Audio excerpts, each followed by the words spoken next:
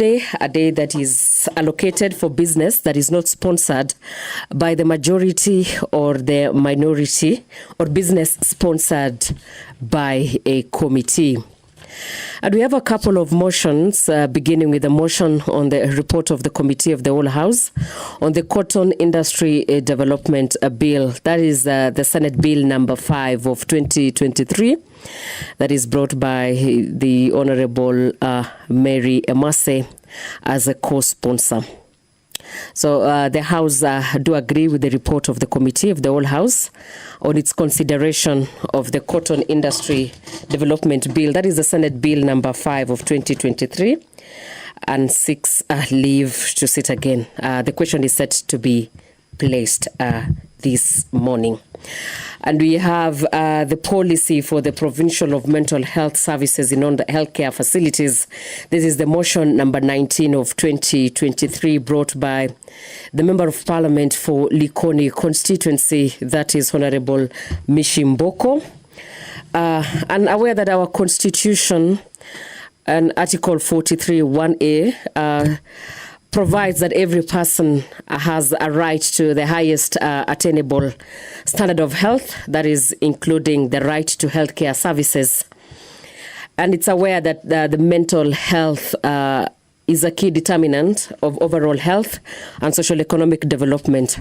And while recognizing that Article 210 of our Constitution assigns the national government the responsibility of the matters of health policy, it's a concern that according to the World Health Organization, mental health disorders are common, and in about 10% of the global population suffer from at least one mental health disorder at any given point.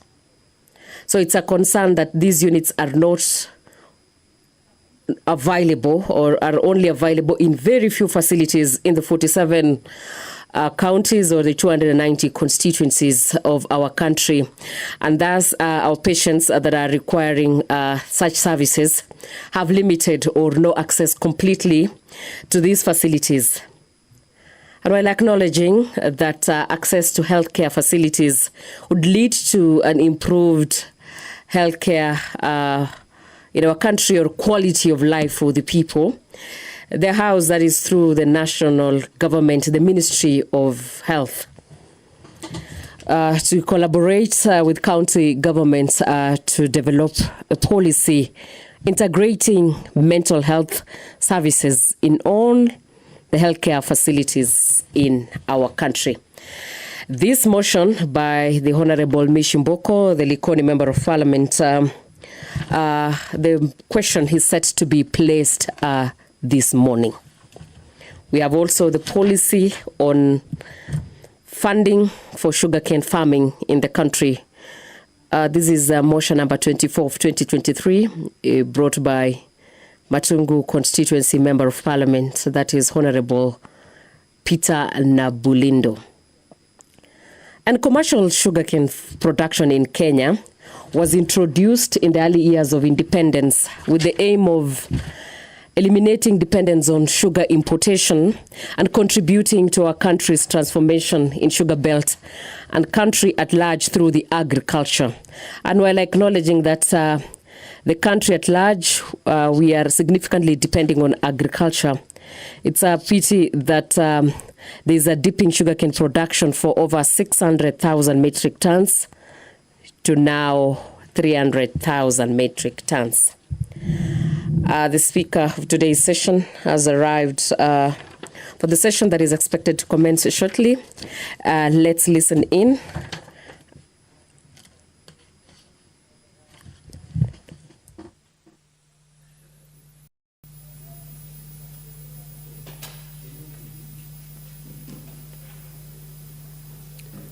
Honorable members, let us pray. Almighty God, who in your wisdom and goodness have appointed the offices of leaders and parliaments for the welfare of society and just government of the people, we beseech you to behold with your abundant favor as your servants whom you have been pleased to call to the performance of important trust in this republic. Let your blessings descend upon us here assembled, and grant that we treat and consider all matters that shall come under our deliberation in so just and faithful a manner as to promote your honor and glory, and to advance the peace, prosperity, and welfare of our country and of those whose interest you have committed to our charge. Amen.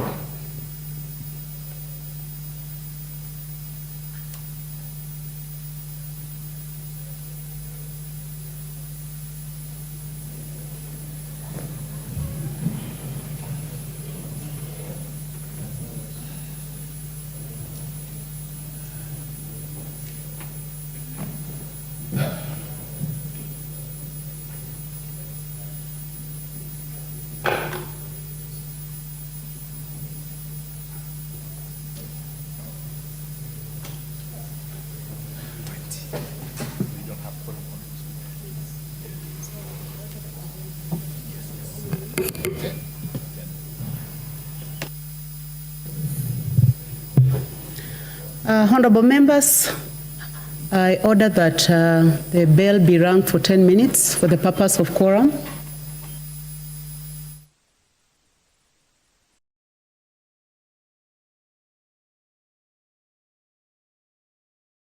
And having not achieved quorum pursuant to Standing Order 34 for the commencement of today's session, the Speaker of the Day, Honorable Nyamai Rachel, who doubles up as Kitui South Member of Parliament, who sits at the Speaker's Chairperson's panel, has ordered the bell to be rung for 10 minutes to allow members of Parliament to walk into this incredible session. Today being Wednesday morning, that is a day that is allocated for business that is not sponsored by the majority or the minority party, or businesses that is sponsored by a committee of the House. And while still on the motions to be debated this morning, we have the motion on the policy and funding for sugarcane farming in the country that is brought by the Member of Parliament for Matungu constituency, Honorable Peter Nabulindo, and that is a motion number 24 of 2023. And this is a motion on the sugarcane farming in the state of sugarcane farming in our country. While commercial sugarcane production in Kenya began in early years of independence with an aim of eliminating dependence on sugar importation and contributing to our country's economic transformation in the sugar belt and the country at large through agriculture.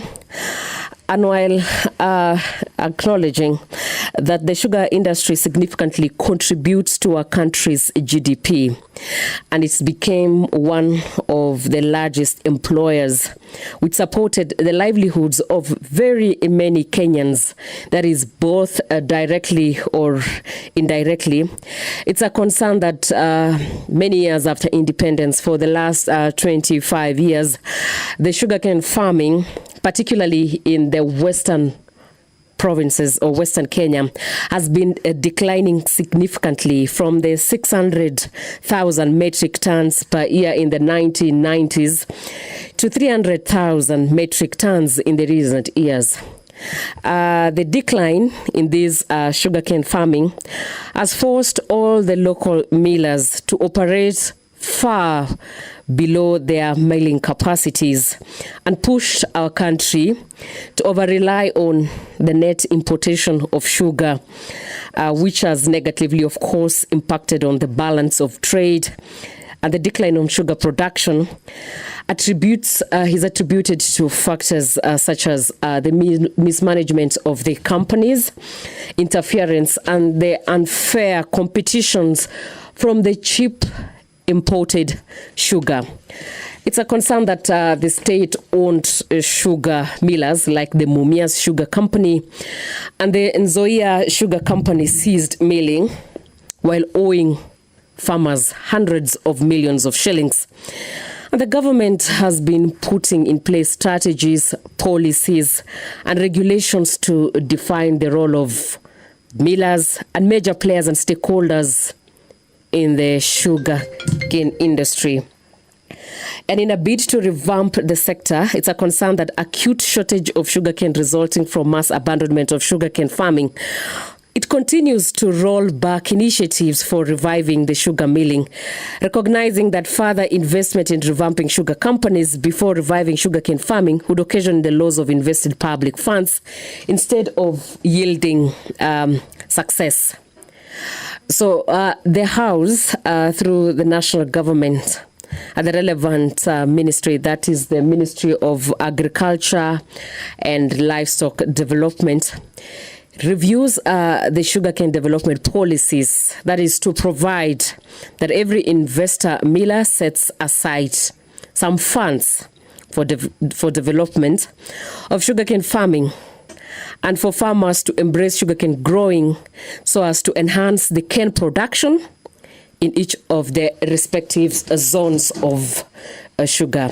This will be a resumption of a debate that was interrupted on Wednesday last week, on 7th August, on the morning sitting.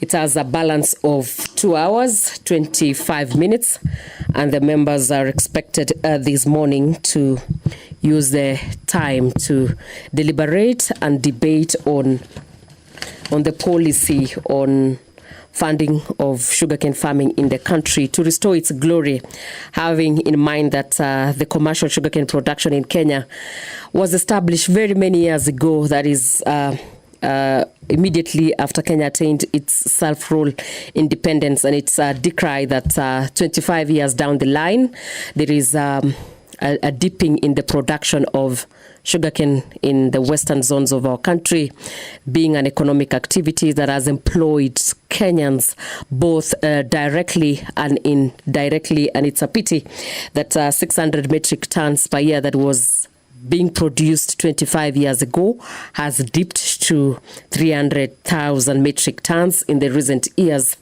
And the Member of Parliament for Machungu constituency, Honorable Peter Nabulindo, has brought this motion in a bid to revive the sugar industry in our country. Still on the motions where members of parliament are still expected to debate this morning is an establishment of a science museum.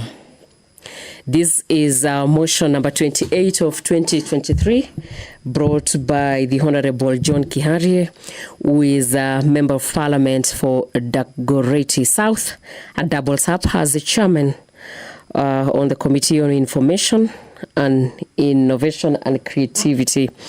While Article 112BA of our Constitution provides that the government recognizes the role of science and indigenous technologies in the development of our nation, the Vision 2030 provides for the integration of information, communication, and technology in the country's transformative agenda.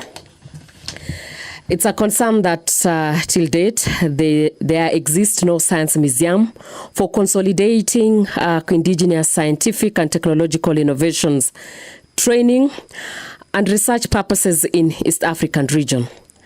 And while appreciating that integration of science and technology would greatly enhance Kenya's economic and societal success, there is potential for growth in the technology sector by establishing a science museum. The informal science education plays a key role in the progression of science, technology, engineering, and mathematics. While acknowledging that the science museums operate as a nexus between the science practitioners, our policy makers, and the public, science museum in the country would definitely greatly impact on our economy in the quest to become an industrial nation. And therefore, the House, through the national government, the relevant ministry, to establish and operationalize a science museum in our country so as to help in integration of information, communication, and technology that is in our country's transformative agenda that is in our Vision 2030. That is a motion on the establishment of a science museum brought by John Kiharie, who is a Dagoretti South Member of Parliament, and the chairpersons for the Committee on Information, Innovation and Creativity in our country. We still have a motion on the nationalization and sensitization and support for the combating sickle cell diseases in our country. That is motion number 26 of 2023. That is brought by the Honorable Member for Matungu constituency, that is Honorable Peter Nabulindo. This is a motion on sensitization and support for the combating of sickle cell diseases in our country. Well, Article 43(1) of our Constitution. Order, members. I have confirmed that we are properly constituted. We have quorum, so we can now proceed with business for the day. Order number 1, administration of oath. Order number 2, communication from the chair. Order number 3, messages. Order number 4, petitions.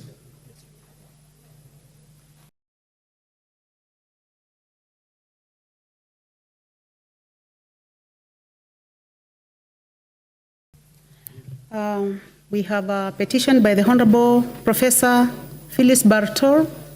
Proceed.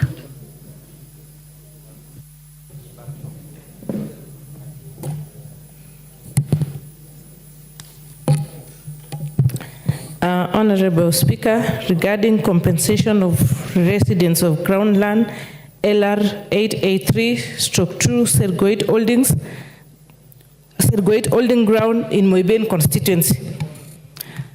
I, the undersigned, on behalf of the residents of Groundland LR number 833/2 of Moiben constituency, draw the attention of the House to the following.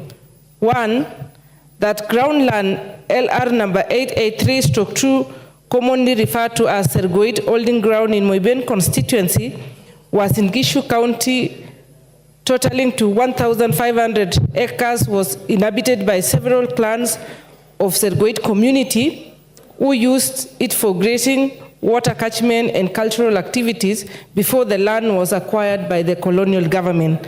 2, that the Sergoit community surrendered the parcel of land to allow for establishment of public amenities such as schools, colleges, police stations, tree nurseries, among others, against government commitment to compensate them. 3, that while some families received compensation by being given other parcels, many others were left out as the land intended for the compensation was fraudulently acquired by individuals who continue to occupy to date. That in 1992, during the initial land allocation to beneficiaries as compensations, some individuals and entities were allegedly allocated parcels of land irregularly by then provincial administration. That following complaints against the compensation process by the residents, a task force was formed in 2016 to investigate and address the anomalies, which subsequently led to the 3 splinter groups due to internal disagreements. 6, that one of the groups subdivided the land, drew a new map, Sergoit Karuna Block 5, which overlapped with the 1992 allocations, thus causing boundary disputes among the residents.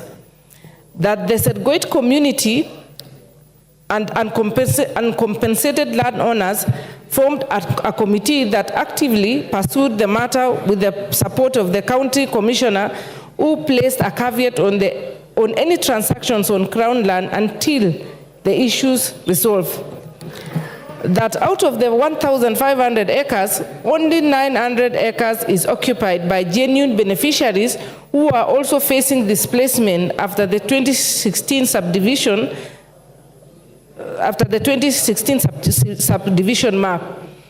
About 450 acres was allegedly acquired and inhabited illegally by private developers, while the rest of the 150 acres is a water catchment area. and that the matter presented in this petition is not pending before any tribunal, court of law, or any legal body. Therefore, your humble petitioners pray that the National Assembly, through the Public Petitions Committee, 1, engages the Ministry of Lands and Physical Planning, Public Works, Housing and Urban Development, and the relevant authorities with a view of investigating the alleged irregular land acquisition, illegal in compensation process, and other malpractices for Crown Land LR number 883/2 in Moiben constituency, Uasin Gishu. 2, recommends the due compensation of all members of Sergoit community who surrender their parcels of land for public utility. And 3, makes any other recommendation or action it deems fit in addressing the plight of the petitioners. And your petitioners will ever pray. Thank you, Madam Speaker. Thank you, Honorable Barto. Honorable members, that petition is referred to the Public Petitions Committee. You want to make a comment? Honorable Dr. Pokose, you may. Thank you, Honorable Speaker. Honorable Speaker, I want to support the petition by Honorable Barto on the resettlement of his people of Sergoit. And Honorable Speaker, this issue about the former provincial administration, where they were getting money, and then once they have taken money from individuals, they allocate them money. It's not just in Sergoit, but I think it is something that has happened in areas where we've had issues of settlement. And Madam Speaker, I brought a petition for Jepchoina in my constituency, and up to date it is not been addressed, because in Jepchoina you have people who have gone in and occupied other people's land, where people have been, they have allotment letters, and then somebody comes and lives into that land. And I think the petitions committee needs to consolidate many of that. And we see it not just in Jepchoina and Sergoit, but in all over, especially in other places. We also have serious conmen who are engaged in fraudulent acquisition of people's lands. And I think it is the petitions committee should be able to consolidate and look at some of these petitions, and they even constitute to become historical land injustices. And the Constitution provides that Parliament has the ability to summon anybody. And I think former provincial administrators should not escape from being summoned, appear before the committee, and be, even if possible, they should be held responsible and accountable for the activities which they transacted. Thank you, Madam Speaker.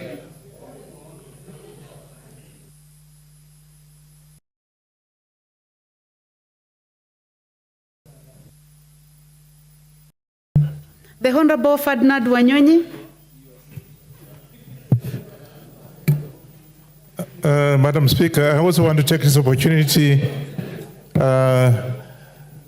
to support this petition, and as just mentioned by Professor here, of course, in Trans Nzoia, we have this problem, and I think it's becoming more critical now, given that some of these people who actually acquired land illegally are bossing around, and therefore I think this petition is quite timely, and I want to request that whoever actually is going to handle this, make us available, apart from, of course, the petitioner herself, those who are from Trans Nzoia, let's get involved so that I can be able to provide some of the information that are quite adequate, because there are people actually who today are owning a large piece of land, and they just, walked in and acquired this piece of land.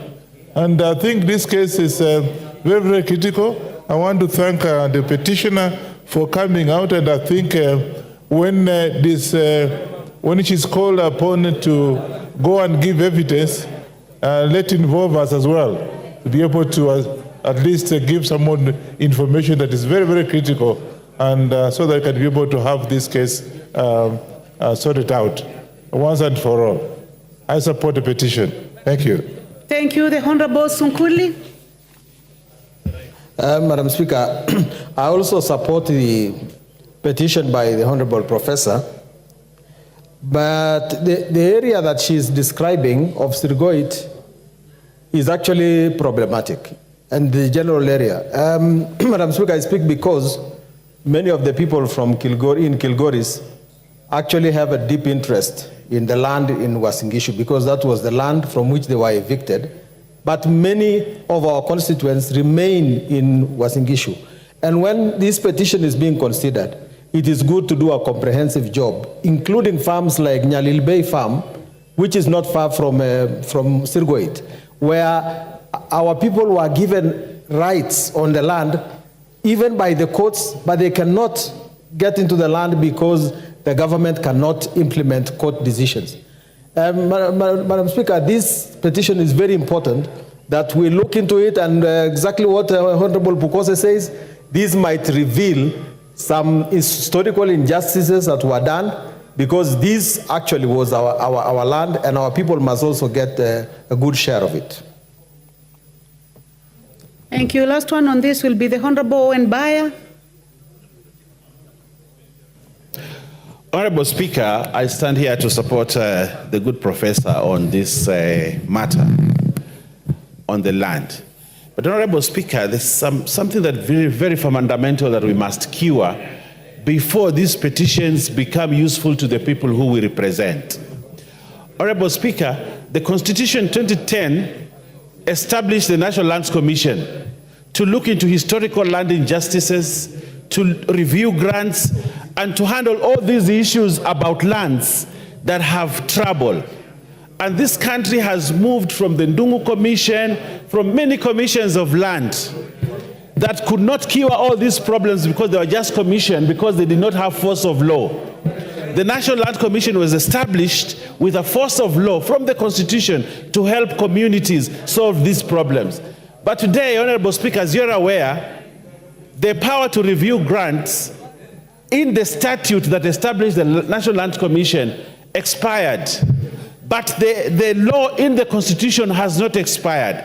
So there's a constriction on the implementation of the Constitution because of a statute that was passed in this House. Honorable Speaker, it will be very difficult for the people from Moiben to get justice on these issues of land if the National Lands Commission does not get its power back. Honorable Speaker, even if we give this committee the mandate to go and investigate, the Petitions Committee to go and investigate and do whatever appertains to the powers that they have, there is something that will be missing: the assistance and ability to solve these problems by the National Lands Commission. Because at the end of the day, the Ministry of Lands will just play pinky-ponka and there'll be nothing that will happen.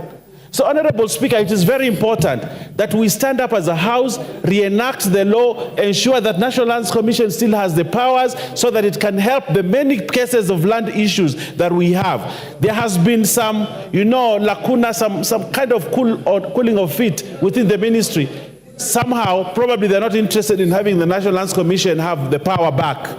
But I want to ask you, Honorable Speaker, and this House, that we must stand to ensure the powers given to the National Lands Commission in the Constitution are given back to them so that they can review these grants, they can hear historical land injustice, and liberate this country from the yoke of land issues all the time. I thank you, Honorable Speaker. Thank you, honorable members. I see a lot of interest in this, and so that we don't turn it into a debate, I'll refer this matter to the Public Petitions Committee as per Standing Order 208A. Deputy Majority Leader.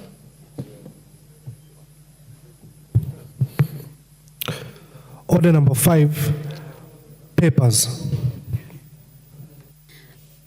Deputy Leader of the Majority Party. Thank you, Honorable Speaker. Honorable Speaker, I beg to lay the following papers on the table of the House today, Wednesday, August 14th, 2024, this morning sitting. Reports of the Auditor General and financial statements of the National Government Constituencies Development Fund for the year ended 30th June 2023 and the certificates therein in respect of the following constituencies.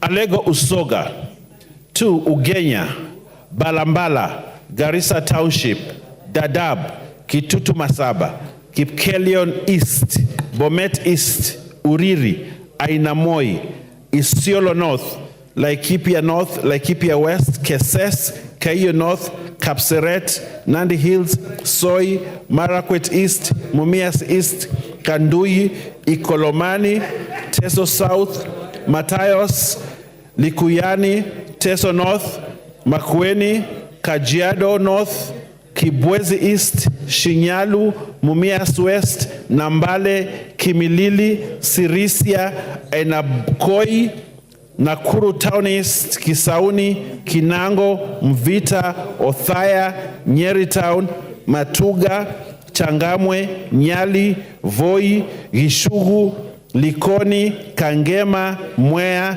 Kwisero, Navaholo, and Butere. I thank you, Honorable Speaker, and I beg to lay.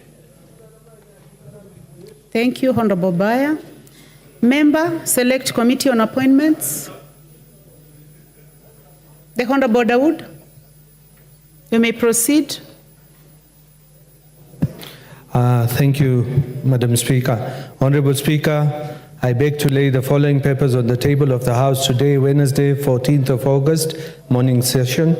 The following reports of the Special Funds Accounts Committee. 1. The 9th report of the Special Funds Accounts Committee on its consideration of reports of the Auditor General on the financial statements for the Kenya National Highways Authority Maintenance Levy Fund, Kenya Rural Roads Authority Road Maintenance Levy Fund, Kenya Urban Roads Authority Maintenance Levy Fund, and Kenya Wildlife Services Road Maintenance Levy Fund for the financial years 2020-2021 and 2021-2022. Madam Speaker, number 2, the 10th report of the Special Funds Accounts Committee on its consideration of the report of the Auditor General on the financial statement for the Prison Industries Revolving Fund and Prison Farm Revolving Fund for the year 2020-2021 and 21-22 financial years.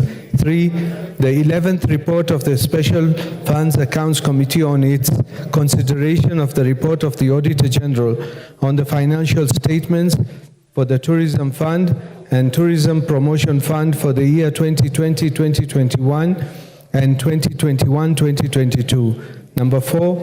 The 12th report of the Special Funds Accounts Committee on its consideration of the report of the Auditor General on the financial statements for the Agricultural Information Resource Center Revolving Fund for the year 2020 and 2021 and 2021-2022, and the 13th report of the Special Funds Account Committee on its consideration of the report of the Auditor General on the financial statements for the Agricultural Food Authority Car Loan and Mortgage Scheme Fund, Veterinary Services Development Fund, and the Government Press Fund for the financial year 2020, 2021, and 2021, 2022. I humbly submit to lay these papers on the... Thank you. Thank you, Honorable Dawood. Vice Chairperson, Public Accounts Committee. You may proceed. Thank you, Madam Speaker. Madam Speaker, I beg to lay the following paper on the table of the House today, Wednesday, 14th August 2024. Report of the Public Accounts Committee on the procurement of external audit services for the Office of the Auditor General for the financial year 2022-2023, 2023-2024, and 2024-2025. Thank you, Madam Speaker. Thank you very much. Member Select Committee on Appointments. Is it the majority leader? Minority leader? Honorable Speaker, I beg to lay the following paper on the table of the House today, Wednesday, 14th August 2024. Third report of the Committee on Appointments on the vetting of persons for appointment as Cabinet Secretary for East African Community Affairs and Regional Development and Attorney General of the Republic of Kenya. Thank you. Thank you, Minority Leader. Next order. Order number 6, notices of motion.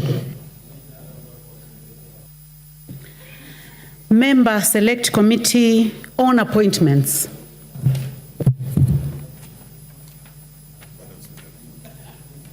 Honorable Speaker, I beg to give notice of the following motion.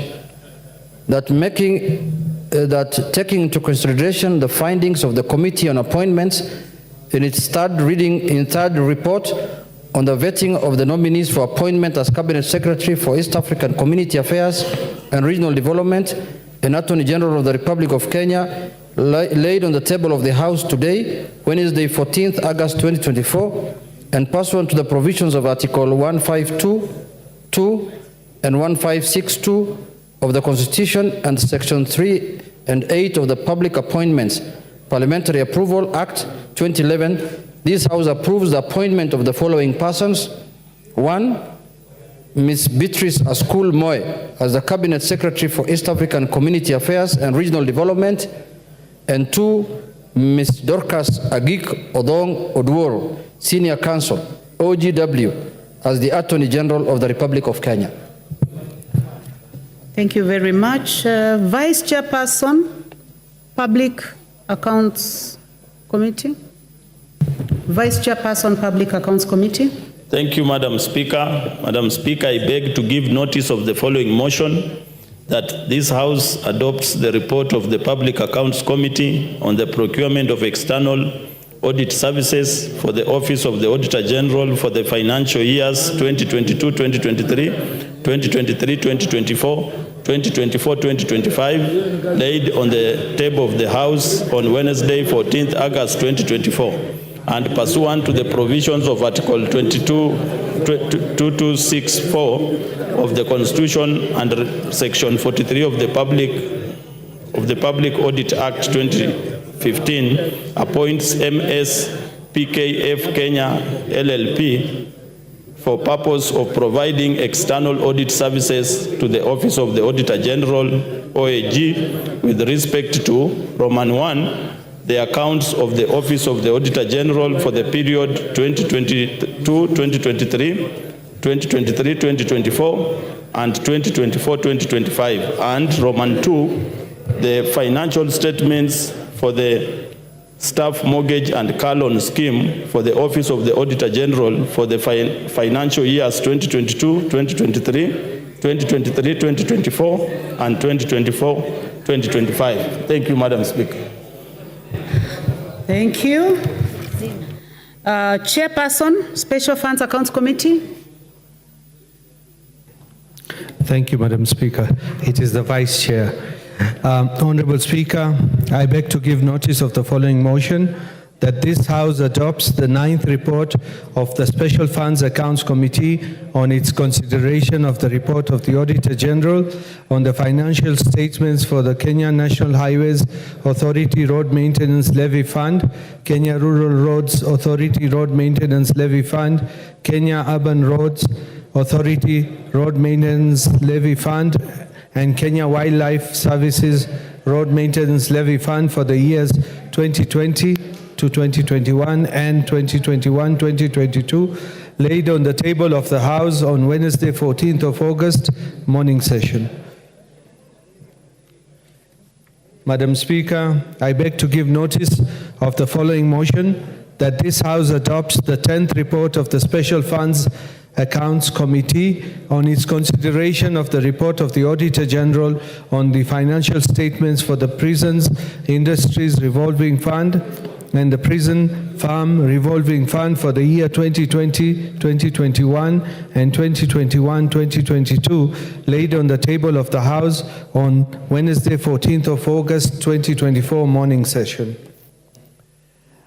Honorable Speaker, I beg to give notice of the following motion, that this House adopts the 11th report of the Special Funds Accounts Committee on its consideration of the report of the Auditor General on the financial statements for the Tourism Fund and Tourism Promotion Fund for the financial year 2020-2021 and 2021-2022, laid on the table of the House on Wednesday, 14th of August, morning session. Honorable Speaker, I beg to give notice of the following motion, that this House adopts the 12th report of the Special Funds Accounts Committee on its consideration of the report of the Auditor General on the financial statements for the Agriculture Information Resource Center Revolving Fund for the year 2020-2021 and 2021-2022, laid on the table of the House on Wednesday, 14th of August, 2024, morning session.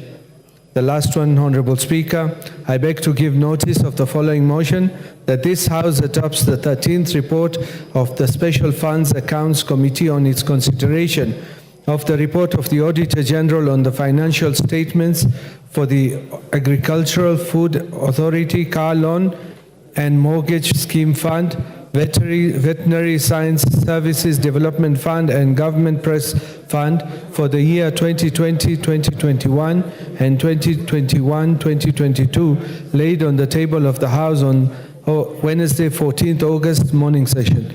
I submit, Honorable Speaker. Thank you. Thank you. Next order.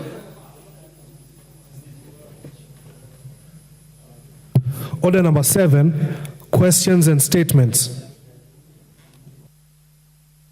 Honorable members, I would like to reorganize business, that we go to order number 8, 9, and 10, and then we'll be going back to 7. So we may proceed to the next order as per the rescheduling. Order number 8, procedural motion, exemption of specified business from Standing Order 43. Leader of Majority Party, the Honorable Owen Baya. Which motion? You may approach the table.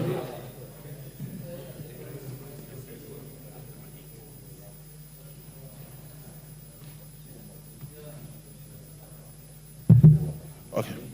Thank you very much, Honorable Speaker. Honorable Speaker, I beg to move that this House resolves to exempt the business appearing as order numbers 11 and 12.2 in today's order paper from the provisions of Standing Order 43, being a Wednesday morning, a day allocated for business not sponsored by the majority or minority party or business sponsored by a committee. Honorable Speaker, you know, today is Wednesday, and Wednesday morning is usually a time when we debate private members' business.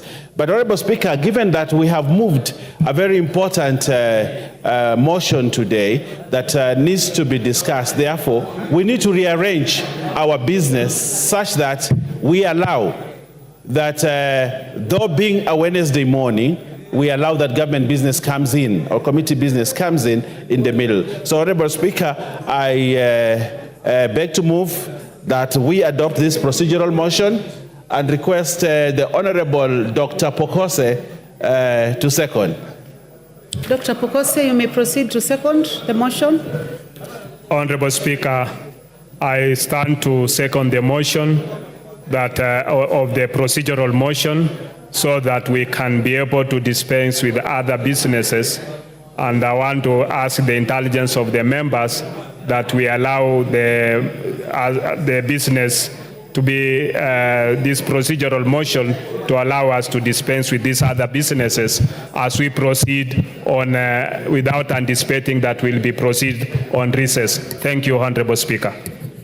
Thank you. I now propose the question that this House resolves to exempt the business appearing as orders number 11 and 12 Roman 2 in today's order paper from the provisions of Standing Order 43, being a Wednesday morning, a day allocated for business not sponsored by the majority or minority party or business sponsored by a committee? Honorable members, may I put the question? Yes.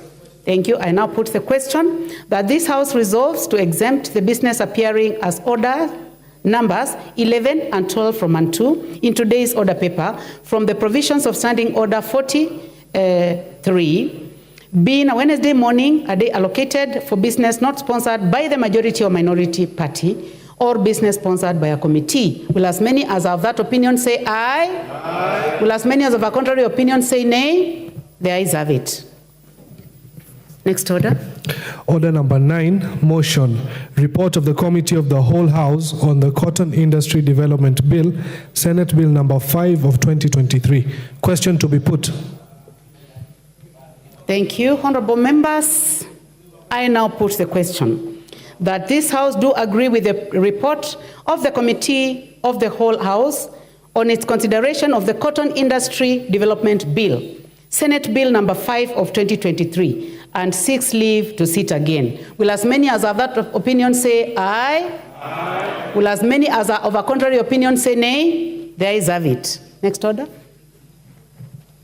Order number 10, motion. Policy for the provision of mental health services in all healthcare facilities. Question to be put. Honorable members, I put the question that aware that Article 43(1)(a) of the Constitution provides that every person has a right to the highest attainable standard of health, including the right to health care services.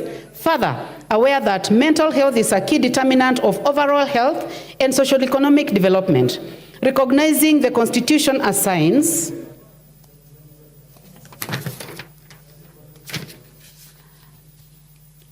to the national government the responsibility of matters of health policy, concerned that according to the World Health Organization, WHO, mental and neurological disorders are common, and about 10% of the whole population suffer from at least one mental health disorder at any given time. Concerned that psychiatric units are only available in a few facilities in the country, and patients requiring psychiatric services have limited or no access to these facilities, acknowledging that access to healthcare facilities would lead to improved overall health, increased economic productivity, social equity, and improved quality of life for all.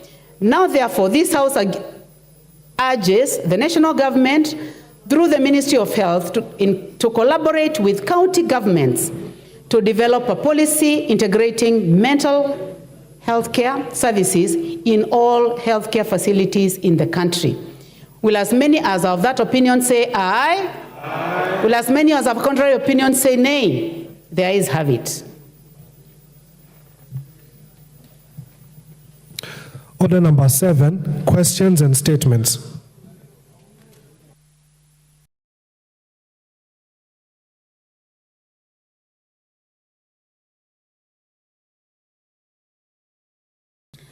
Honorable members, now the opportunity goes to the Honorable Mishimboko.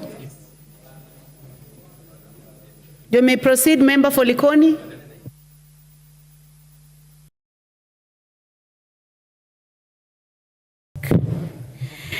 Thank you, Honorable Speaker. Honorable Speaker, pursuant to the provision of Standing Order number 44(2)C, I rise to request for a statement from the chairperson of the Departmental Committee on Blue Economy, Water and Irrigation regarding the status on operationalization of Liwatoni Fishery Complex. Honorable Speaker, the Liwatoni Fishery Complex located in Mombasa County was initially launched in 2018 and subsequently gazetted as the first fishing port in the country. This landmark project aimed to provide a centralized facility for storage and processing of fish, while also serving as a catalyst for harnessing the country's vast potential in the blue economy sector. Honorable Speaker, the project has faced numerous challenges, that have resulted in significant delays to its completion. However, the construction works for the project were recently resumed in 2023 with a renewed focus and two-phase implementation plan. The first phase, originally scheduled for completion by December 2023, involved finalizing essential construction works to enable utilization by key stakeholders. The second phase aimed to engage key stakeholder firms with deep sea fishing capabilities and sophisticated equipment to utilize the facility. It is therefore a crucial project for creating job opportunities among other benefits to the people. Honorable Speaker, it is against this backdrop that I request for a statement from the Chairperson of the Departmental Committee on Blue Economy, Water and Irrigation on the following. 1, the status of progress of construction works at the Liwatoni Fishery Complex, including estimated completion date and timeline for operationalization. 2, an overview of key stakeholders, including the level and nature of engagement conducted to align the engagements with the broader strategic plan of the Ministry of Mining, Blue Economy and Maritime Affairs. 3, the steps taken by the ministry to address regulatory and compliance issues, including any challenges encountered. I thank you, Honorable Speaker. Thank you, Member for Likoni. Chairman, I can see you are in the House. The Honorable Kagogo. Thank you, Honorable Chair. Madam Chair, the Liwatoni Fish Port, it's a very important strategic facility for this country, especially the coastal people. And it has had many challenges. And I want to promise the Honorable Member Polikoni, Madam Chair, that I will bring answer in 2 weeks. Thank you very much, Chairman. 2 weeks for your answer, Honorable Mishimboko. Next is the Honorable Machua Waithaka, Member for Kiambu.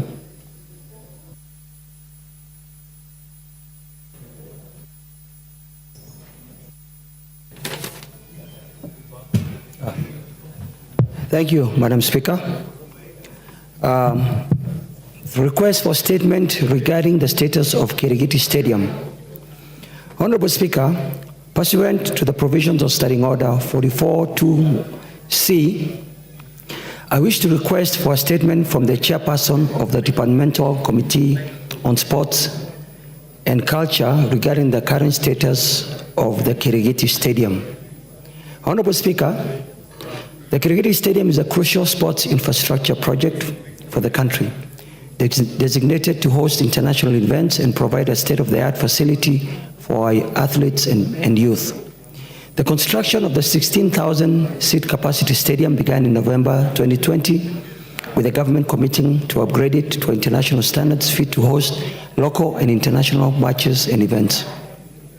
However, it's deeply concerning that despite being declared 90% complete a year ago, the project remains unfinished and non-operational.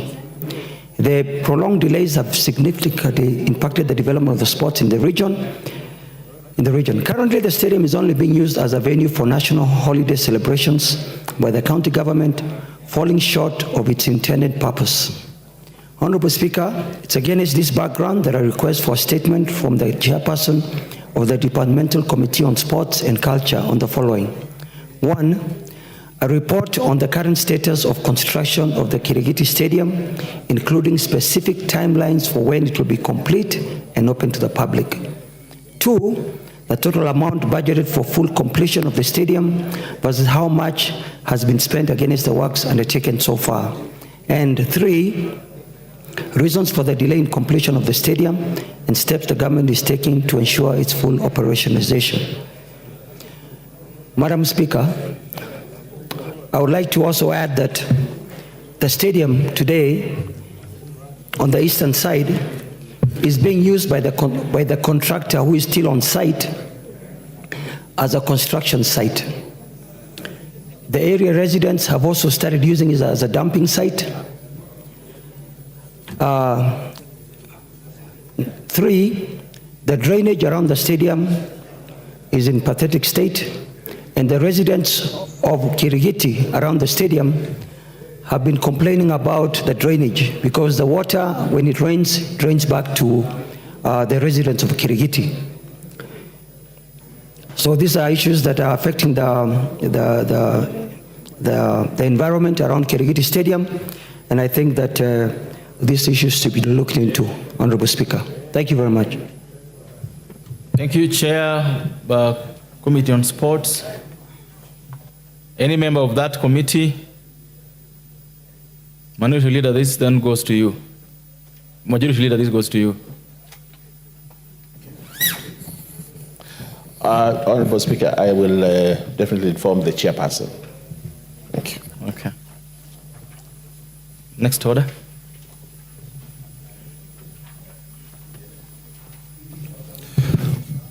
Order number 11, the County Government's Additional Allocations Bill, Senate Bill number 19 of 2024. Resumption of debate. All members, debate on this particular bill was ongoing, and I would need to know from the members who have put their cards here whether they want to contribute to this. Honorable Russell, we want to contribute to this. Go ahead.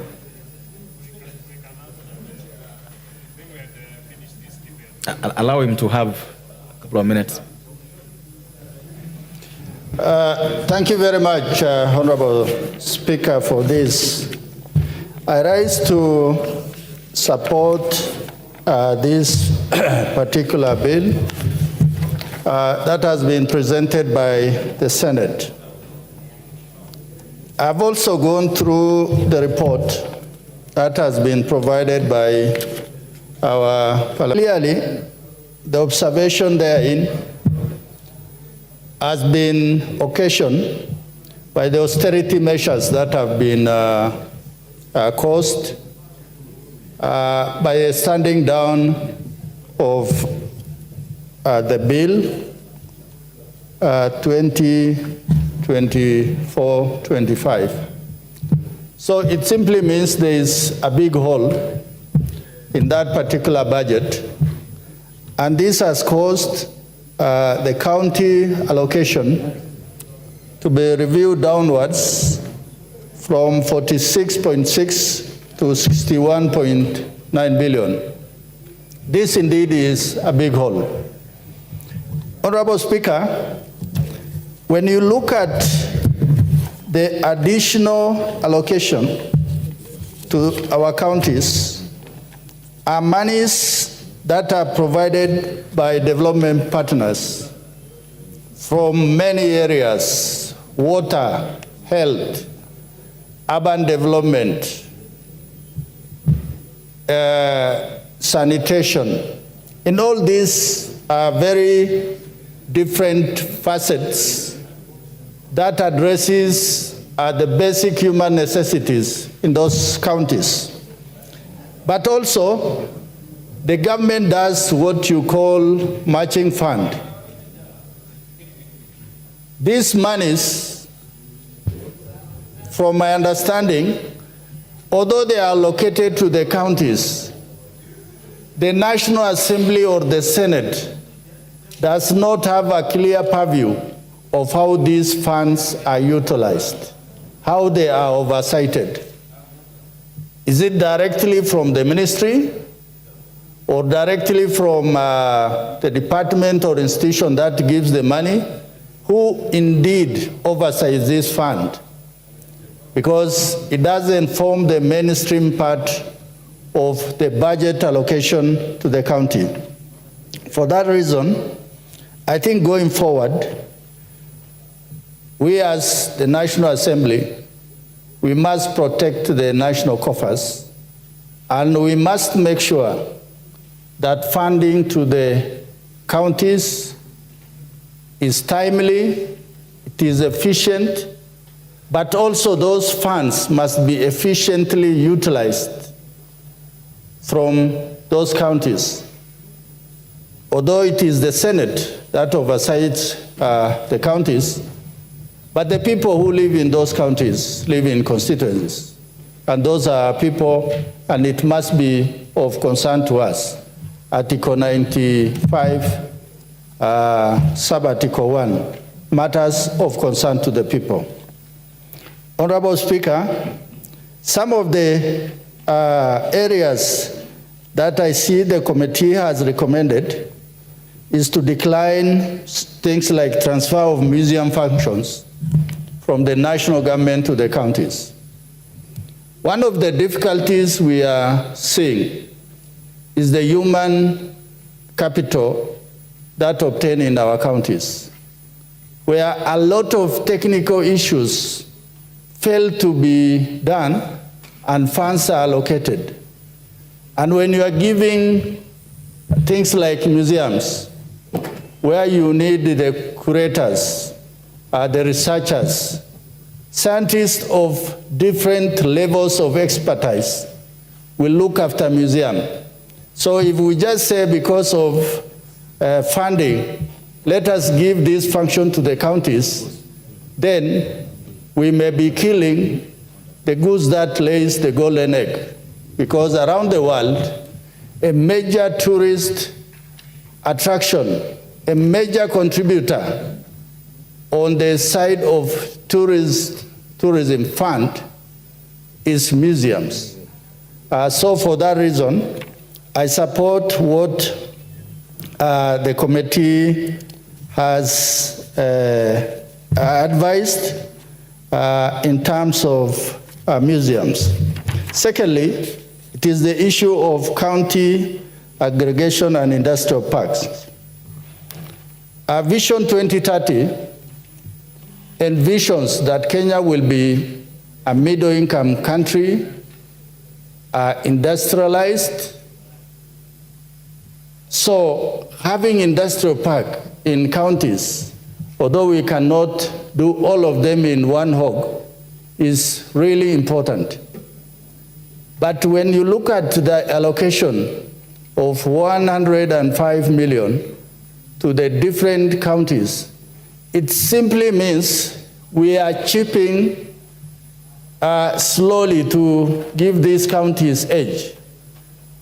But I would rather, in my submission, let us say, for example, we establish the industrial parks in Isiolo first. Then we go to the next county, the next next year, part 1 financial year. So that these industrial parks, if you don't put in enough money, eventually they'll just be white elephant. Funds have been put, there isn't enough fund to complete it. And also counties may not have enough funding for this particular project. Finally, Honorable Speaker, it is the issue of community health promoters. This is the first line of community health workers of preventive rather than curative. These are some of the initiatives that we have borrowed from other jurisdictions or other countries. And a good example is Cuba, where the community health promoters are the ones that have a clear view on what are the sort of common elements in the communities, and it is dealt with first line through health, through improving water, through improving health checks. By the time the individual goes for curative, then it simply means that the first line has not worked. And it has been seen that Cuba health system is very well organized, and it is among the best in the world. So for that reason, we must look at financial allocation to the community health promoters, most probably with the chipping of allocation to this particular area, then it means we may downsize a lot of youngsters who are working in this area. It is something that we must remain seized so that communities are really not disadvantaged to a great extent. With those many remarks, Honorable Speaker, I beg to support. Thank you. Honorable Pukose.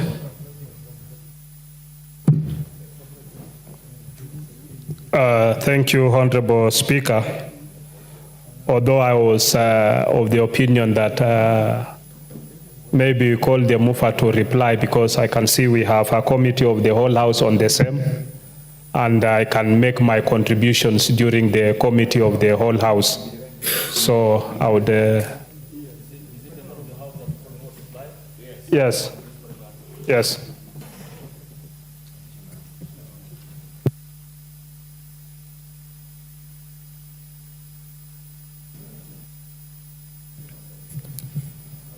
This is your chance to reply to the debate on the bill. Thank you, Honorable Speaker. I arise to reply to the County Government Additional Allocations Bill, Senate Bill number 19 of 2024. Honorable Speaker, from the onset, I want to appreciate all the members who have contributed to this bill, because this is a very important bill that seeks to give additional conditional allocations to our counties to enhance services and provision of the very basic and important services to our people. Honorable Speaker, this is a Senate bill that was originated by the Senate, and we know that the Senate prosecuted this bill based on the approved estimates at that time, and therefore, as a result of a number of variations that have happened that gave birth to supplementary budget 1, it's therefore important that this House aligns the county additional allocations bill to the supplementary estimates, considering the variations that have been made. And as a result of that, therefore, we know that there are some changes that have been occasioned, and the case in point is the county allocation to county aggregation and industrial parks, where we're seeing that there is a reduction of 1.6, and this is as a result of we had to drop a number of counties that were onboarded so that we complete the ongoing 18 counties, Honorable Speaker. And also I know members have spoken to the community health promoters. Also, when we come to that allocation, we also note that there is a slight reduction from the 3.2 that had been approved to 2.5 billion in the supplementary, registering a decrease of 651 million. Honorable Speaker, that is also a very important allocation, and I want to believe that county governments will have to be innovative and find a way to fill the gaps so that none of the community promoters are actually dropped from the payroll. Honorable Speaker, having said this, I just want to mention that the funds that are being allocated to counties as additional conditional grants, some of this money is from the development partners, from loans and grants, and some of this money is from the national government's share of revenue. And therefore, I want to call upon our county governments. I know that from the development partner monies that we've received, that is in form of loans and grants, some of this money will be going as grants for healthcare services. We know the challenges in our hospitals. Some hospitals still lack very basic equipment, and therefore this money from Danida, I want to plead with the county government to ensure that there is efficiency and accountability in the utilization of this money, so that Kenyans can feel, Kenyans can see that there is value for money. There will be allocations towards agricultural value chains. There is allocation towards devolution support. There is even money towards urban support for informal settlements, among others. County governments and all the oversight institutions, we need to make sure there is proper monitoring and evaluation to ensure that there is success in implementation of these monies, so that we can be able to say, yes, this money was received. There is even monies that is supposed to go towards the urban support in terms of even doing our roads, tarmacking our towns within the counties. let this money be put into proper use so that we can be able to see that this money has gone towards providing basic services and helping Kenyans. Honorable Speaker, with those few remarks, I beg to reply. Thank you. Thank you. Members, I therefore then put the question that the county government's additional allocations bill, Senate Bill number 19 of 2024, be now read a second time. Will as many of the opinion say aye? Aye. Will as many of the opinion say nay? Ayes have it.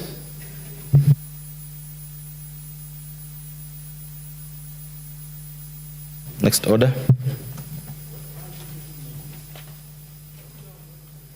Order, the Honorable Nyakalan et al. Order. The County Government's Additional Allocations Bill, a bill for an act of parliament to provide the additional allocations to county governments for the 2024-2025 financial year, the responsibilities of national government and county governments pursuant to such allocations and for connected purposes. Next order. Order number 12, Committee of the Whole House.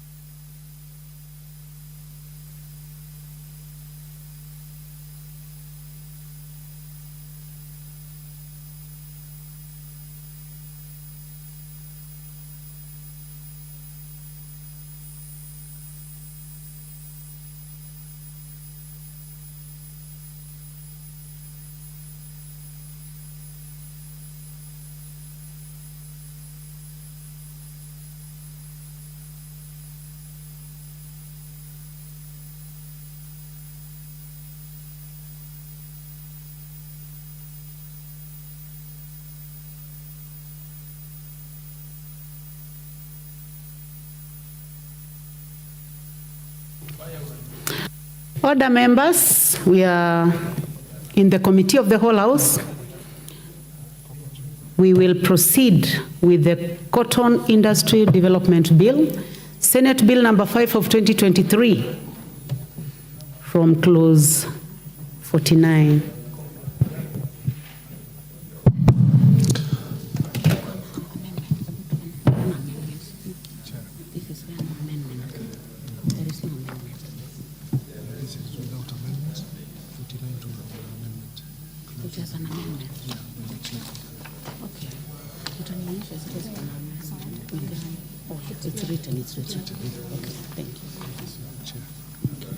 Clause 49. Chairman, you can see you're in the House, Honorable Mutunga. Thank you, Honorable Speaker. Honorable Speaker, Clause 49, I propose that we adopt the Clause 49 as proposed in the order paper, which is basically to correct some type of graphic error.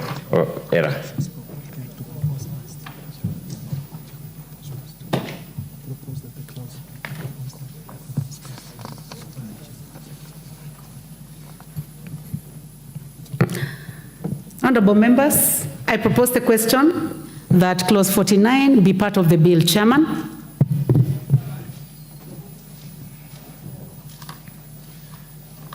Honorable Chair, clause 49, just the proposal from the committee corrects the spelling of the name Gossypium species. It's written as Gossypium APP. It's supposed to be SPP. That is the only correction, so it's typographical. Thank you, honorable members. I propose the question that clause 49 be amended as proposed by the chair. Will as many as of that opinion say aye? Aye. Will as many as of a contrary opinion say nay? The ayes have it.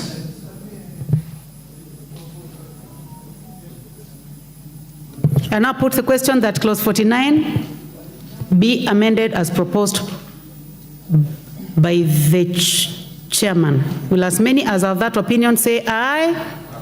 Will as many as of a contrary opinion say nay? The ayes have it. I now put the question that clause 49 as amended be part of the bill. Will as many as of that opinion say aye? Will as many as of a contrary opinion say nay? The ayes have it. Clauses 50, 51, 52, 53, and 54. Honorable members, there be no amendments. There be no interest. I propose the question that clause 55 as amended be part of the bill. I put the question that clause 55 as amended, as proposed, be part of the bill. Will as many as of that opinion say aye? Will as many as of a contrary opinion say nay? The ayes have it. I now put the question that clause 55 as amended be part of the bill. Will as many as of that opinion say aye? Will as many as of a contrary opinion say nay? The ayes have it. Clause 56. I propose the question that clause 56 be part of the bill.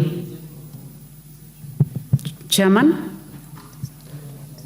There is no amendment, honorable member, so I put the question that clause 56 be part of the bill. Will as many as of that opinion say aye? Will as many as of a contrary opinion say nay? The ayes have it. New part 5A. New clause 43A.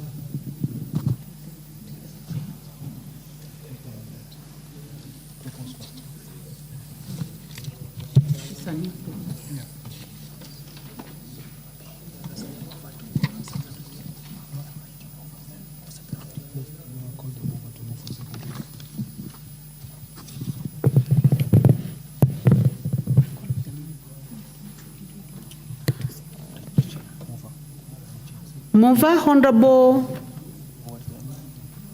Mutuse. Is Honorable Mutuse in the house? To move the second reading. This is a new clause.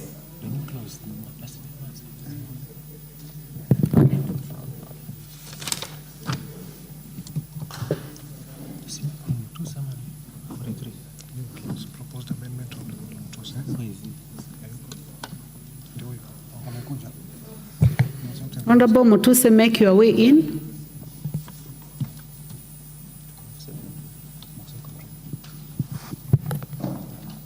You may proceed to move second reading of clause 43.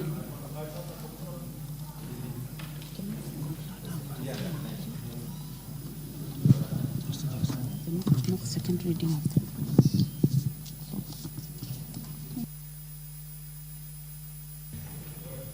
Madam Speaker, I move that clause 39 be read a second time.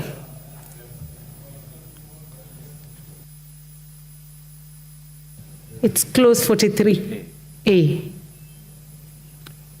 It's a new clause. Madam Chair, I move that the new clause 43A be read a second time. Honorable members, I propose the question that clause 43A be now read a second time. Any interest in this, Chairman?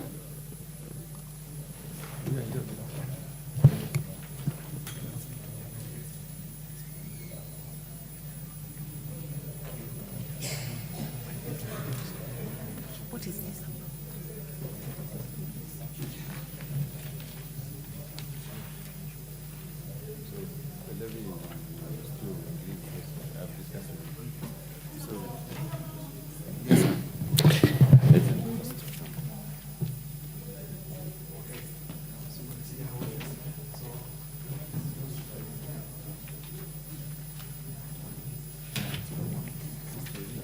So, Honorable Mutuse, we would like to give you time so that you tell the House what this clause 43 is all about.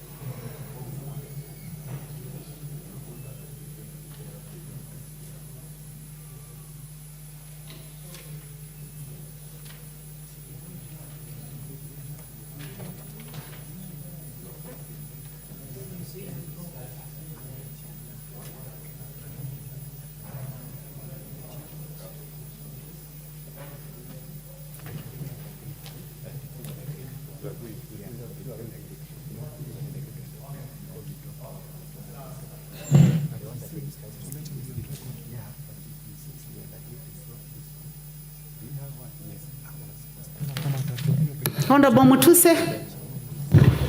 Madam Chair, the new clause 43A was intended to establish the Cotton Arbitration Tribunal that will be able to sort out disputes arising within the cotton sector.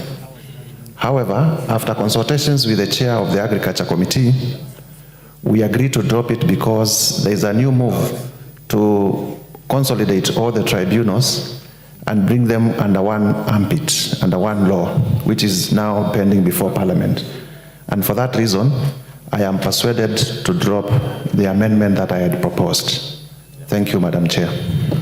Thank you very much. Honorable Mutuse, I would like to ask whether it is the whole new part, that is from 43A all the way to 43H. Do you drop all that? Yes, we are dropping the entire 43A to 43H that speaks to the matter of the Cotton Arbitration Tribunal. Thank you.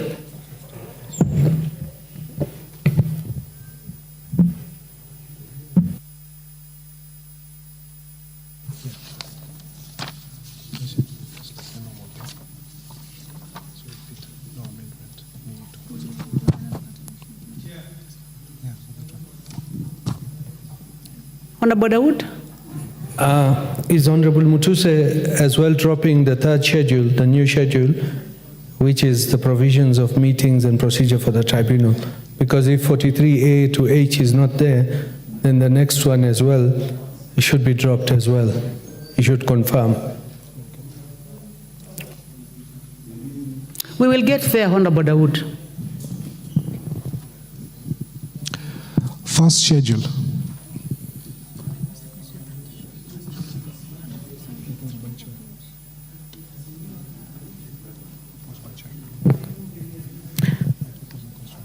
I propose the question that the first schedule be part of the bill.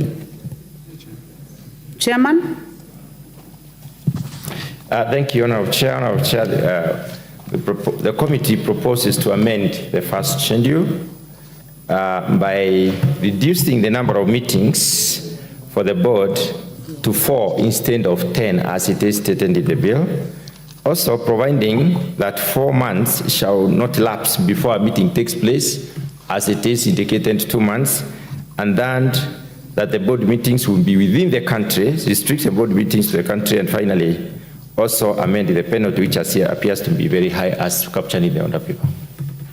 Thank you, Chairman. I propose the question that the first schedule be amended as proposed by the Chairman. Any interest? I now put the question that the first schedule as amended be amended as proposed by the Chairman. Will as many as have that opinion say aye? Aye. Will as many as have a contrary opinion say nay? The ayes have it. I now put the question that the first schedule as amended be part of the bill. Will as many as have that opinion say aye? Aye. Will as many as have a contrary opinion say nay? The ayes have it. Second schedule. I propose the question that the second schedule be part of the bill. There be no amendment. I put the question that the second schedule be part of the bill. Will as many as of that opinion say aye? Will as many as of a contrary opinion say nay? The ayes have it. New schedule. New schedule. Honorable Mutuse, you may now proceed. I'm here. Madam Chair, I move that clause 39 be recommitted.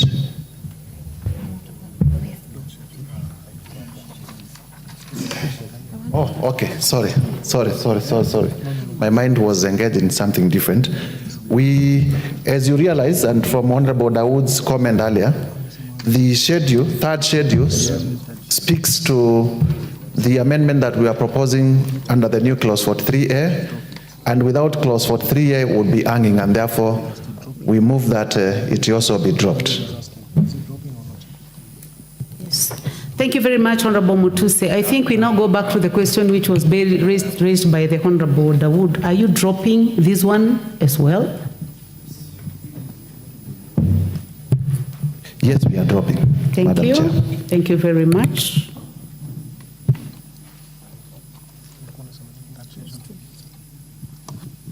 Clause 2. I propose the question that clause 2 be part of the bill. Chairman?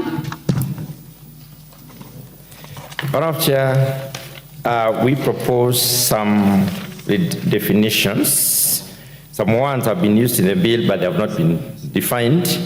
And also, marketers play a pivotal role in the industry. It's therefore important to include the definition for the marketers. So I propose that we adopt the committee recommendations on the definitions as captioned in the order paper. Thank you, Chairman. Honorable members, I propose the question that clause 2 be amended as proposed by Chairman. Honorable members, I proceed to put the question that clause 2 be amended as proposed by the Chairman. Will as many as have that opinion say aye? Will as many as have a contrary opinion say nay? The ayes have it. I now put the question that clause 2 be as amended be part of the bill. Will as many as have that opinion say aye? Will as many as have a contrary opinion say nay? The ayes have it. Long title. Honorable members, I propose the question that the long title be part of the bill. I propose the question that the long title be the title of the bill. Chairman? Honorable Chair, the long title as captioned in the bill misses the function of regulation. So the committee proposes that the function of regulation is integrated in the title, and therefore the amendment as captioned in the order paper. Thank you, honorable members. I propose the question that the long title as amended be amended as proposed by the chairman. I don't see interest in this, so I now put the question that the long title be amended as proposed by the chairman. Will as many as of that opinion say aye? Will as many as of a contrary opinion say nay? The ayes have it. I now put the question that the long title as amended be part of the bill. Will as many as of that opinion say aye? Will as many as of a contrary opinion say nay? The ayes have it. Title. Honorable members, I propose the question that the title be the title of the bill. I now put the question that the title be the title of the bill. Will as many as are of that opinion say aye? Will as many as of a contrary opinion say nay? The ayes have it. Clause 1. I propose the question that clause 1 be part of the bill. There be no amendment. I put the question that clause 1 be part of the bill. Will as many as are of that opinion say aye? Will as many as of a contrary opinion say nay? The ayes have it.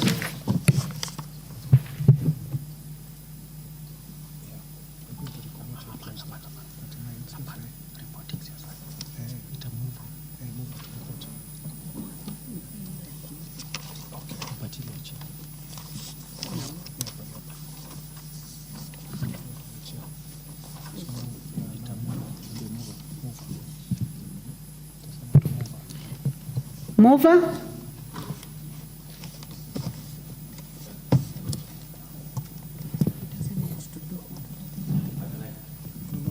We'll come later.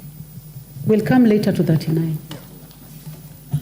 Honorable Chairperson, I beg to move that the committee do report to the House its consideration of the Cotton Industry Development Bill, Senate Bill number 5 of 2023, and its approval thereof with amendments. Thank you, honorable members. I now put the question, which is that the committee do agree to the House, its consideration .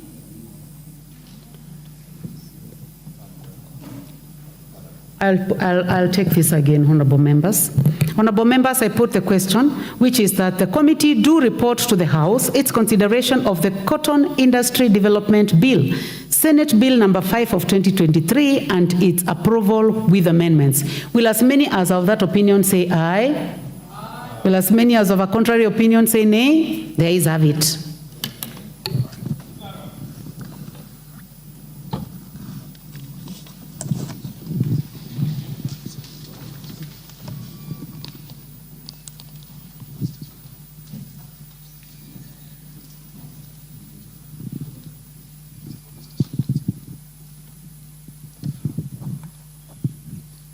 Mr. Speaker.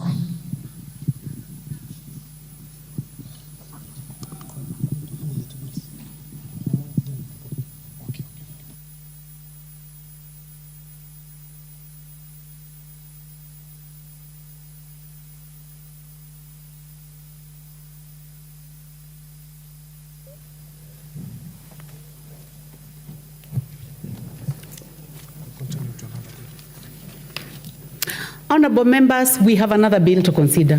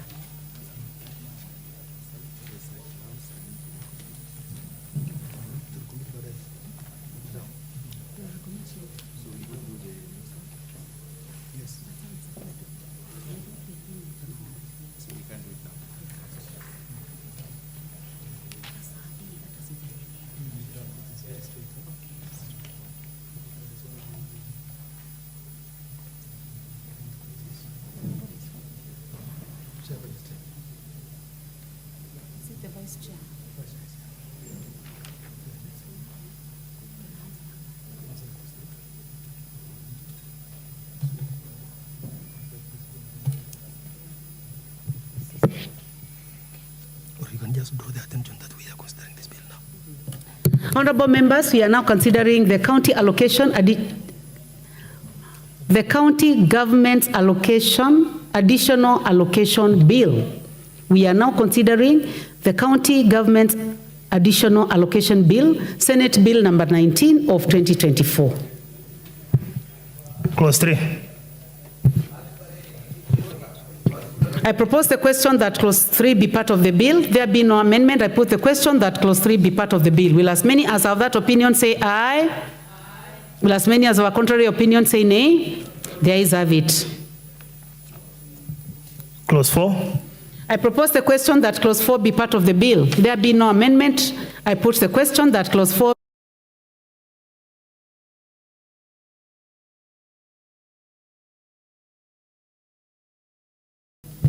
Clause 5. I propose the question that clause 5 be part of the bill. Chairperson, Vice Chair. Thank you.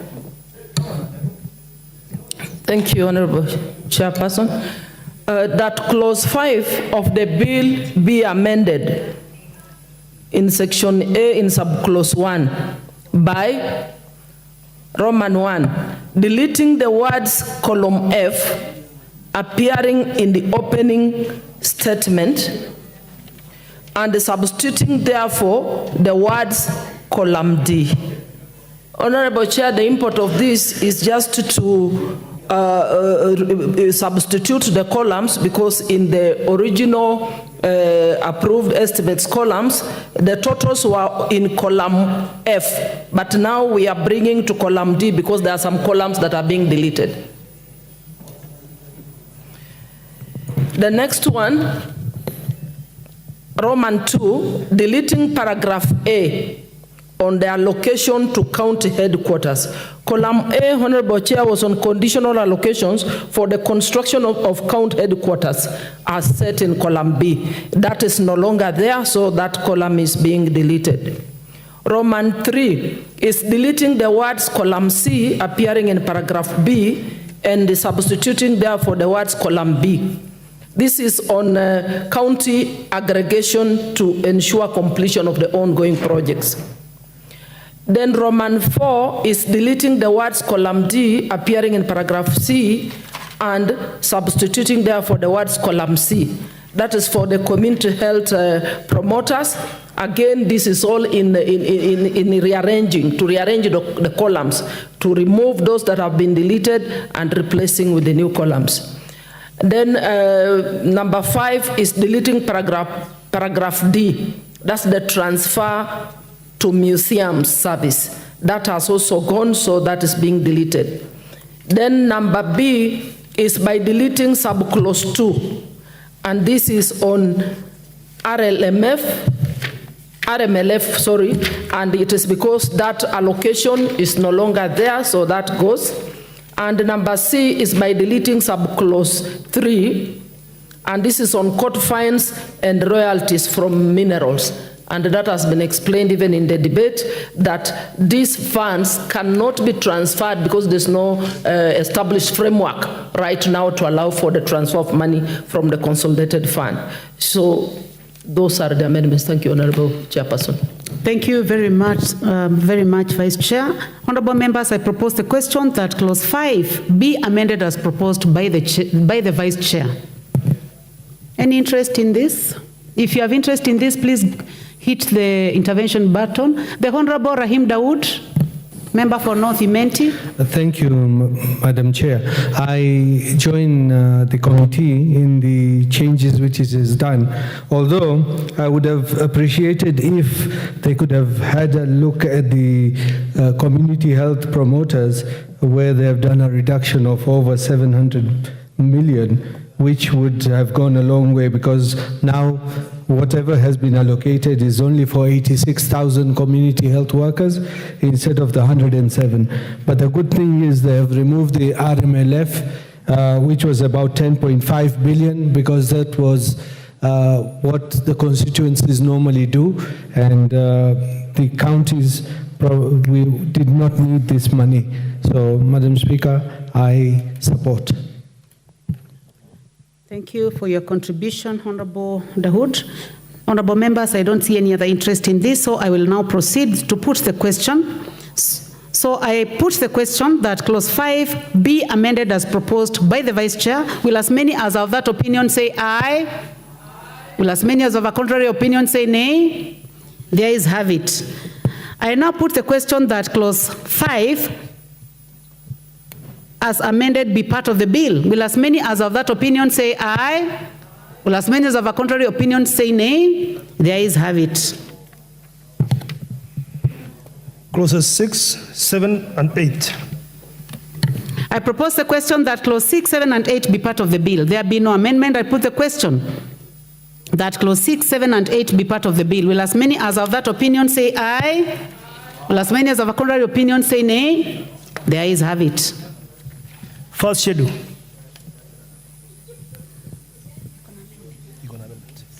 I propose the question that the first schedule be the schedule of the bill.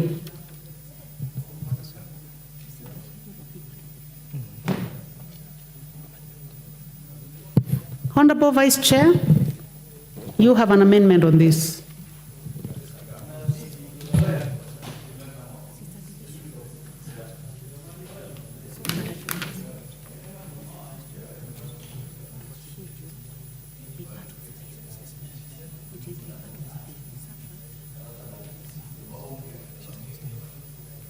Honorable Vice Chair, you are supposed to move.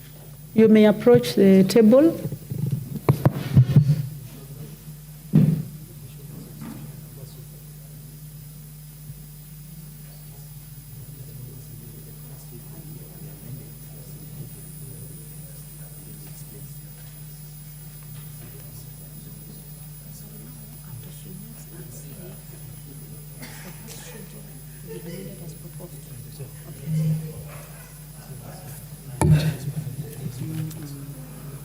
Honorable Chairperson, I move as indicated in the order paper that the bill be amended by deleting the first schedule and replacing therefore the following new schedule.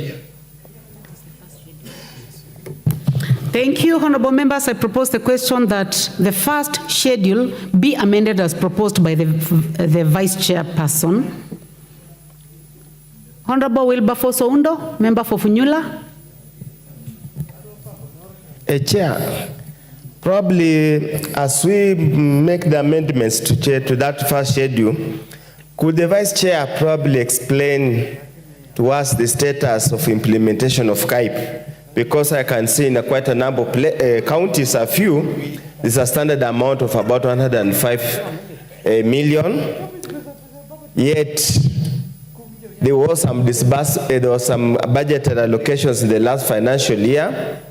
With this in order, we know what's the status of the implementation, because I think there are about 10 or so that as we continue sinking money into this white elephant, it does not make it even more whiter than it currently is.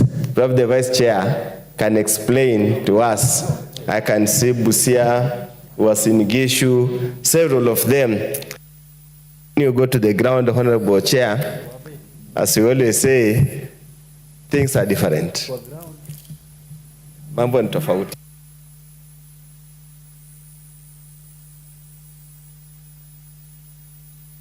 Honorable Chairperson, if you look at the first schedule, there is an indication in the figures given for the amounts that each county is going to benefit. And to inform the member, Busia County is getting 105, and previously it had received 62.5 million. Percentage of completion. Order, Vice Chair. You know, you have asked the Vice Chair a very important question. So please, I wanted you to just be attentive to her. I do not want to say what you were doing when she was speaking. So please be attentive to the Vice Chair. I was just informing the member by giving him an example of his own county, which is Busia County. There is an allocation of 105 million, and previously it received 62.5 million, and the percentage of completion or the level of progress on that particular aggregation project is at 25%. But for the rest of the other counties, we can actually get details in terms of progress. But for now, I can give figures for all the counties are receiving 105 million for all the 18, because we decided to complete the ongoing before onboarding new ones. But in the approved estimates, we had actually onboarded another 12 counties. Thank you, Honorable Chair. Thank you, Honorable Emase. The Honorable Charles Ngusia. Thank you, Madam Chair. Kitui County, actually, I can confirm things are going on. But I want to inquire from the Vice Chair budget. Are you sure the money you have already reported is already in supplementary budget we have just passed? The Honorable Mwalio, member for Masinga. Chair, I'm also concerned about the KIPES, because the level of development and the level of construction is wanting. You find that I know of account that have sunk 150 million only perimeter wall only, and they have not even started the construction of the real building. And you know that real building has got a lot of details, because I am prior to that, to the designs and what have you. The real work is inside, and especially the cooling systems that have got 20 cold rooms per KIPES on all the 5 go downs. So if you sink 150 million on the perimeter wall only, what are you left with to be able to do the real construction and even equipment supply? Vice Chair, just take notes. I want to give another a chance to the Honorable John Kiragu, member for Limuru.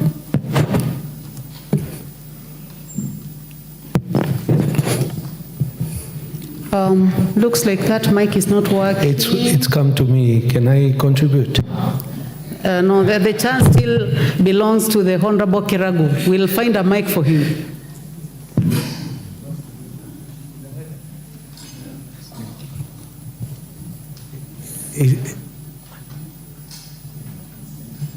It's there. We got it? And I still want to contribute. Thank you, Madam Chair. I think my colleagues have already mentioned what I wanted to point out. But on this aggregation industrial parks, my major concern is, of course, having them completed and making sure that when completed, they will not be idle, that there will be an action plan to make sure that they get working. One of the biggest problems we may have is that sometimes we are not fair, we are not transparent as to how we engage the public. So, Madam Chair, we know that even markets around the country have been completed, and you find, though completed, they have not been actually been put into operation. So I support, but I pray that when we are doing these projects, that we have a parallel program to make sure that when completed, they will get into service as intended. Thank you. Thank you, the Honorable Dawood. Thank you, Madam Speaker. Madam Speaker, Honorable Oundo said he has heard about this county aggregation and industrial parks, but he's not seen anything.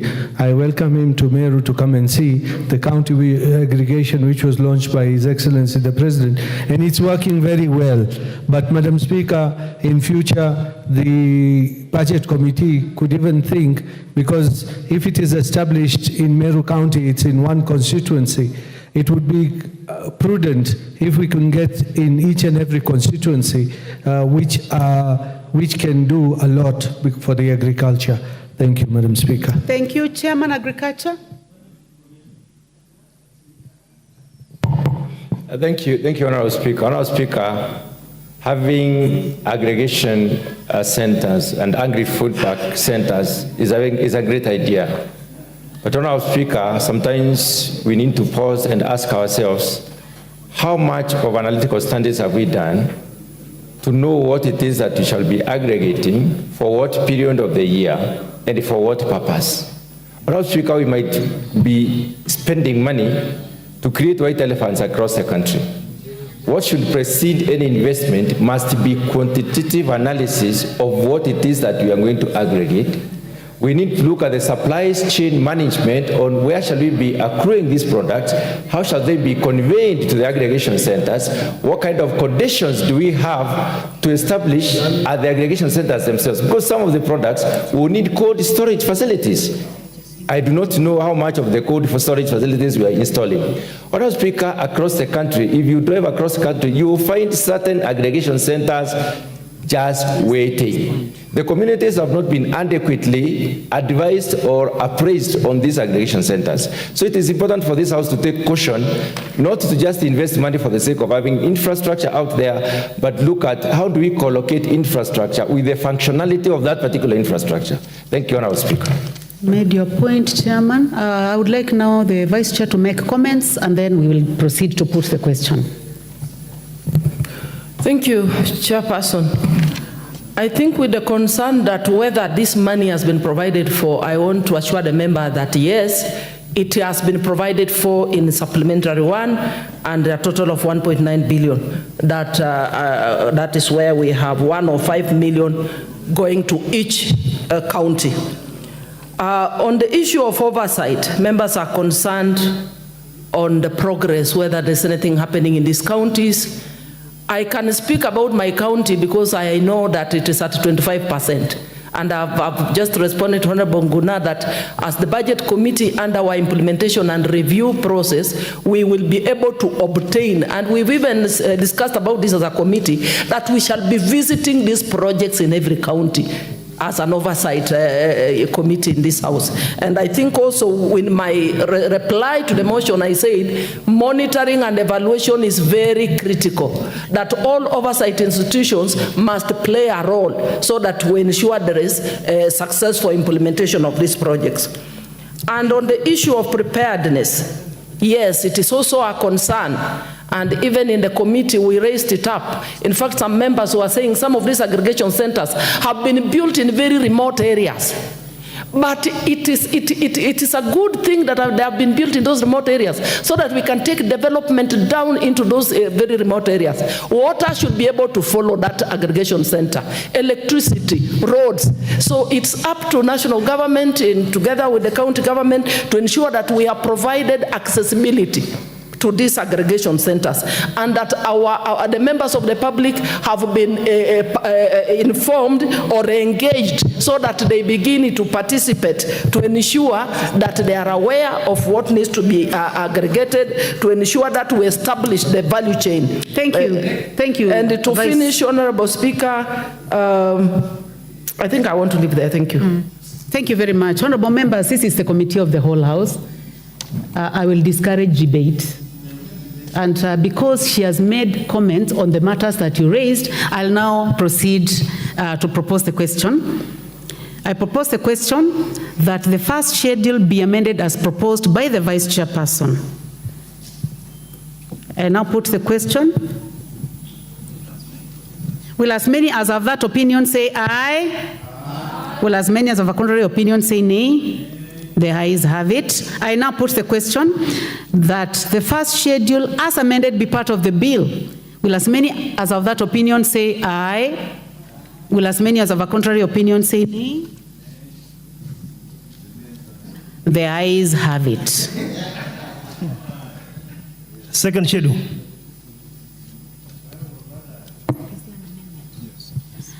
I propose the question that the second schedule be part of the bill. Mover?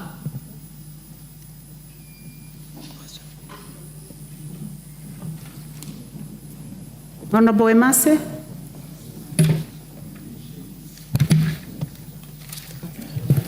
You may approach the table, Honorable Emase.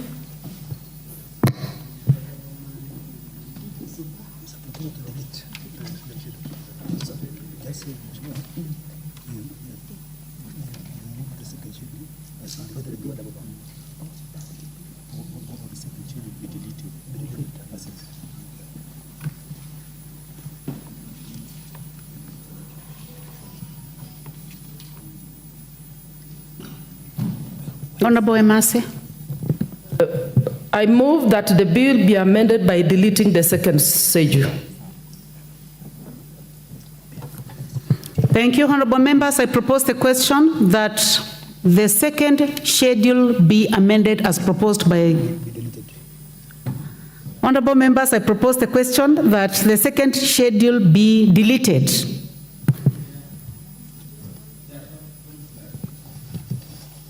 What do you want to clarify? What is the point of clarification? It's a deletion.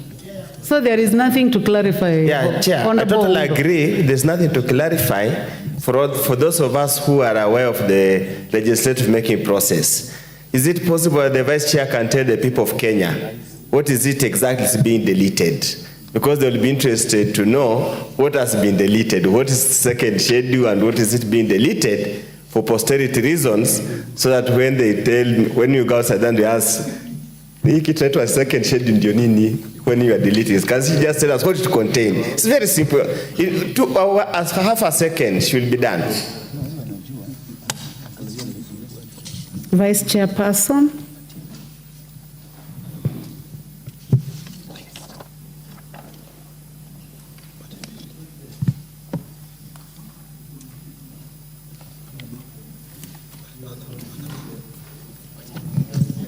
Thank you.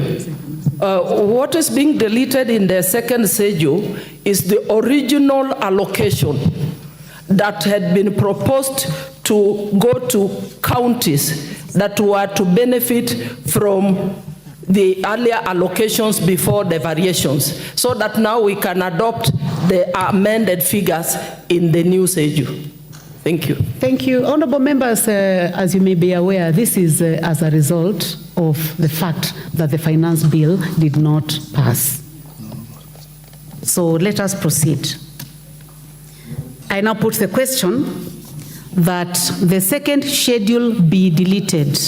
Will as many as have that opinion say aye? Aye. Will as many as have a contrary opinion say nay? The ayes have it.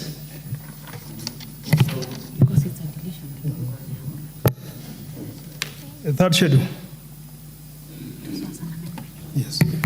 I propose the question that the third schedule be part of the bill. Vice Chairperson? It's a deletion also. I move that the third schedule be deleted. Thank you, Honorable Emase. Honorable members, I propose the question that the third schedule be deleted as proposed by the Vice Chair. I now put the question that the third schedule be deleted. Will as many as have that opinion say aye? Aye. Will as many as have a contrary opinion say nay? The ayes have it. Fourth schedule.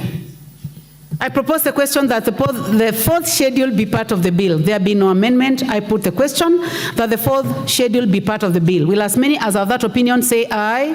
Aye. Will as many as have a contrary opinion say nay? The ayes have it. Clause 2.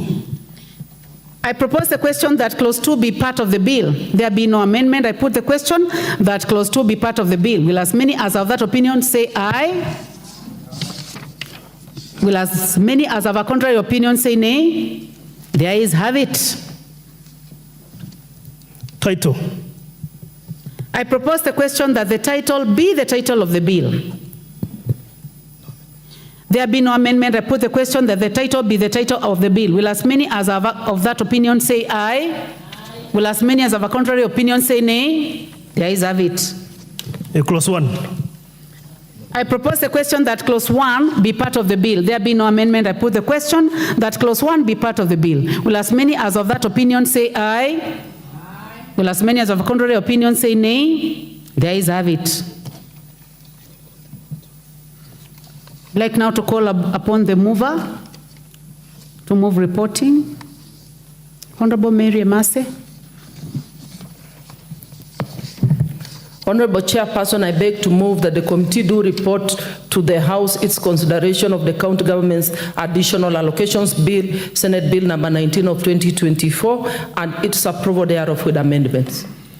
Thank you, Vice Chairperson. Honorable members, I now put the question, which is that the committee do report to the House its consideration of the county government additional allocation bill, Senate Bill number 19 of 2024, and its approval with amendments. Will as many as have that opinion say aye? Aye. Will as many as have a contrary opinion say nay? The ayes have it. Honorable members, Mr. Speaker.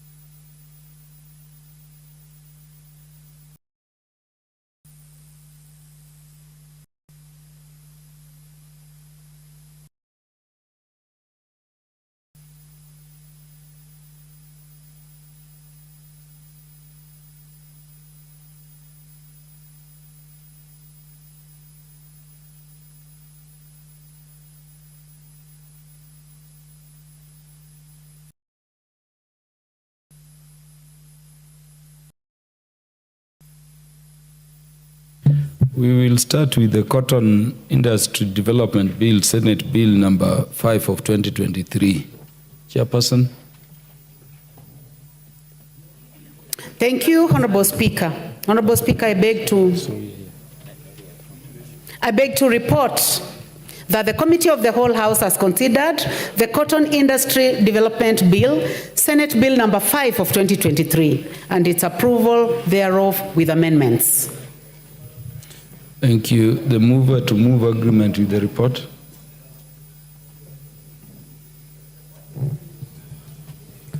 Honorable Speaker, I beg to move that the House do agree with the committee in the said report. I also request Honorable Dawood to second.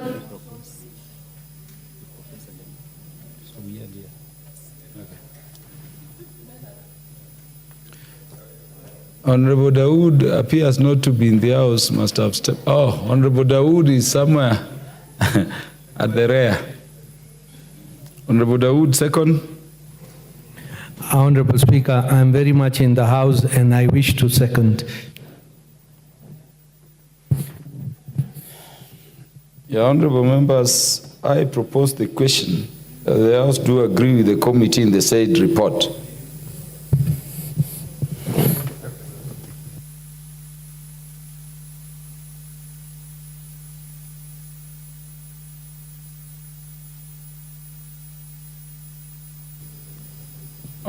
Honorable Undo, you want to contribute? Yeah, thank you.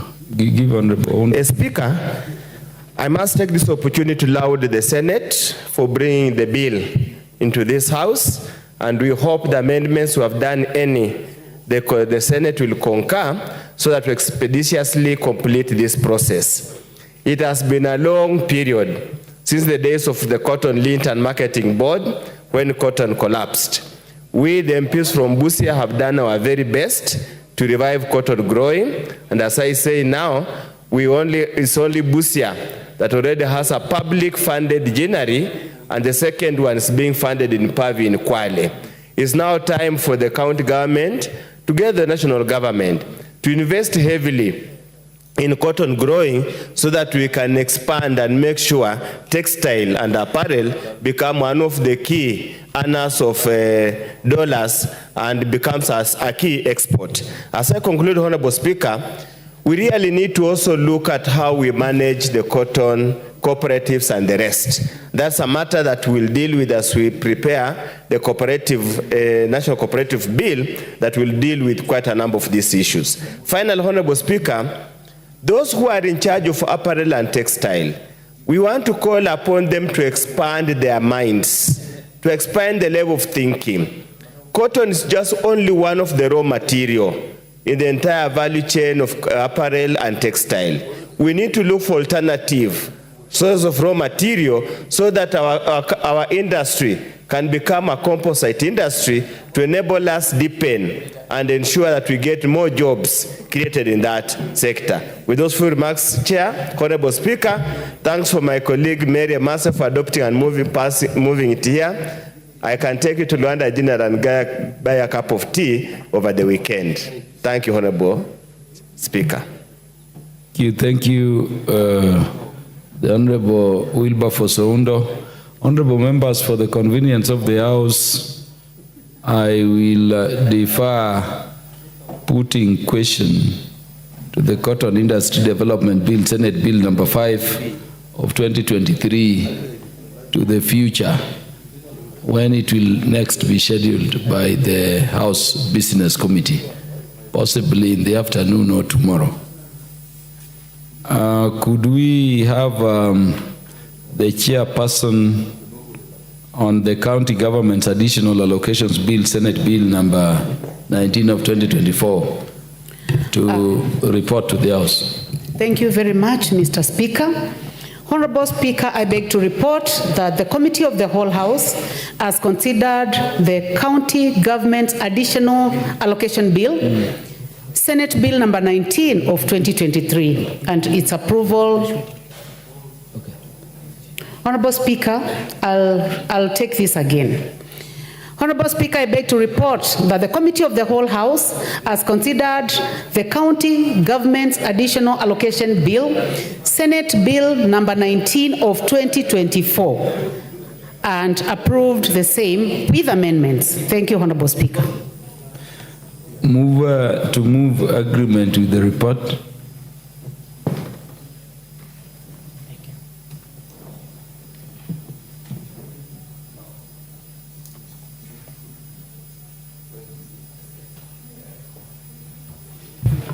Honorable Speaker, I beg to move that the House do agree with the committee in the said report, and also request Honorable Naomi Wako to second.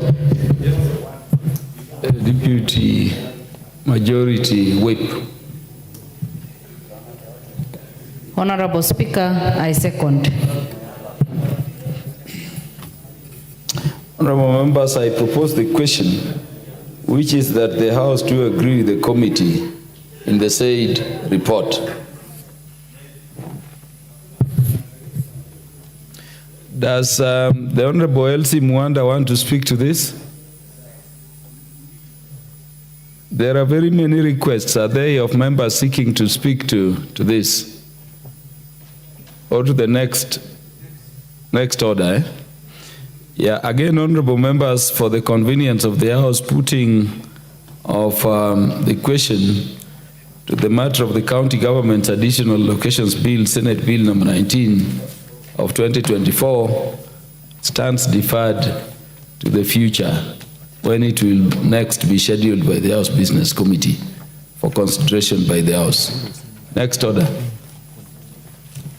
Order number 13, motion, policy and funding for sugarcane farming in the country.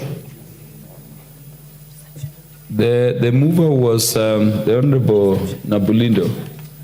You had quite a number of minutes to go, so you will continue moving.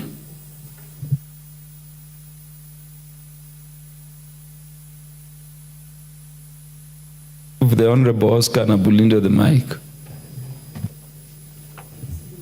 Thank you, Mr. Speaker. As you have rightly put, last week on Wednesday, I was moving this motion, but time caught up with us, and you informed me that I have 25 minutes to move the motion. But I will not utilize the entire 25 minutes because my colleagues are here and they have expressed interest in the motion, so I'll give them a little bit more time. Mr. Speaker, as I was saying when I was moving this motion, the purpose of this motion is actually to make sure that the farmer is well taken care of so that he can be able to produce sugarcane the way it's supposed to be. As I was saying last time, there has been efforts to revive the sugarcane industry over a long period of time, and so many stakeholders have been involved. So many people have been involved, including the government, the farmers, leaders, politicians, businessmen, and everybody else who's interested in the sugarcane industry. But the problem is we have always missed the point. We have always targeted the millers and we have forgotten the farmer. And without the farmer being empowered, the sugarcane industry will always struggle to stand on its feet. Because the only engine that can drive the revival of the sugarcane industry is provision of adequate and quality raw materials, and that can only be provided by the farmers, because the little land that was set aside as the nucleus estate cannot sustain the miller even for a week. The big percentage of raw materials that are taken to the milling factories come from the farmers, but the farmer has always been neglected. Initially, when the sugarcane industry was beginning in Kenya, that is in the 70s, there was a clear way in which farmers were empowered to produce the sugarcane. First, there were elaborate research done on the land, on the seed cane, and on the acreage that the farmer has that can be available for farming. And before the factories could be taken care of, the farmer was first taken care of. I remember very well, and it's very well in the history, that I'll give an example from Mias zone, where I come from, that at that time, after the registration of farmers, after establishing how much acreage the farmer is able to utilize, the then Buka company provided the farmer with inputs like tractors so that the land could be plowed. After plowing the land could be harrowed. Then the farmer will be provided with the quality seed cane Then after provision of the quality seed cane, the farmer will be provided with fertilizer to do the planting of the seed cane. That enabled the farmer to start the process of sugarcane production. And that process did not stop there. After 6 to 8 months, the farmer was provided with fertilizer for top dressing. And there were extension services provided by the company or the miller at that time to educate the farmer on how to take care of his crop. Unfortunately, right now such services are not there. The farmers have been left alone and they are not able to know what to do, because we have a new generation of farmers. They are not the old farmers that we used to know. So the new generation of farmers are not given any information on how to cultivate the sugarcane. Mr. Speaker, this lack of financial support to the farmer is the major reason why the sugarcane industry is not picking at all. And therefore this motion is intended to make sure that the government of Kenya and the investors who are investing in the milling factory of sugarcane, they put aside fund, a special fund that will enable the farmer to get the necessary inputs to enable that farmer to produce the sugarcane that they so dearly want. Mr. Speaker, last week after I had started moving this motion, I received a lot of feedback, but 80% were positive feedback from the sugarcane farmers. But the 20% were questioning, why is it that every other time the leaders from Western Province are always talking about sugarcane farming? Why can't we do something else? That's what they told me. And my reply to that is that we cannot give up. We cannot do something else. Sugarcane farming is what we know. Sugarcane farming is what the people of Western, the people of Mumias, the people of Bungoma, the people of Kisumu, the people of Busia, and other areas know. This is what we know. And as the saying goes, Mr. Speaker, in our community, they say, if a child finds a mushroom in the field, that child will always go back to that spot in the hope that he will one day again pick a mushroom. The sugarcane industry was the backbone of the economy of the people of Western. This is our economy. We did everything from the sugarcane. And therefore, we have nostalgic memories. We have nostalgic memories about this. Most of us are here because of the sugarcane industry.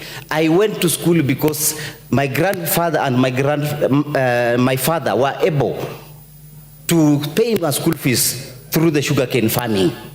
But that is not possible right now because there is a big problem. Most farmers uprooted their cane. They uprooted their cane because there was no profit at all from the farming of sugarcane. And therefore, as leaders, we are always going to fight for the welfare of the farmer because we have established factories already there. So if someone suggests that we should stop sugarcane farming and do something else, what are we going to do with those factories that are already there? What are we going to do with them?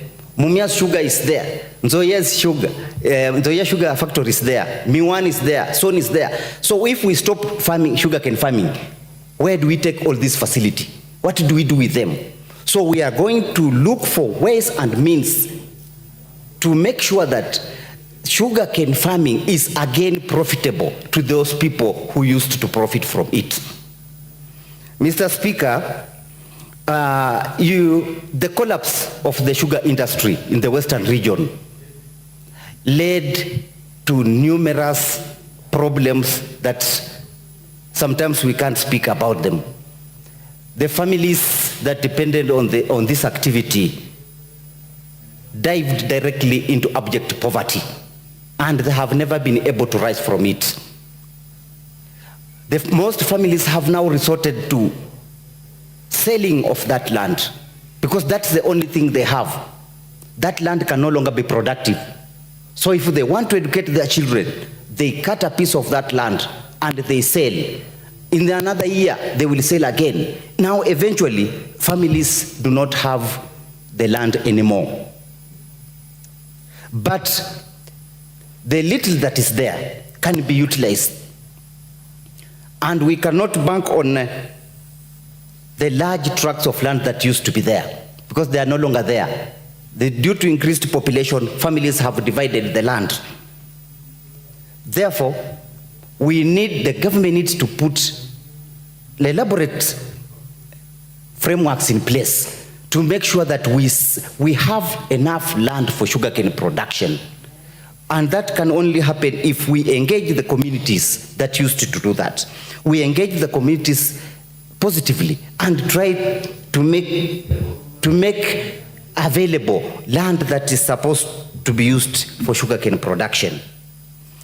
Mr. Speaker, we also need to set up an elaborate research center that can do research on sugarcane farming, sugarcane production, and sugarcane marketing, and anything concerning sugarcane. Of course, we have such institutions in place, but their findings do not reach the farmer. The farmer is still in a cocoon. He does not understand, what am I supposed to do next? It is very difficult for us to expect the farmer to be able to produce sugarcane the way they used to do, and yet there is no funding of any sort. Right now, farmers, all the sugarcane farmers, I can say all the sugarcane farmers, are not empowered at all. They are poor. So where do they get the capital to even buy the seed cane? Where do they get the capital to buy fertilizer, to prepare the land, to harvest the cane and transport the cane to the factory? These are very expensive activities that when we leave it to the farmer, we are technically telling the farmer, stop farming. If we do not support the farmer, we are condemning that farmer to poverty for life. Mr. Speaker, therefore, this motion, the purpose of this motion is to look at the farmer, to finally look at the farmer. In the equation of sugarcane revival, in the equation of sugarcane industry revival, where is the farmer? That is the question that has been disturbing the minds of very many leaders in the Western Province. And now we need to put frameworks in place so that we look at the farmer with a critical eye, with the intent of empowering this person to produce good quality sugarcane that will enable the millers to stand.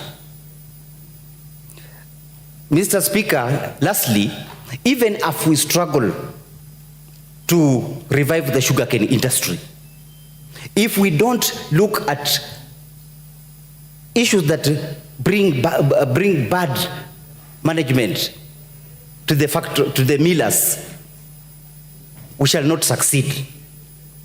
And the policies of the government are also not helping the farmers.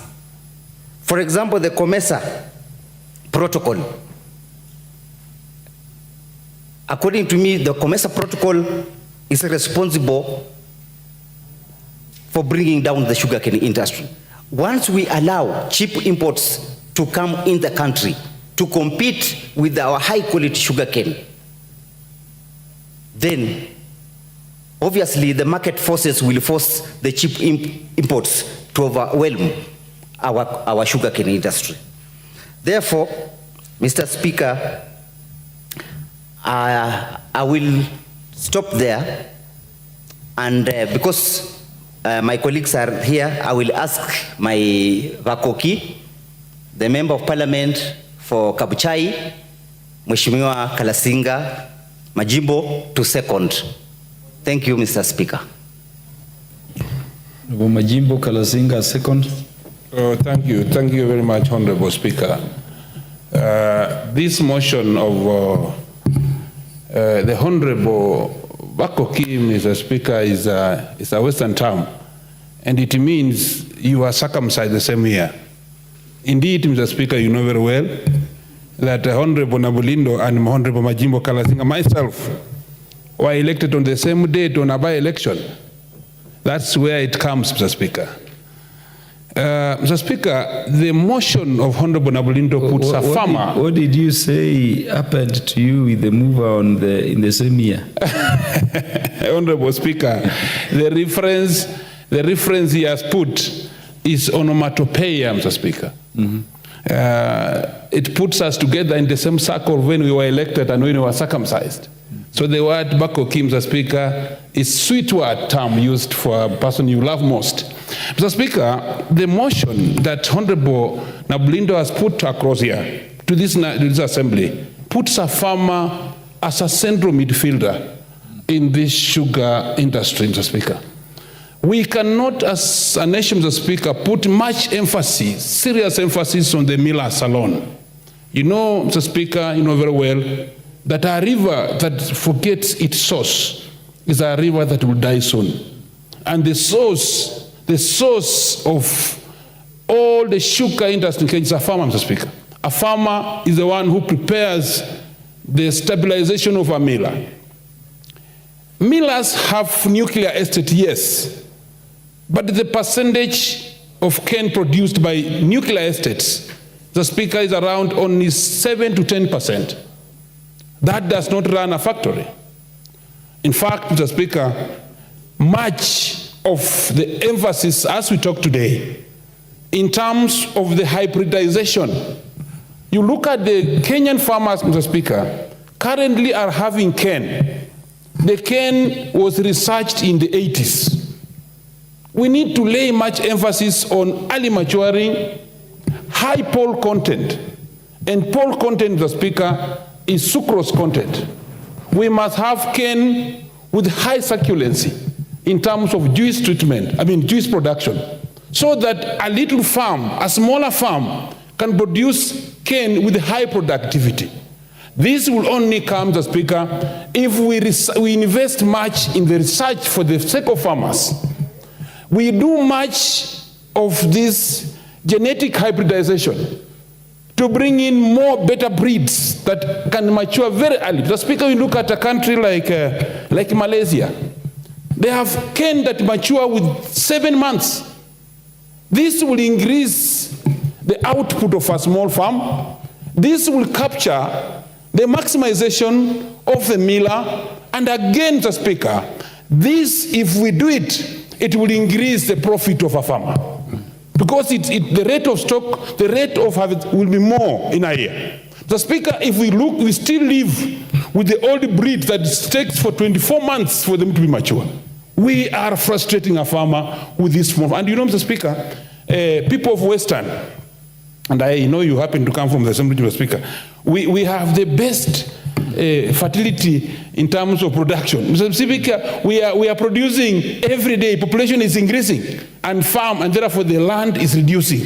So we need to see how do we maximize the little farm that we have and produce more. So Speaker, also, if this motion go, and I want to thank the Honorable Nabolindo, Mr. Speaker, because tillage of a farm, when we were growing up, Mr. Speaker, you could not plant cane if you have not plowed twice, first and second. And now, Mr. Speaker, the planting process, because it's left to a farmer alone, with less money, less support, Mr. Speaker, the planting is not as scientific as so required. Mr. Speaker, we have something called seed treatment. Cane seed treatment, Mr. Speaker, first, there are chemicals that must be used before you plant cane. It must be cut to a certain size, not more than 40 centimeters, treated well, and placed in the soil. So, Speaker, currently we are planting without those controls because the farmer is left alone. So, if this motion goes on, Mr. Speaker, I believe that the farmer is being given the midfielder in this game. A midfielder in a way that he will supply the best cane to the miller and himself have enough profit to run again, Mr. Speaker. Mr. Speaker, you also know that infrastructure is very key. Some of the farms and farmers are in the swampy areas, Mr. Speaker. And farmers who plant cane in swampy areas, Mr. Speaker, are disadvantaged when the right time of harvesting comes. For example, if you are planting a cane in a swamp area and harvesting takes 18 months and you arrive at 18 months when it's rainy, so Speaker, those cane will not be harvested until the dry spell. So that they'll come and now pull out cane because that let us have a better infrastructure even in the swamp areas so that it becomes very easy. And when the right time comes, maturity comes, the Speaker, these farmers get it. The Speaker is also, it is giving us nightmares. People who come from this region where plant cane. It's funny that you are realizing at the moment, instead of even millers upping the game in terms of price of cane farmers, they are reducing the prices. So, Speaker, we're not going to agree on this. We can't agree. When the price of fertilizer is skyrocketing, when the fuel is increasing because tillage of land is done by tractors, Mr. Speaker, you get a miller reducing the price. That is not going, we are not going to think about that. If we do like this, Mr. Speaker, then a farmer will be frustrated, he will run out of play, and then we shall import sugar that come in this country, and that sugar that come in, Mr. Speaker, we are not sure of its safety. Because sugar in Kenya, Mr. Speaker, produced by us, go through a law called GRAS, Mr. Speaker. GRAS is G-R-A-S, generally regarded as safe in terms of quality because we know our millers, Mr. Speaker. But sugar that will come in this country from other countries, Mr. Speaker, we cannot assure our Kenyans about cancer-causing issues. So, Mr. Speaker, to be honest, let us support a farmer. And Honorable Uzalendo, you've done the best to come with this motion. And, Mr. Speaker, without much ado, because we are friends who should also debate in this. I, as a member of parliament for Kabuchai, a region that is rich in sugarcane plantation, Mr. Speaker, I therefore, Mr. Speaker, with due respect and honor, I second this motion. Thank you, Mr. Speaker. Thank you. I'm on my feet.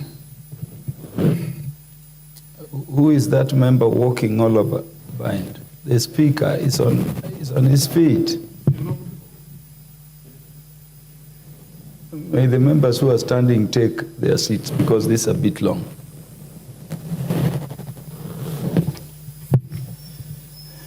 Honorable members, I propose the question that aware that commercial sugarcane production in Kenya was introduced in the early years of independence with the aim of eliminating dependence on sugar importation and contribution to economic transformation in the sugar belt and the country at large through agriculture, acknowledging that at its pinnacle, the sugar industry significantly contributed to the country's national gross domestic product, GDP, and became one of the largest employers, which supported livelihoods of many Kenyans, both directly and indirectly. Concerned that over the last 25 years, sugarcane farming, particularly in Western Kenya, has been declining significantly, thereby dipping sugar production from over 600,000 metric tons per year in the 90s to less than 300,000 metric tons in recent years. Noting that the decline in sugar farming has forced local millers, Honorable Wanjala, may the members who are standing have their seats. This is very long. Or just freeze for the standing orders. Honorable Jared Okello, take your seat. Yeah, noting that the decline in sugarcane farming has forced local millers to operate far below their milling capacities and pushed the country to over-rely on net importation of sugar, which negatively impacts on the balance of trade. Noting that the decline in sugar production is attributable to factors such as mismanagement, interference, and unfair competition from cheap imported sugar. Further concerned that state-owned sugar millers like Mumia Sugar Company and Zoya Sugar Company ceased milling while owing farmers hundreds of millions of shillings. Appreciating the government has been putting in place strategies, policies, and regulations to define roles of millers and major players and stakeholders in the sugar industry funds instead of yielding success. Now, therefore, this House resolves that the national government, through the Ministry of Agriculture and Livestock Development, reviews the sugar development policies to provide that every investor miller sets aside definite funds for development of sugarcane farming, incentivizes farmers to embrace sugarcane growing and to enhance sugarcane production in each of the respective zones.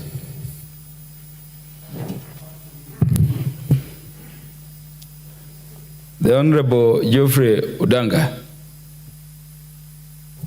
Thank you, Honorable Speaker. Honorable Speaker, I want to support this motion as moved by Honorable Nabulindo. Mr. Speaker, as already noted, the sugarcane farming in many parts of the country, not only Western, because sugarcane was grown in Nyanza, Western, and even at the coast. You remember there used to be the Ramisi Sugar Factory. Was really the mainstay of the people in the regions, because people were employed in those factories. Farmers got a lot of income from those factories, and they were able to meet their daily requirements like school fees, food, and so on. Mr. Speaker, this is not a crop that we need to wish away. And the sugar farming, sugar production, and the sugar sector collapsed because the governments of the day, Mr. Speaker, were not keen. They were corrupt, they were greedy, and therefore they wanted to import sugar and sell at the expense of the sugar that was being done by our farmers. Honorable Speaker, the motion is about policy. It's about policy. The unfortunate thing is that in this country, and this has been said here very many times, is that we develop very good policies, but at the end of the day, these policies just end on gathering dust on the shelves. And from last week, I have noted that there are many, many motions in this House which were discussing policy. I think we need to shift and make these policies work, Mr. Speaker. Mr. Speaker, there is a bill before this House, the Cotton Bill, and this bill addresses quite a number of issues that will help the farmers. So Honorable Nabulindo is saying that we need to develop a policy for sugarcane development. Of course, there is an agriculture policy, Honorable Speaker, but I think it could be very, very critical that we develop a sugarcane development policy separately so that we are able to address and help both farmers and millers. We want to make a balance so that millers make profit out of their milling, and farmers also make profit out of their farming. Mr. Speaker, quite a number of the farmers put a lot of their farms under this crop. So meaning they are even left with very little for food production. The reason why a policy needs to be developed to ensure that the farmers reap the maximum so that they are able even to meet their food requirements. And one of them, Mr. Speaker, is taking up of the new varieties of sugarcane. There are several new varieties, Honorable Speaker.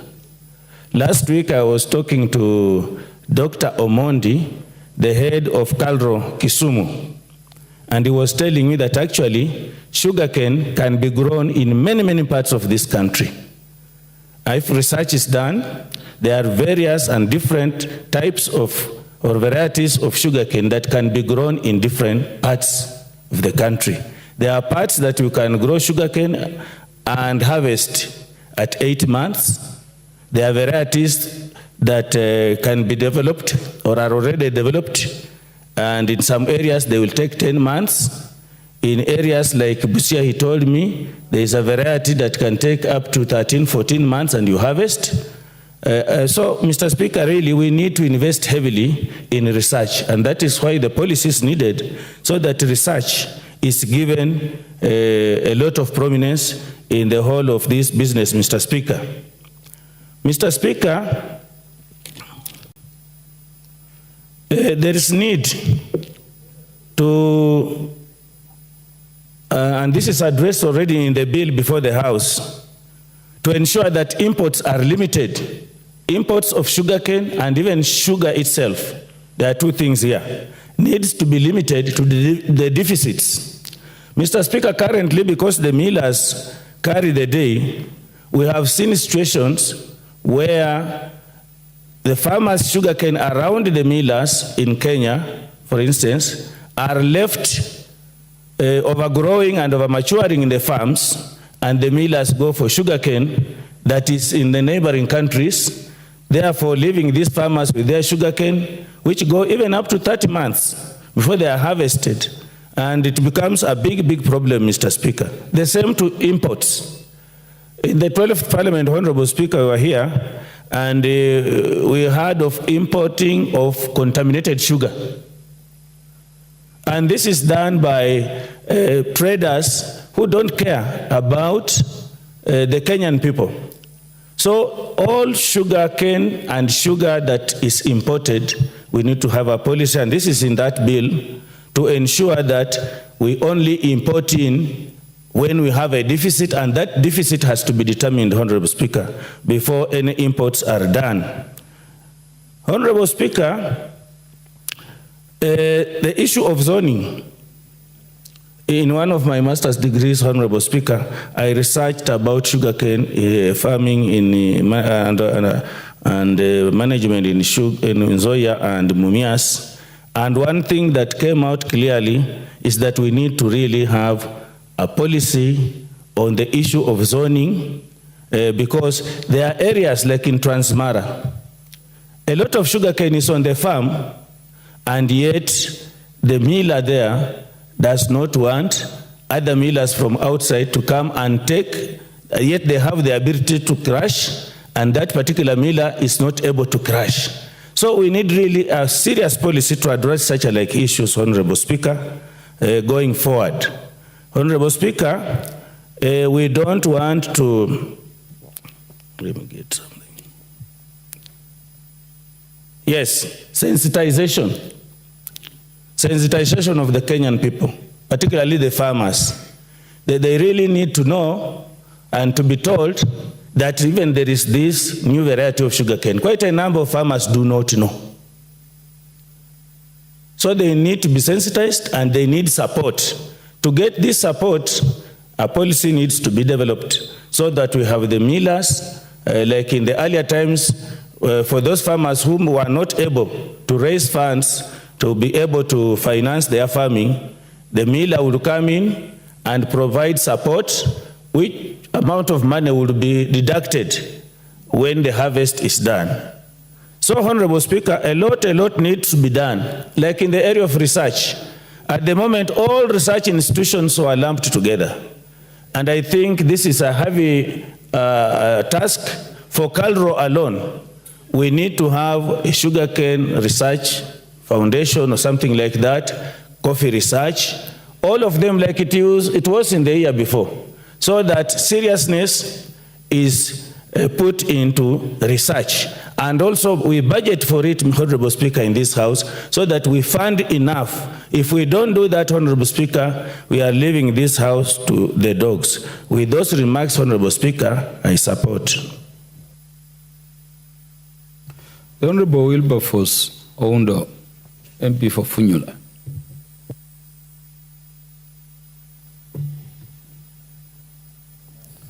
Thank you, Honorable Speaker. And the Speaker, through you, probably we need to request Parliamentary Service Commission to repair microphones so that I don't have to keep on shifting. And others, you have told us to go digital using the gadget. So I hope you will be kind and gracious enough to pass over the message. Honorable Speaker, the message is noted by the Speaker, and the Parliamentary Service Commission is watching the proceedings. Thank you, Honorable Speaker. Action will be taken. Honorable Speaker, allow me to sincerely thank my colleague, Honorable Uzalendo, for bringing this motion to this House at this particular time. It's a timely motion, and indeed, Honorable Speaker, the history of sugarcane farming in this country is a very sad history. Indeed, it's a very, very sad history. That a country of the stature of Kenya should never have allowed it to happen. Honorable Speaker, and I've always told, and I remember President Moi, Daniel Toroitich Arap Moi, used to quip that siasa mbaya, maisha mbaya. The politics of sugar cane, sugar merchants, sugar trade have crippled sugarcane farming in this country. Honorable Speaker, we were here in the morning when we were talking about KAIP and the county government additional allocation funds. And one of the key areas we raised, and Dr. Mtunga clearly prosecuted it, that unless we focus on the production of the raw material, all these edifices, all these structures, all these industrial parks we are putting up, Honorable Speaker, will become what I called white elephants. Because we are forgetting the people who generate the raw material, Honorable Speaker. You cannot talk about the end product if you do not invest in the production of the raw material. Honorable Speaker, every election cycle, sugarcane and sugarcane farmers have been the pawns in all election campaigns. And it's even reported, Honorable Speaker, quite a number of politicians have never wanted those sugarcane millers to be operational, especially publicly funded ones.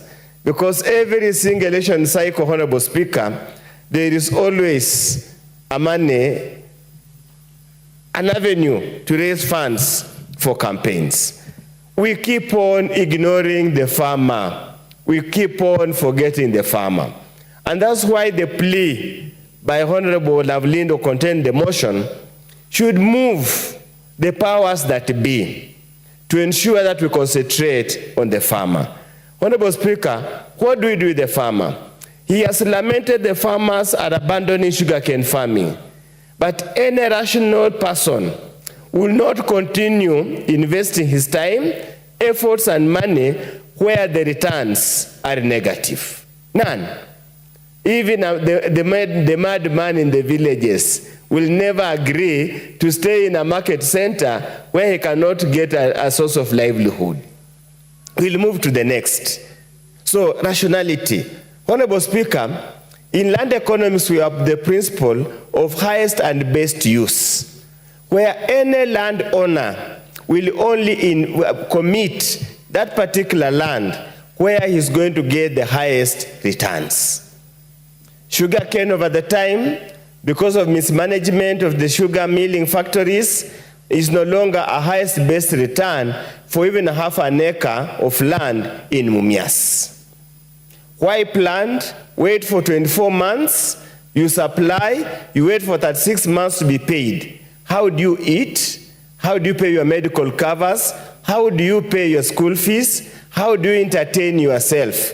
How do you feed your family? And how do you increase your household if you have no source of income? Because you have tied in your investment in sugarcane that's not likely to be paid in the nearest future.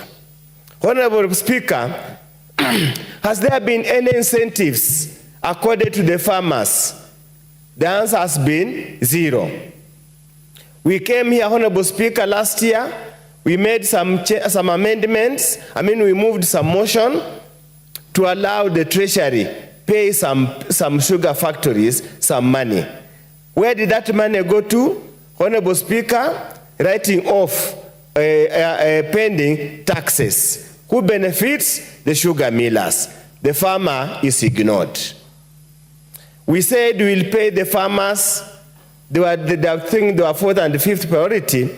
I'm sure Honorable Uzalendo will tell us whether those are in the Mumia sugar belt. Even yourself from, I have seen Jared Okello here. I've not seen the window sugar belt, what the farmers paid, outstanding dues. You would find, Honorable Speaker, probably not. They were just taken. So they spirit the farmer to proceed. Honorable Speaker, do we have even a farmer in financial institution? Do we used to have AFC, Agricultural Finance Corporation? Do they still fund farmers to provide, to give them farm equipments, the farm inputs, assist them in land preparation? The answer is no.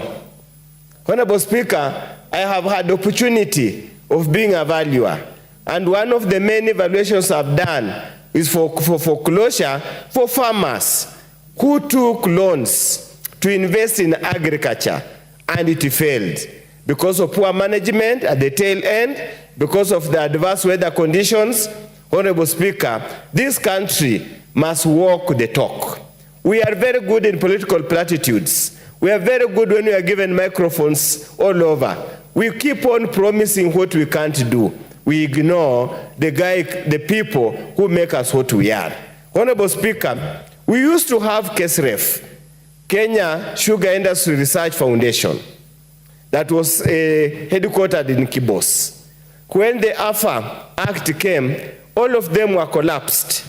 So they have the dedicated research institution that will produce, that give us sugarcane varieties that are all maturing, that have got high sucrose content, was all abandoned. Yet, Honorable Speaker, we have a full-fledged Ministry of Agriculture at the national level. We have all the two small governments, the 47 to small governments, have got a huge budget for agricultural extension officers, for agriculture. Yet, all that money only goes paying personal emolument. Nothing goes to developing, supporting the farmer. Honorable Speaker, it is time we must relook at these things completely differently. And I hope our experts from ODM who have gone to assist, when they were unable to work, will at least inject some vibrance and some new approach. And Honorable Speaker, we want to ask the appointed powers that be, the docket of agriculture should be given to those people who understand these things, Honorable Speaker. It's the sugarcane sector to expand. We just hope now the bill, the sugar development bill that we have passed, and I want to implore upon Senate that we have made amendments here, we'll have to go for mediation. I want to implore upon Senate that they need to go beyond pettiness and allow us to process this sugar bill into an act of parliament as soon as practically possible. We have spoken about sugarcane farming. The governors in the sugar belt areas have had endless conferences in high-cost hotels, ignoring the farmer who suffers the most. Honorable Speaker, where I come from, we have Busia Sugar Factory that is domiciled in Honamodanga's constituency, and they have leased a whole chunk of land along the swamps to basically grow sugarcane. They have leased. So that means the small-scale farmer is no longer being given consideration. The model is changing. Come and lease idle land, parcels of land, amalgamate all of them, and allow to disincentivize and disengage. As your time is up, Dr. Wilberforce Oundo, I'll give you 1 minute to support. The technology you mentioned, honorable members, I'm warning you that the lights you are used to are not working. You see? So I was not alerted. So in that score, Honorable Speaker, I support, and I would probably also expand that we also bond the county governments to invest in sugarcane production. With those very many remarks, Honorable Speaker, I support the motion. As we will have Honorable Abdul Rahim Dawood to be followed by Honorable Adan Kainan because of rank. Thank you, Mr. Speaker. Mr. Speaker, I want to first congratulate Honorable Nabullindo on bringing this motion. Not that I have sugarcane farming in my constituency or my county, but as Honorable Odanga has just mentioned, there are varieties which can be done in any part of the country. Mr. Speaker, there is a fallacy that sugarcane, we were amongst the top producers of sugarcane, but the top producers of sugarcane is Brazil at 38%, India at 22 or 23%, and then we come down. But Mr. Speaker, we started sugarcane farming in 1922 when Kibos and Miwani sugar was established by the government, and that was so early in 1922, Miwani and Kibos. Thereafter, the government established Chemelil Sugar, 1968, Mumias, 1973, South Nyanza, 1979, Muhoroni, 1966, Nzoia, 1978, Kibos, 2007, Transmara, 2011, Sukari, 2012, and others which have come on board. But, Mr. Speaker, the issue is not on the factories which are there. The issue is regarding the farmers, because farmers can produce. At the moment, the average is 74 tons per hectare. That is the average. But some places you can even get up to 200 tons for an hectare. And the cost per acre for producing sugarcane is between about 210,000 shillings to 280,000. Profits would be about 70 to 130,000. And Mr. Speaker, when the mover, together with my other colleagues who have talked about it, it takes about a year or more to harvest the cane. And I wonder if it is 70,000 or 100,000, which the farmer is expecting after a year of hard work, what is left? What is he left with all year round? And even if that money does not come in, where does he stand? He becomes destitute, he or she becomes destitute, our farmer. So we need to put in place better measures of how the farmer is going to be paid. Last year, Honorable Wangwe, Emmanuel Wangwe, he brought a bill, Sugar Development Bill, the one Honorable Oundo has talked about, and it was very progressive. But unfortunately, it has still not been put into place, and I hope once it puts into place, our sugarcane farmers can get what they deserve. We need to do away with the sugar barons, because what is happening is, I think it is the sugar barons which really affect us. They would not want our sugarcane farmers to go up, the factories to work. We have, when I was in the Committee of Finance, I remember bailing out Mumias twice or thrice, 500 million to go and pay off the farmers. But unfortunately, that money has never gotten to the farmers. So what happens is the people lose faith. The other day, I was reading in the press that the farmers are complaining the price of cane has gone down. So once the price of cane goes down, how do you expect that farmer to now go and plant again sugarcane? Mr. Speaker, the same thing happened to us in the mountain region where we had coffee. In the 70s and 80s, our coffee was black gold. And what happened was our prices went down. It was broken up. So our farmers lost, and we have never recovered. We have never recovered the coffee boom of the 70s and 80s. And I think there is somebody somewhere who is messing up. Mr. Speaker, governors, if it is the governors now, because it is devolved agriculture, we need to put the governors on the block so that we know what they are doing about the sugarcane farming and all the other agriculture products. Because if we do not take hold of it, we will become a dependent country on sugarcane, whereas we can produce sugarcane.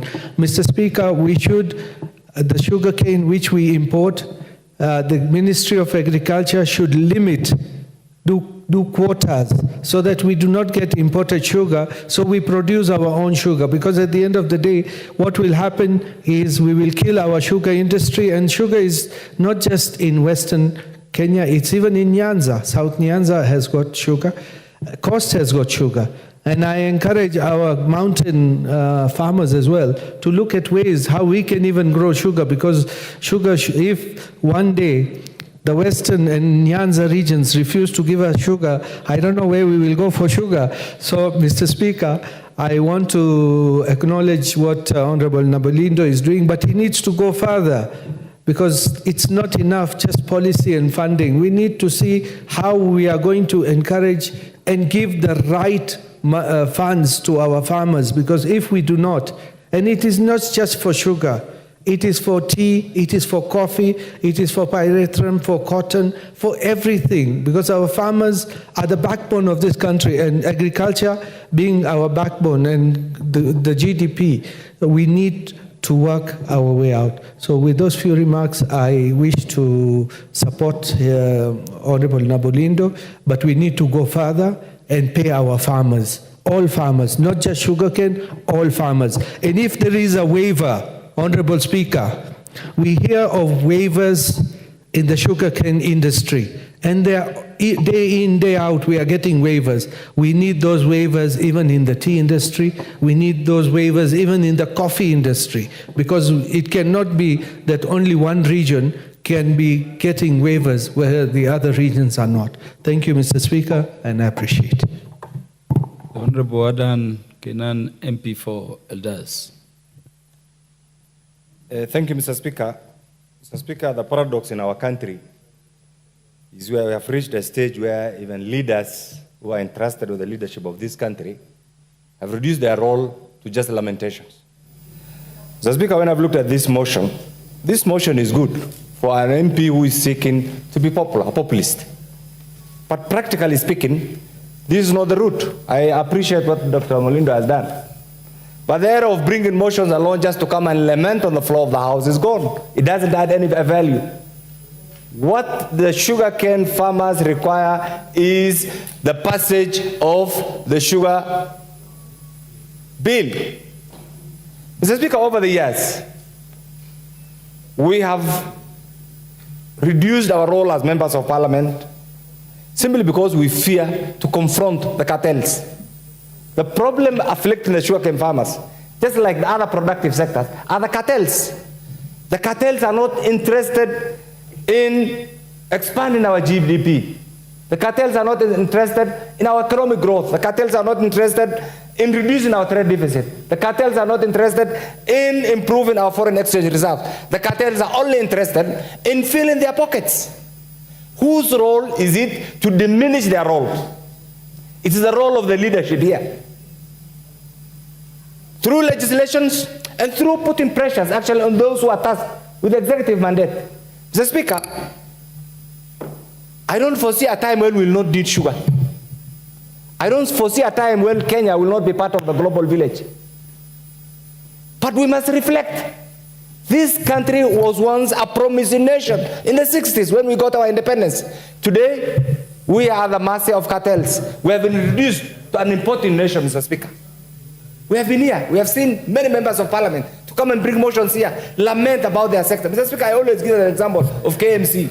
Once upon a time, KMC was a giant meat processing facility in the entire East African region. Today, it's a shell. The very institutions that we have invested in Botswana, in other countries, are the ones that are leading now in beef export. KMC is struggling. Year in, year out, we are asked to facilitate, to bring funds, to bring it up. The same applies to the sugarcane. The other day, I thought once and for all, when I've had the system, I saw a newsprint that the entire millers, their external debts were forgiven. I thought that will have given you a new platform, or will have given us a new platform to bring up some of these millers. You need to ask ourselves one question. How comes the private millers are doing well and the government millers are always not functioning? Simply because of the cartels. The cartels don't want this sector to flourish.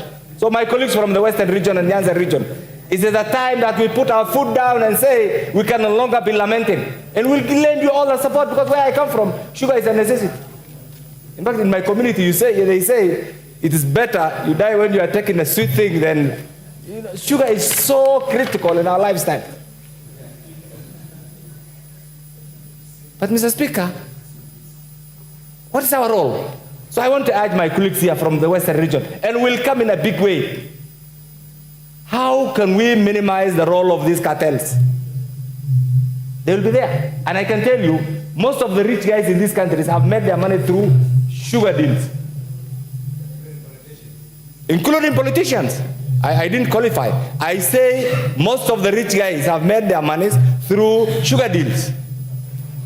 In fact, one of the most lucrative certificates to learn on is a sugar importation duty-free sugar facility. And you know it. They are in your villages. They are in Nairobi. They are all over. So, Dr. Uzalendo and cohorts and friends, I empathize with those poor farmers. We are giving them lip service. What they require is not lip service. What they require are practical solutions tailor-made to uplift them from abject poverty. And that is not a mean achievement. Mr. Speaker, over the years, Kenya is a member of COMESA, and I've had the privilege of visiting Zambia, which is the headquarters of COMESA. Mr. Speaker, you go to Egypt, you go to Brazil, you'll be surprised today that if you go to notwithstanding the current security challenges in Sudan, Sudan was a leading exporter of sugar. If you do a further investigation and even go to our neighbor here, Uganda, you'll find that some of these things, the way it is done, it's done in such a way that countries that have promising sugar farmers don't reach that level of reducing the sugar import. So, Mr. Speaker, instead of asking for somebody from Western region to be the CS agriculture, there have been there many. Get the list. Since independence, there have been many members, many senior individuals from Western region who have been ministers for agriculture. That has not added any value. It's just an individual gain. So, Mr. Speaker, my contribution on this particular sector is, can we find a solution? First of all, we pass that bill. I know sometimes there is a bit of jurisdictional conflict between the Senate and the National Assembly. But when an issue touches on the lives of the people of Kenya, then politics aside, we do not have any jurisdictional conflict with the Senate. Their work is to legislate, our work is to legislate. If anything, we should be complementary. So we need to pass that bill as a matter of urgency. If there are administrative issues between the two houses, it will be sorted out as a matter of urgency. Once that bill is passed, and I'm sure His Excellency will assent to it, then we need to go back to the drawing board and say, how can we bring back to the fold giant sugar milling institutions like Mumias? Once that is done, the role of the sugar canepreneur or the sugarpreneur will have been reduced. Mr. Speaker, over the years, we have also known, you are a lawyer, we have over-legislated. We do not even need some of these legislations. We only need a proper policy pronouncement.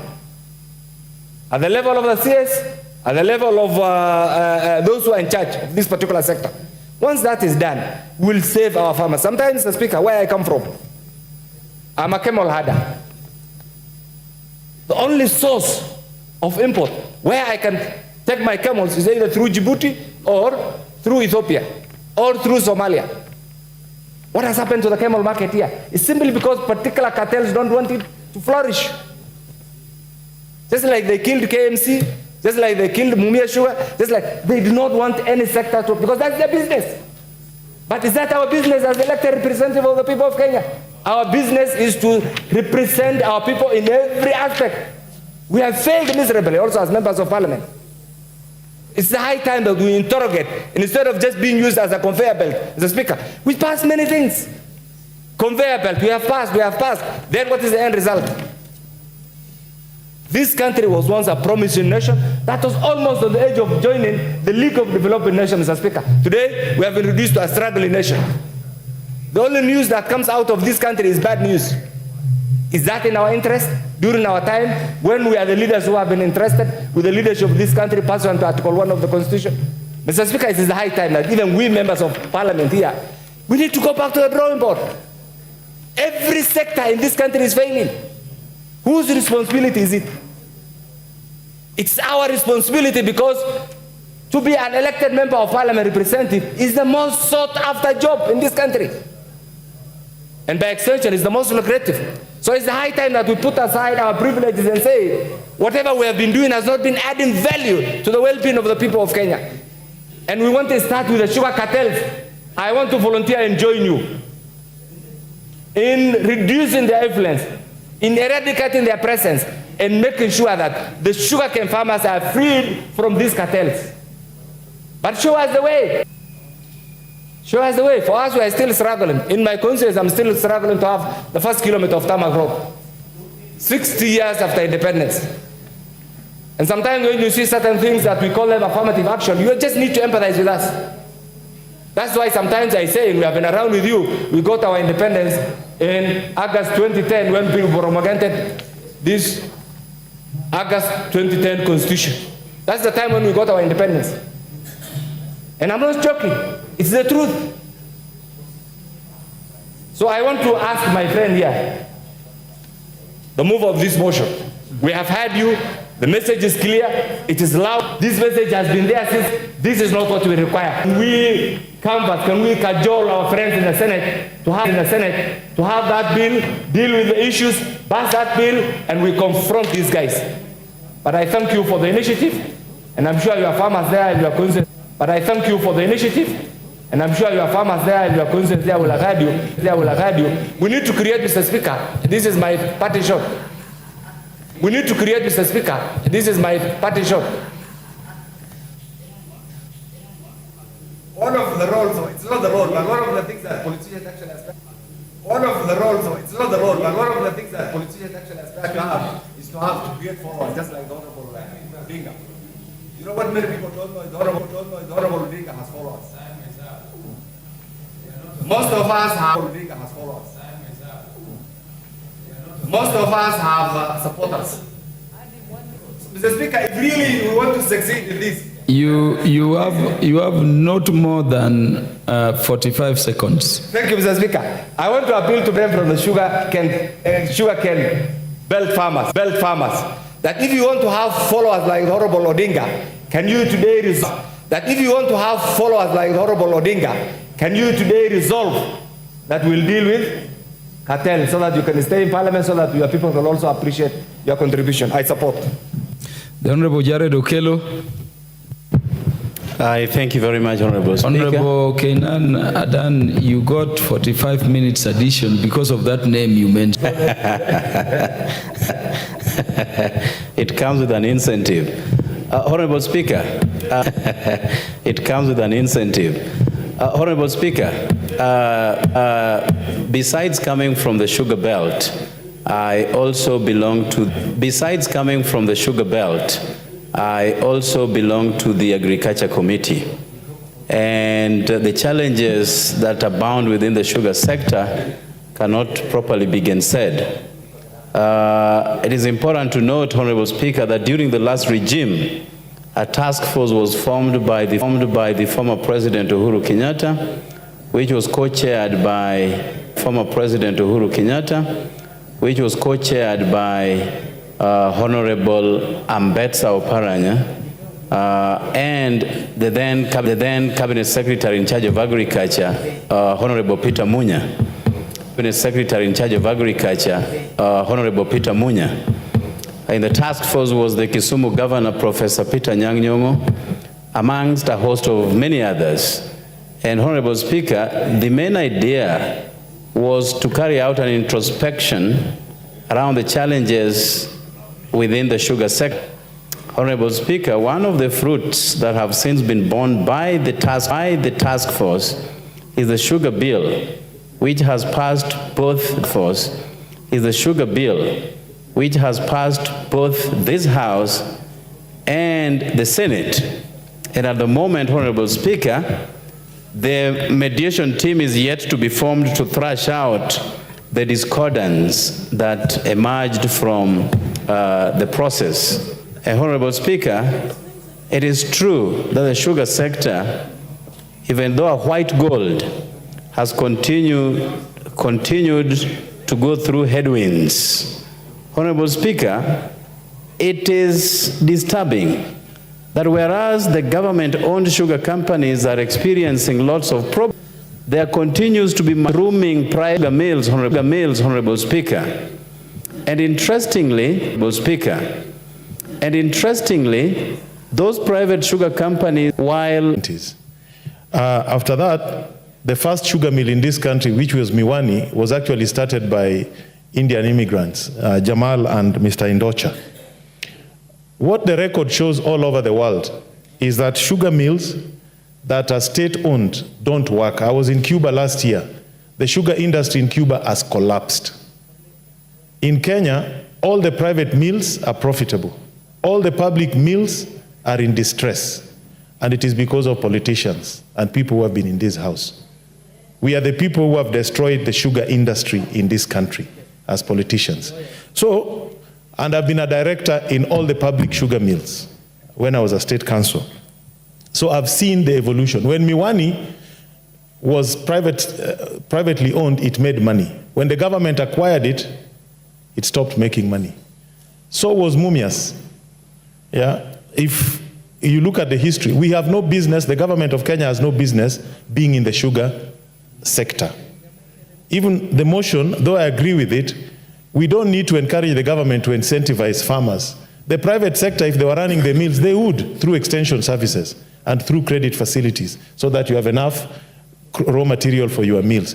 What we need to do is to divest completely as a government from the sugar industries in the Republic of Kenya and hand them over to the private sector. And there are two ways of doing this. It is not rocket science. One, we need strategic investors with the capital and the know-how to run the sugar mills.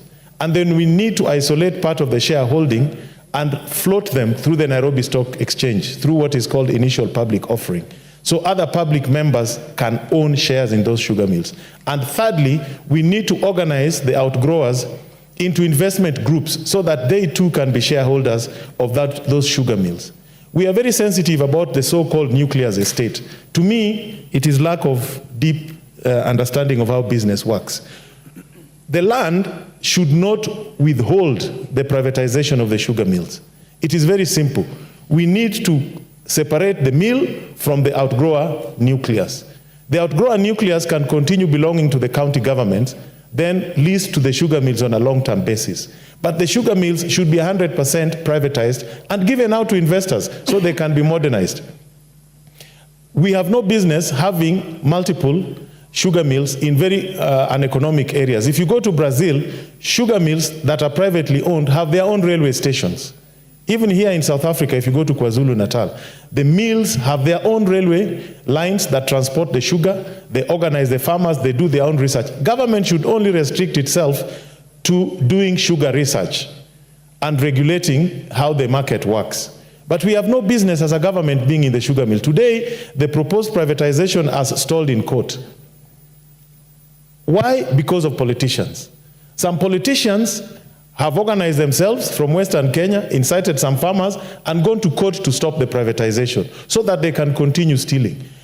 There was a time we went to Nzoia Sugar. We gave 150 tractors with the former Prime Minister to outgrowers of Nzoia. Within months, they were vandalized. I challenge any one of you, go to any sugar mill, go to the outgrowers, go to the mills, you'll see equipment all vandalized by politicians. It's the same politicians who are also in the outgrower organizations. So we need to get rid of politicians, and the only way to do it is to privatize the mills so that farmers and investors can run their mills. We have no business being there. Mr. Speaker, let me end so that I give my colleagues time also to contribute by simply saying, let us not be beholden to traditional way of thinking, how business is conducted. We cannot, as a government, continue selling meat, selling eggs, having parastatals that do things that the private sector can do better, and we are holding on to them. It is time to let the sugar industry go to the private hands. It will make profit, but not to the current millers. When we are privatizing Miwani, Chemelil, we cannot allow Kibos Sugar to own them. When we are privatizing Nzoia, we cannot allow Butali to own them. When we are privatizing the lower mills in Transmara or in Mumias, we cannot allow the established private mills to own them, because then we will be creating monopolies and duopolies, and that we cannot do. We must allow other players to come into the sector with experience, buy the mills, and you will see a very vibrant sector. Thank you. With those few remarks, I beg to support.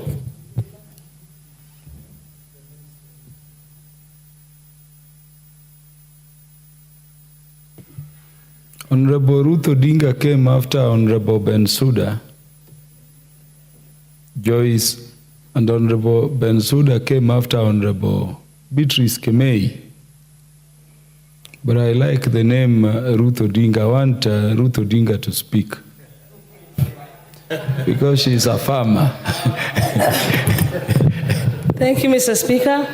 I am very honored, and Bensouda, I'm sure that you know that in order of seniority, I have been allowed by the Speaker to speak before you. I would like to actually start off by saying that for me, I'm very radical. I believe that the sugar sector should be privatized. I am a farmer. I come from the sugar belt area. And at the moment, my farms are not actually doing any commercial sugarcane farming because there is too much cartels, number one. There's a lot of cartels. And I'll want to tell you this without fear, that when you look at the sugar sector, you find that mostly, a lot of the times, these cartels that operate are operating within the government sector. And those government sectors are the ones who actually own those sugarcane. For example, there's a time that the Kenya Sugar Board would be giving even the mills like Mumias the license to import sugar. And the Mumias would be importing the sugar, bringing it in, packaging it in Mumias sugar packages, and then selling it out. Now, what does that tell you? It tells you that there was no way the local farmers who are actually dependent, the outgrowers that are dependent on Mumias sugar, would be able to actually take their sugar cane to be milled in Mumias sugar. Apart from that, remember that apart from the sugar that we're talking about, there are those byproducts like molasses. There are so many people who are dependent on molasses, even industries. Like, for example, I will give you one. Those factories that we have, Kenya had the best 2 factories who are distilling alcohol, ethanol. That is Spectre and also Moroni, what do you call agrochemical. And those 2 sugar sectors actually, those 2 industries are actually underproducing and used to be the only ethanol producing factories in the whole of East Africa. Now, because of the lack of the byproduct molasses, which comes from the industry, from the sugar industry, we do not have, and we're not able to actually operate. Spectre International, that was employing more than 500 people, is closed down. Agrochemical is underproducing because they do not have the sugar cane. Apart from that, the other mills that are there, the private mills that are there, have decided to now open their own ethanol factories within their sugarcane area, meaning that they are denying these other companies any whatever, the molasses that they need, the byproduct. But apart from that, number two, why I believe in the land on why I also believe it should be private. Listen in. Mheshimiwa, tuombe. Ewe Mwenyezi Mungu ambaye kwa hekima na wema wako umeteua nyadhifa za viongozi na mabunge kwa ustawi wa jamii na utawala wa haki wa wanadamu, tukusihi utazame kwa neema nyingi sisi watumishi wako ambao wameridhika kutuita ili tutekeleze shughuli muhimu za jamhuri yetu. Tunakuomba uteremshie baraka zako sisi tuliokutanika hapa na utujalie tuyatende na kufikiria mambo yote yatakayofikishwa mbele yetu kwa njia ya haki na uaminifu, ili utukufu na sifa zako siendelezwe na ili kustawisha amani, ufanisi na heri ya nchi yetu na wale ambao haja zao zimekabidhi mkononi mwetu. Amen.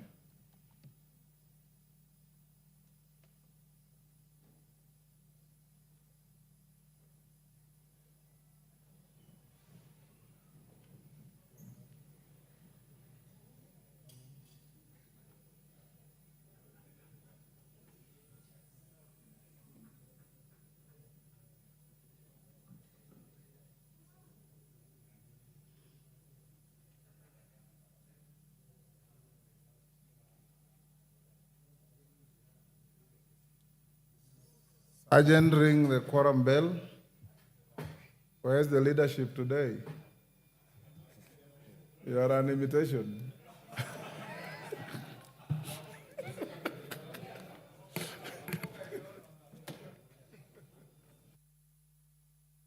Eh?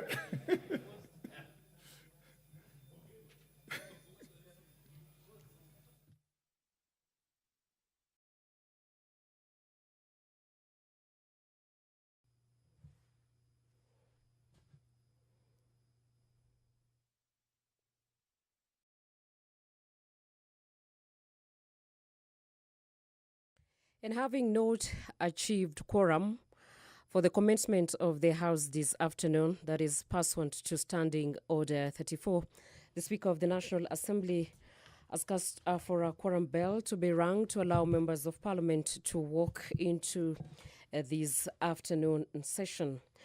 And still on the bills and motions to be considered this afternoon is on this the special motion that is said to be considered today on the nominees for the appointment as the Cabinet Secretary and Attorney General.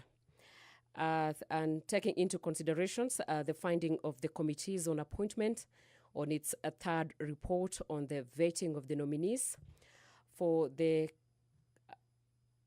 Cabinet Secretary for East African Community Affairs and Regional Development and the Attorney General of the Republic of Kenya, laid on the table of the House today, this afternoon.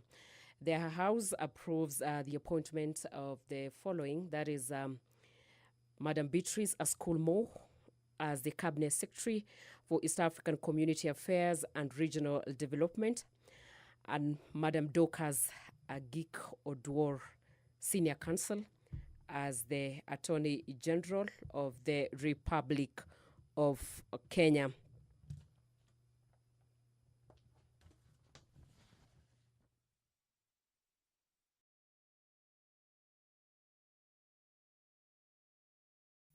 Order, honorable members, we now have quorum to transact business. There's a supplementary order paper, honorable members, which is circulated.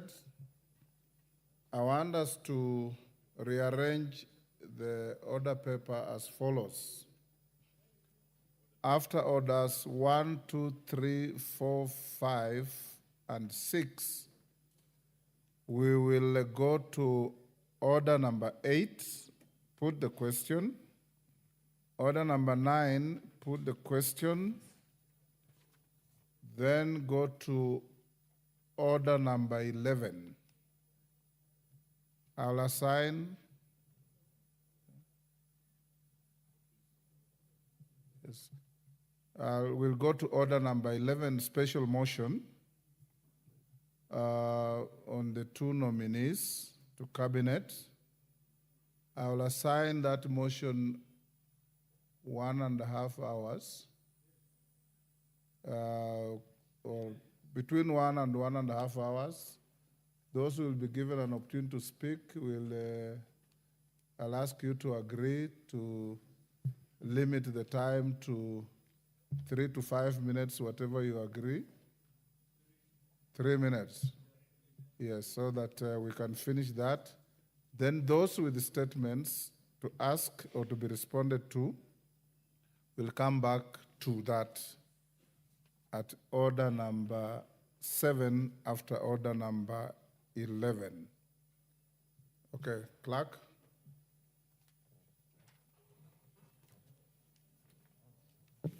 Order number 1, administration of oath.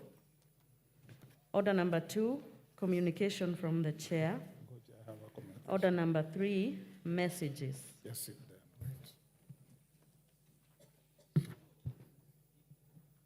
Honorable members, I have a message from the Senate concerning the approval of Dr. Patrick Omwanda Amoth, EBS, for appointment as the Director General for Health. Honorable members, pursuant to the provisions of Standing Order 41.4 of the National Assembly Standing Orders relating to messages from the Senate, I wish to report to the House that on Monday, 12th August 2024, I did receive a message from the Senate regarding the approval of Dr. Patrick Omwanda Amoth, EBS, for appointment as the Director General for Health. Honorable members, you will recall that the approval process for the nominee for Director General was jointly conducted by the respective committees of both Houses of Parliament. Indeed, on Thursday, 1st August 2024, the National Assembly approved the appointment of Dr. Patrick Amoth as the Director General for Health. Consequently, the Senate approved the nominee for appointment on Wednesday, 7th August 2024. Honorable members, the approval by the Senate now concludes the bicameral consideration of the matter. I am informed that this decision of the two houses has already been conveyed to the Minister of Health for appropriate action. The House is accordingly guided, and we wish Dr. Amoth well in his assignment.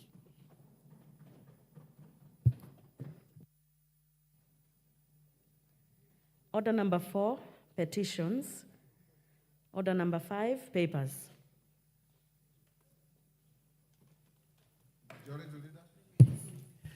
Thank you very much, Honorable Speaker. Honorable Speaker, I beg to lay the following papers on the table of the House today, Wednesday, August 14th, 2024, afternoon sitting. 1. Sessional paper number 6 of 2024 on national aviation policy from the Ministry of Roads and Transport, State Department of Transport. 2. Reports of the Auditor General and financial statements of the National Government Constituency Development Fund, NGCDF, for the year ended 30th June 2023 and the certificates therein in respect of the following constituencies: Awendo, Bumula, Bureti, Eldas, Fafi, Kandara, Kasarani, Kieni, Kipkelion West, Kabondo Kasipul, Ndaragwa, Ndiwa, North Mugirango, Sotik, Tongaren, and Tetu. Honorable Speaker, I beg to lay.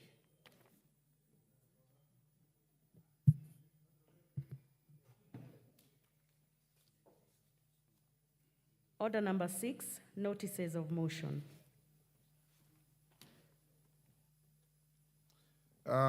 Vice Chairperson, Departmental Committee on Defense, Intelligence, and Foreign Relations. Bashir, is that you? Yes, Honorable Speaker. Go ahead. Honorable Speaker, I beg to give notice of the following motion, that this House adopts the report of the Development Committee on Defense, Intelligence, and Foreign Relations on its inspection visit to Kenyan embassies in the Republic of Rwanda and the Democratic Republic of Congo, conducted from 15th to 25th May 2023, laid on the table of the House on Thursday, 7th December 2023. Chairperson, Public Investments Committee. So, Speaker, I have another one. Oh, sorry, go ahead. Honorable Speaker, I also I beg to give notice of the following motion, the second one, that this House adopts the report of the Development Committee on Defense, Intelligence, and Foreign Relations on its inspection visit to Kenyan embassies in the Kingdom of Saudi Arabia and the state of Kuwait from 5th to 12th May 2023, laid on the table of the House on Tuesday, 15th August 2023. Thank you, Honorable Speaker. Chairperson, Public Investments Committee on Governance and Education. Thank you, Honorable Speaker. I also have two notices. Honorable Speaker, I beg to give notice of the following motion, that this House adopts the second report of the Public Investments Committee on its consideration of the report of the Auditor General on the financial statements of the state corporations, training colleges, institutions for the financial year 2018-19, 2019-20, 2020-2021, laid on the table of the House on Tuesday, 20th June 2023. Then the second notice, Honorable Speaker. Okay. Honorable Speaker, I beg to give notice of the following motion, that this House adopts the third report of the Public Investments Committee on Governance and Education on its examination of the report of the Auditor General on the financial statements of state corporations, Central Region, for the financial year 2018-19, 2019-20, and 2020-21, laid on the table of this House on Wednesday, 6th December 2023. Thank you, Honorable Speaker. Thank you. Next order. Order number 8, motion, report of the Committee of the Whole House on the Cotton Industry Development Bill, Senate Bill number 5 of 2023, question to be put, and third reading.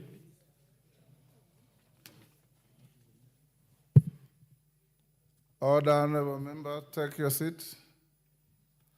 The member in the, take your seat, honorable member.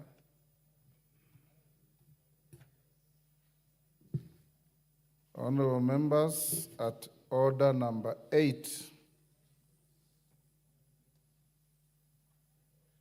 I now propose the question, which is that the Cotton Industry Development Bill, Senate Bill number 5 of 2023, be now read a third time. I put the question. I now put the question, and I'm satisfied we have quorum, which is that the Cotton Industry Development Bill, Senate Bill number 5 of 2023, be now read a third time. As members of that opinion say aye. Aye. Will those of the contrary opinion say nay? The ayes have it. Next order.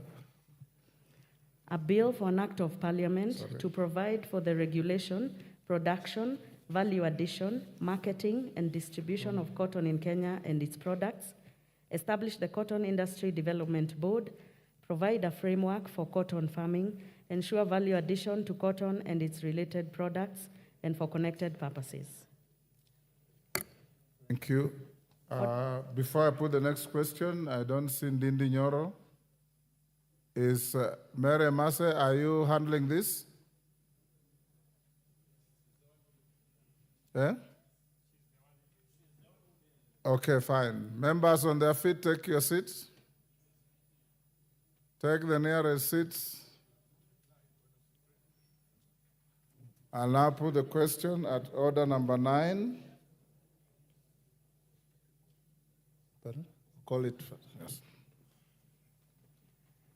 Order number 9, motion, report of the Committee of the Whole House on the County Government's Additional Allocations Bill, Senate Bill number 19 of 2024, question to be put, and third reading.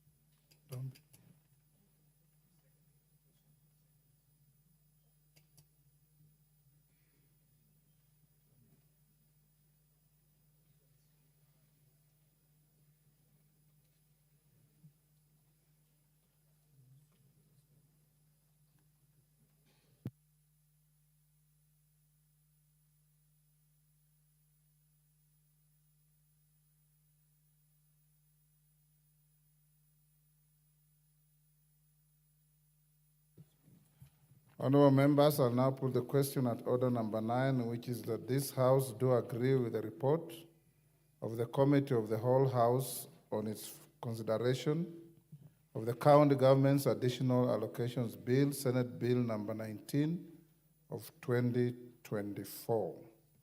As members of that opinion say aye. Aye. Those of the contrary opinion say nay.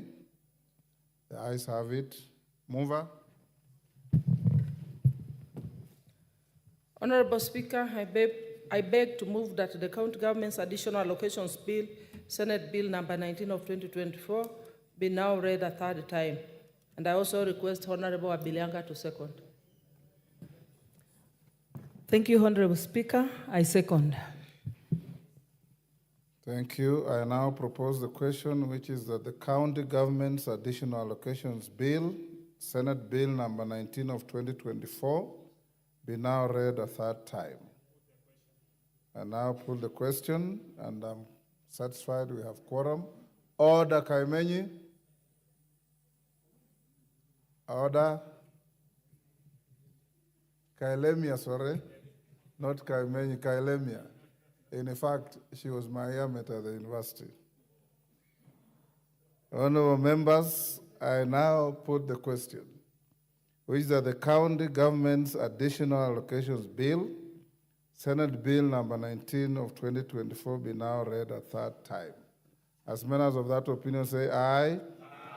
Will those of the contrary opinion say nay? The ayes have it. A bill for an act of parliament to provide for the additional allocations for county governments for the 2024-2025 financial year, the responsibilities of national government and county governments pursuant to such allocation and for connected purposes. Thank you. Order number 10, motion, inspection visit to semi-autonomous institutions of the East African community in Uganda. Order. Question to be I said we go to, or is that a question also? Oh yes, go ahead. Go ahead. Order number 10, motion, inspection visit to semi-autonomous institutions of the East African community in Uganda. Question to be put. Thank you. Honorable members, I now put the question at order number 10. Order.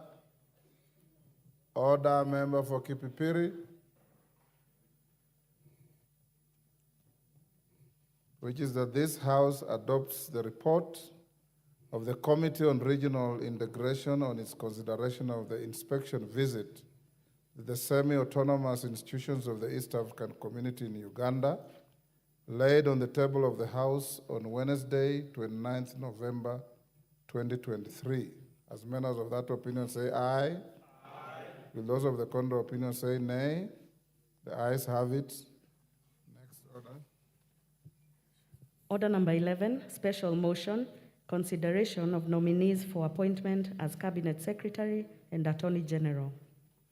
Honorable members, before I call the mover, allow me to acknowledge in the public gallery the following institutions: the Nyali Cambridge Link School, Lamu East, Lamu; St. Joseph's International Science School, Ainabkoi, was in Gishu; and Kipsilat Comprehensive School from Chepalungu in Bomet.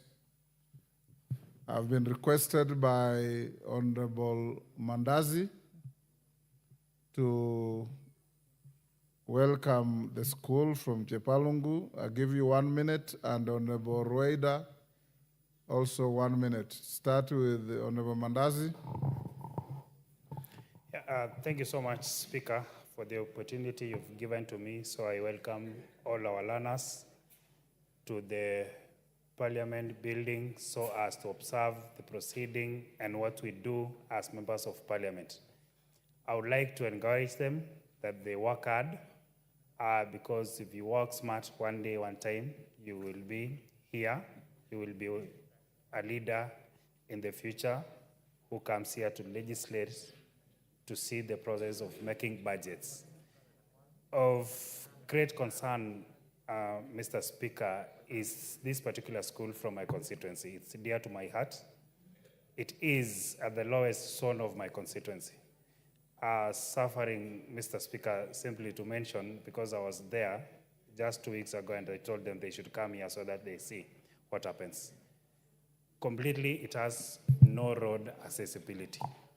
And I've taken it upon myself, although actually the CDF Act has removed us, was barred us from doing roads to improve accessibility to school. And it's a feeder road, classified under county. It is a concern to all of us and as an house that when such circumstances we face as leaders, it is upon ourselves to take it and handle it so that the students can be able to do it. If it's a feeder road, tell your governor to construct it.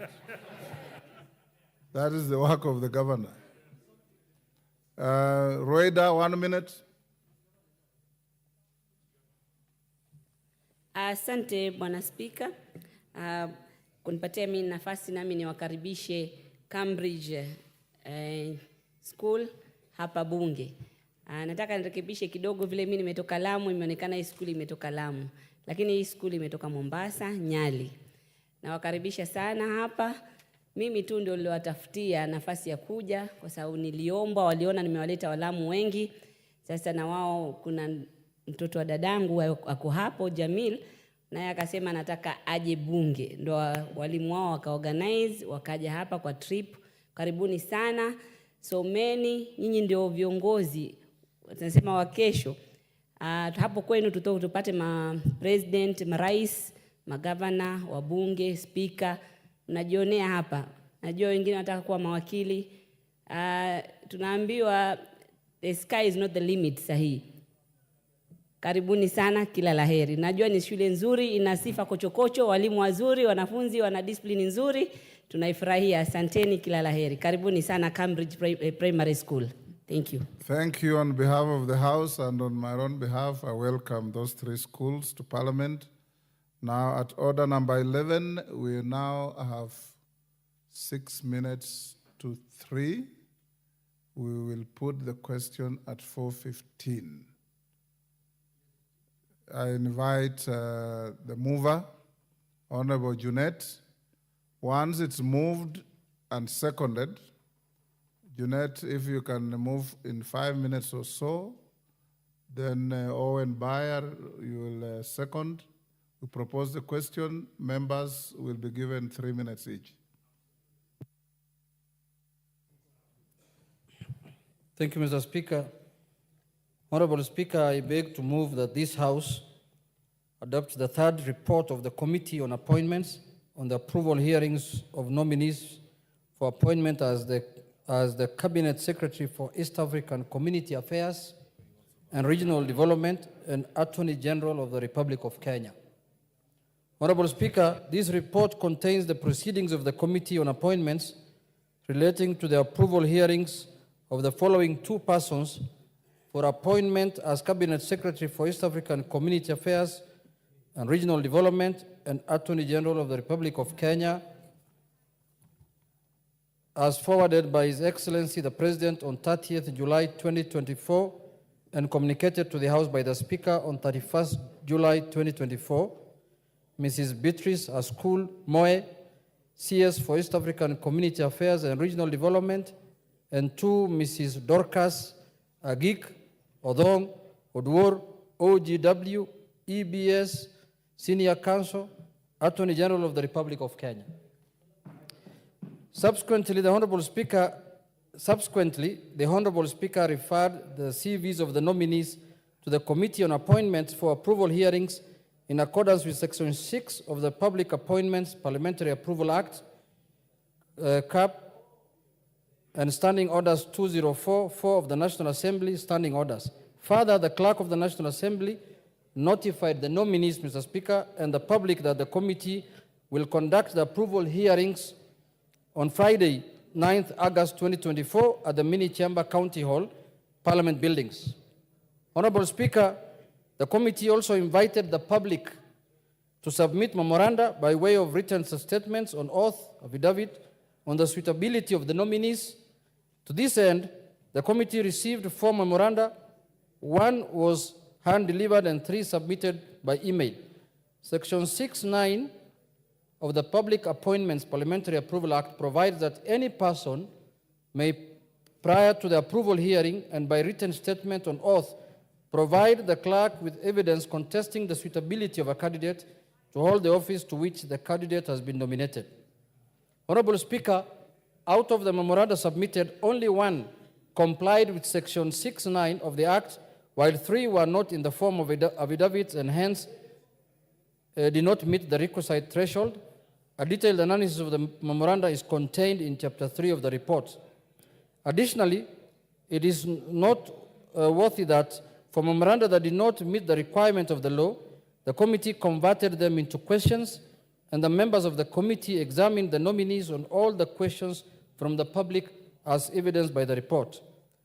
Honorable Speaker, the committee also conducted background checks on the nominees by seeking references from the EACC on ethics and integrity, help on higher education loans board, Mr. Speaker, DCI on criminal records, ORPP on holding offices in political parties, and KRA on tax compliance. Honorable Speaker, in considering the suitability of the nominees for the appointment, the committee considered the constitutional and statutory requirements relating to the offices in question and whether the nominees' abilities, experience, and qualities meet the needs of the said offices. Honorable Speaker, further, the suitability of the nominees was assessed after scrutiny of their background, academic credentials, and professional qualifications, work and professional experience, personal integrity, as well as their performance during the approval hearings. To this end, the committee observed that 1, in addition to the already appointed cabinet secretaries, the nominees were drawn from various ethnic groups, including marginalized communities, and thereby a representation of Kenya's diverse communities.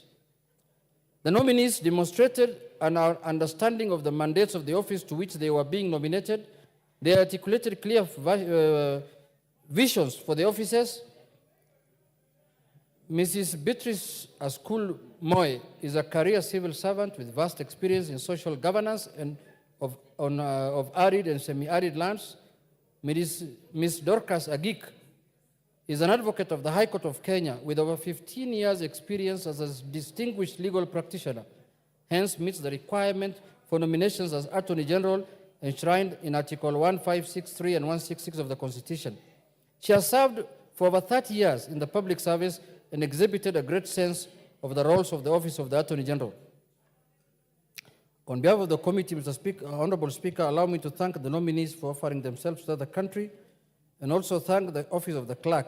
But having said, Mr. Speaker, and having been part of the Committee on Appointment, Mr. Speaker, I participated also in the vetting of the nominees, Mr. Speaker. And I can tell this House, Mr. Speaker, without fear of contradiction, that this is now the real example of women that can lead this country, Mr. Speaker.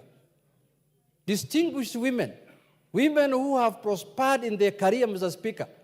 Mr. Speaker, the nominee for the Attorney General position, Mr. Speaker, when she appeared before us, Mr. Speaker, and she was somebody known to you, Mr. Speaker, for quite some long time, Mr. Speaker, and you worked with her in your profession of the legal fraternity, Mr. Speaker. The lady was exemplary, Mr. Speaker.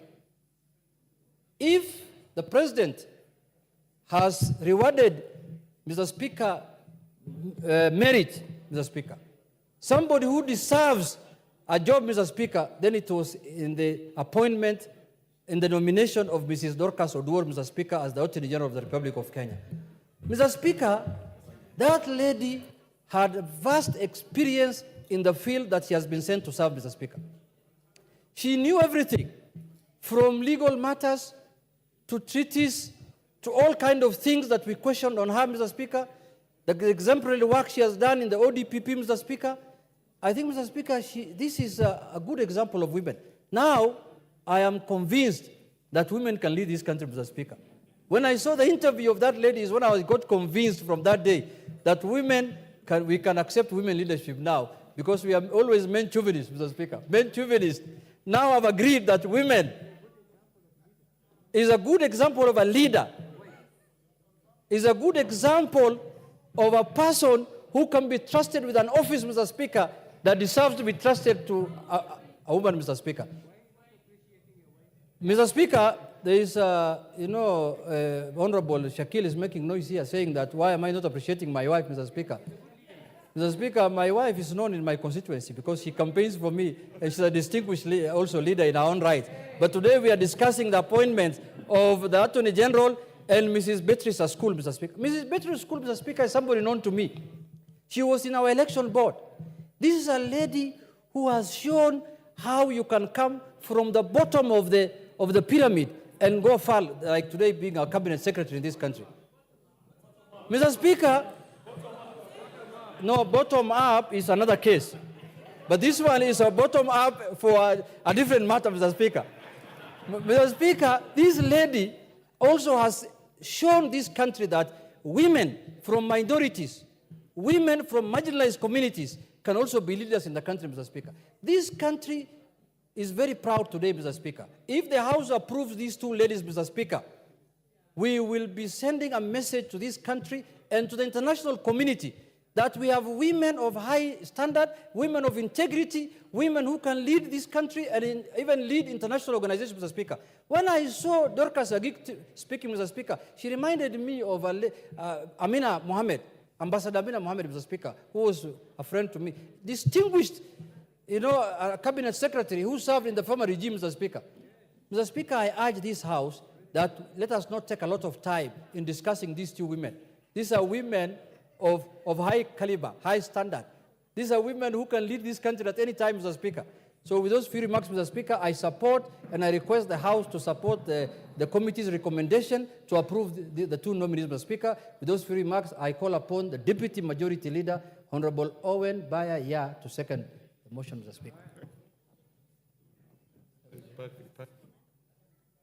Thank you, Honorable Speaker. Honorable Speaker, I want to thank the Leader of Minority for moving with passion the adoption of this report, noting that during the interview, he was really impressed by these two ladies. Honorable Speaker, I second this motion very, very strongly, that Dorcas be made Attorney General of this country, that Mrs. Askul be made Cabinet Secretary in charge of East African Community, ASAL, and Regional Development. Honorable Speaker, allow me to commend the committee first, which was chaired by yourself, for a commendable job, for working long hours, and ensuring that the report of the committee was tabled in accordance with the prescribed timelines of the Public Appointments Parliamentary Approval Act.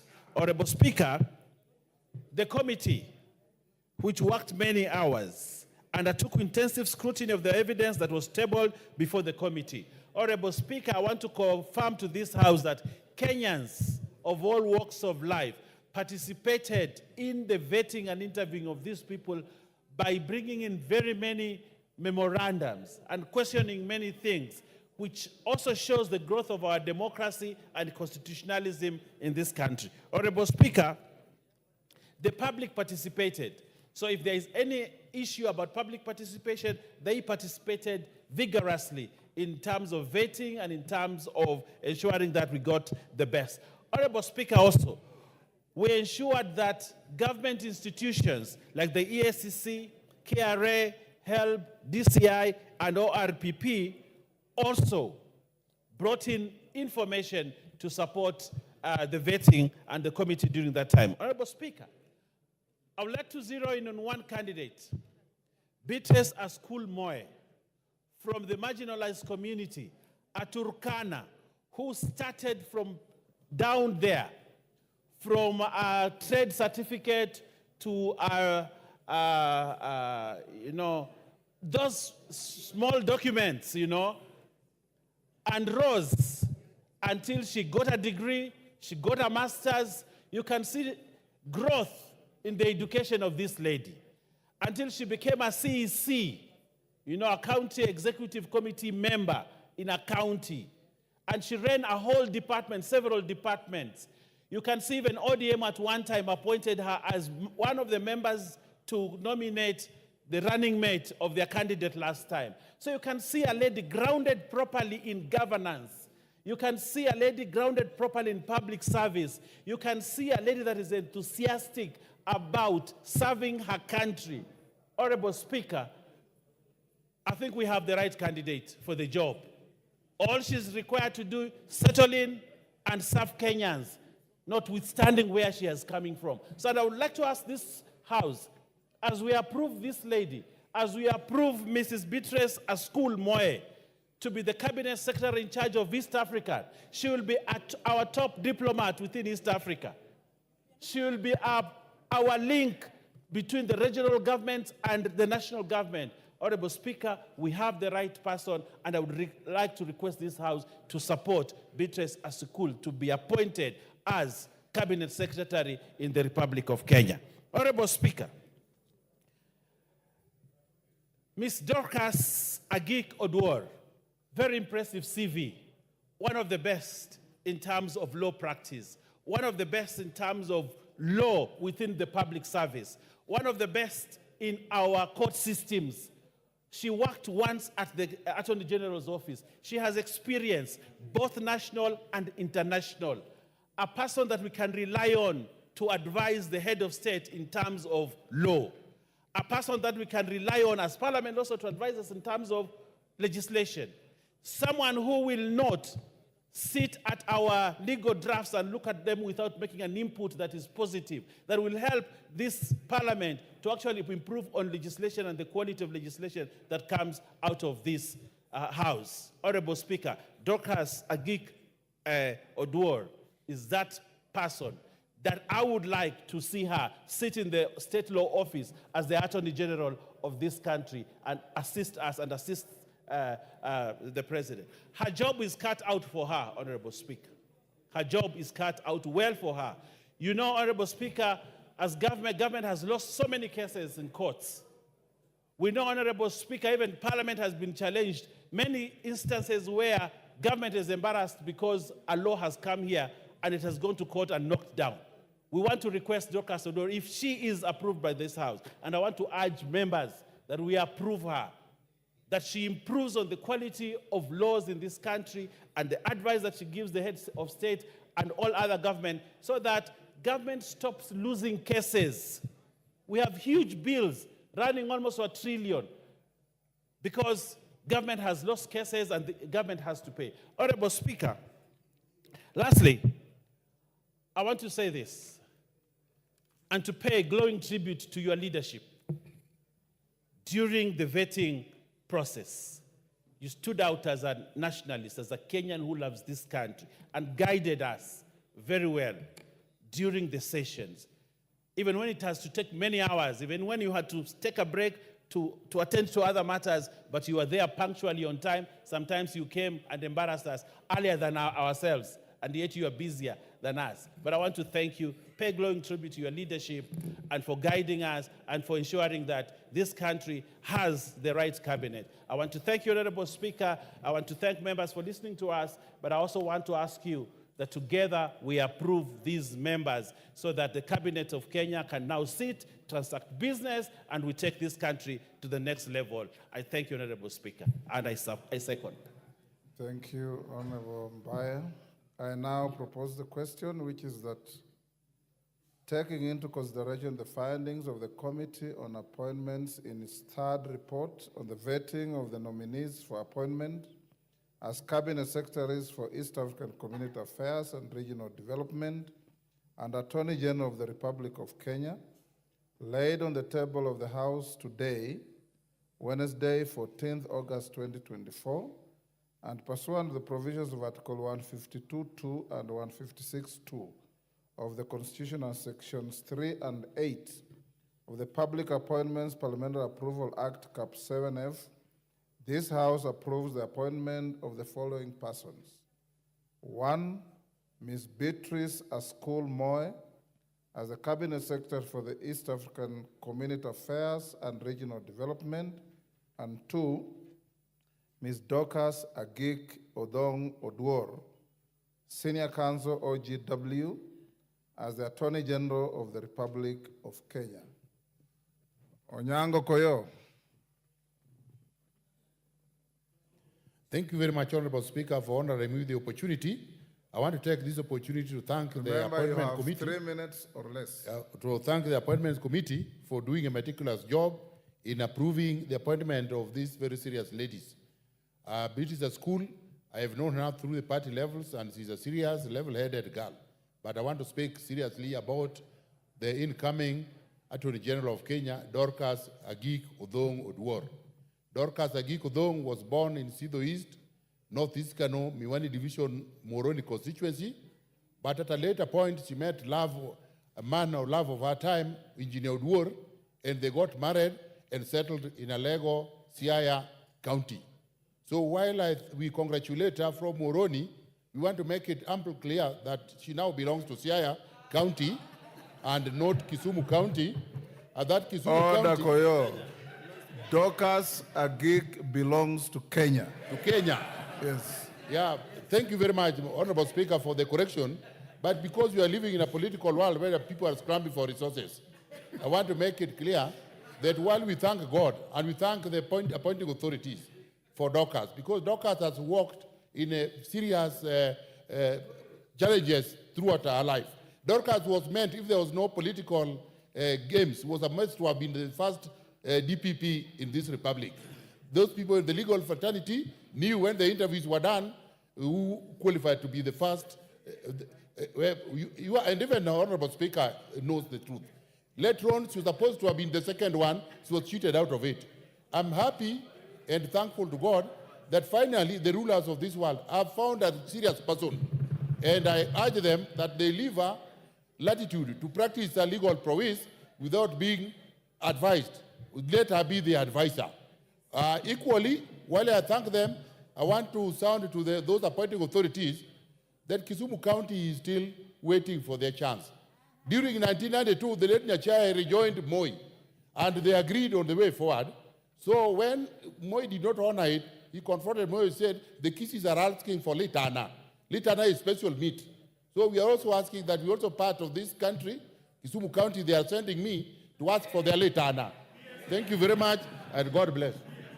Maina Madenga Nyeri. Thank you, Honorable Speaker. Honorable Speaker, I support the appointment of these two ladies, and I add my voice in urging us as a House to pass them so that they can be appointed by His Excellency the President into the Cabinet.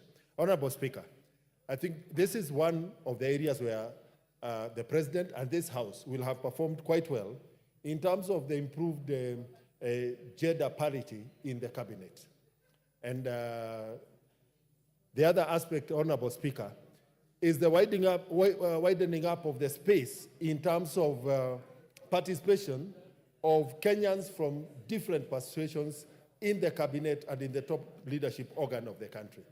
Honorable Speaker, I dare propose to Kenyans that I think it is time that we adopted this model of governance every time after elections. That it is not sufficient for the winner of a presidential election to just restrict their sights on the side of the country that actually voted overwhelmingly for the winner. Because once you win, you become a president of the entire country. it is best if presidents going forward will look at the nation with the lenses of the entire nation and always give us the best possible brains in the leadership at the cabinet and other appointments. Honorable Speaker, I look at during the last tenure of the late President Moi, and he had to appoint Baba into his last term when Tinga Tinga was swallowed by the cockerel. Later, the Tinga Tinga was swallowed by the cockerel. Later, Honorable Speaker, we would see Mwai Kibaki come together with the consternation of Kenyans in Raila Odinga, the late Wamalwa, and Charity Giru. And whenever the country has been in that position, we have seemed to perform well. Honorable Speaker, I want to congratulate the two ladies, and especially the appointee for the position of Attorney General. She has a depth of experience and a wealth of experience that can only benefit this country. Honorable Speaker, I support. Julius Sunguli. Mr. Speaker, I also join those who are supporting this motion. And I don't know Ms. Moy well, but I trust the judgment of those who know her and congratulate her for being appointed. Mr. Speaker, I know Dorcas Agik. She's a colleague in the law. I know that she has grown through the ranks in the Attorney General's office and also in the ODPP. She's a special one in the sense that for the last two Attorney Generals we have had experience in the other arms of government, one as a judge and the other one as a member of parliament. But this is a distinguished lady who has patiently looked into the law in different aspects. She's been in the civil part of the Attorney General as well as in the criminal department.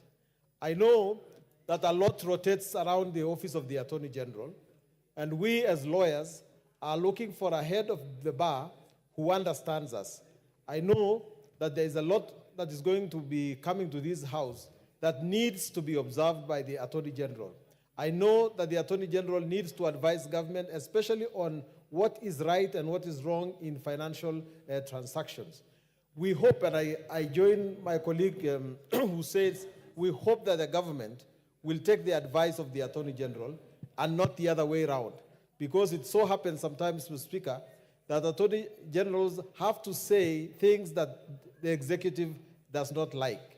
We hope that the things, because we believe in the rule of law, Dorcas's advice and the accolades we are giving to her will be of good meaning to the government as it is today. The two ministers are joining the government of different political parties. And this is going to be a big challenge. We hope that they don't go there to serve the party that appointed them, but indeed that they will serve the country at large. I support. Epuyo Nanok.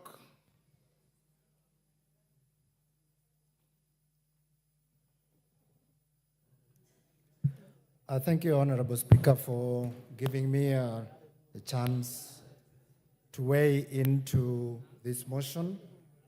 And from the onset, Mr. Speaker, let me appreciate the Appointments Committee for a job well done. And we can trust that what you've brought us is work that you've put in your minds and your experience as a committee of this House, and have given this House a report that we can be proud of. Mr. Speaker, I want to appreciate His Excellency the President, William Ruto, for giving us an opportunity to serve in his cabinet. I'm saying us, those of us from the marginalized communities, those of us from those ASAL areas. What we need, Mr. Speaker, is opportunities of this nature. To be able to show our ability, to be able to serve as Kenyans and portray the regional balance, portray the diversity of the Republic of Kenya in the service of the country. Mr. Speaker, I know Beatrice, a school, and the Turkana nation, Mr. Speaker, is proud and are very grateful to His Excellency for the opportunity he has accorded one of our daughters to be part of the cabinet serving this country. She has exemplified level-headedness, Mr. Speaker. She has served in various capacities, including being among the initial CECs of the county government of Turkana, and she served honorably. And so, Mr. Speaker, it is an opportunity that we want to say thank you to His Excellency as the appointing authority, but I will not want to stop before I say thank you to the former Prime Minister, Honorable Raila Odinga, for having tapped and seen the ability Pool has shown. And so I want to say thank you and wish them well as they serve this country. Thank you. Asante sana Mheshimiwa Spika, na mimi niweze kuchukua fursa hii kuweza kupongeza hawa wanawake wawili ambao wameweza kuteuliwa katika nyanja mbalimbali. Mheshimiwa Spika, niweze kusema kuwa Kenya ilikuwa imeenda sehemu mbaya, Mheshimiwa Spika, na nachukua pia fursa hii kumpongeza Rais wa taifa hili Mheshimiwa William Samoei Ruto kuweza kuleta uwiano katika taifa, Mheshimiwa Spika, na hii imekuwa sababu ya sisi kupata wanawake wazuri shupavu ambao wana uweledi wa kazi, ambao ni maono ya wanawake katika Kenya nzima, Mheshimiwa Spika.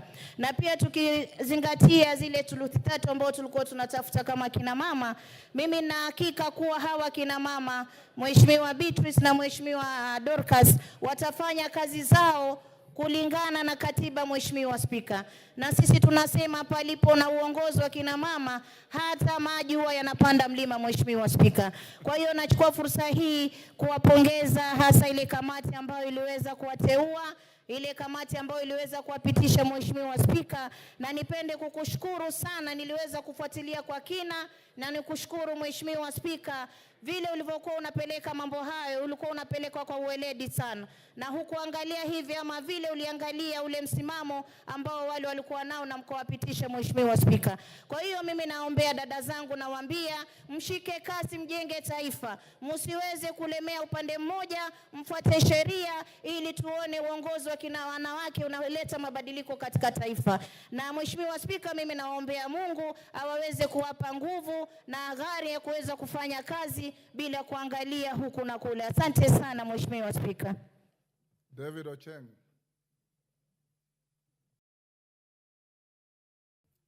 Thank you so much, Mr. Speaker.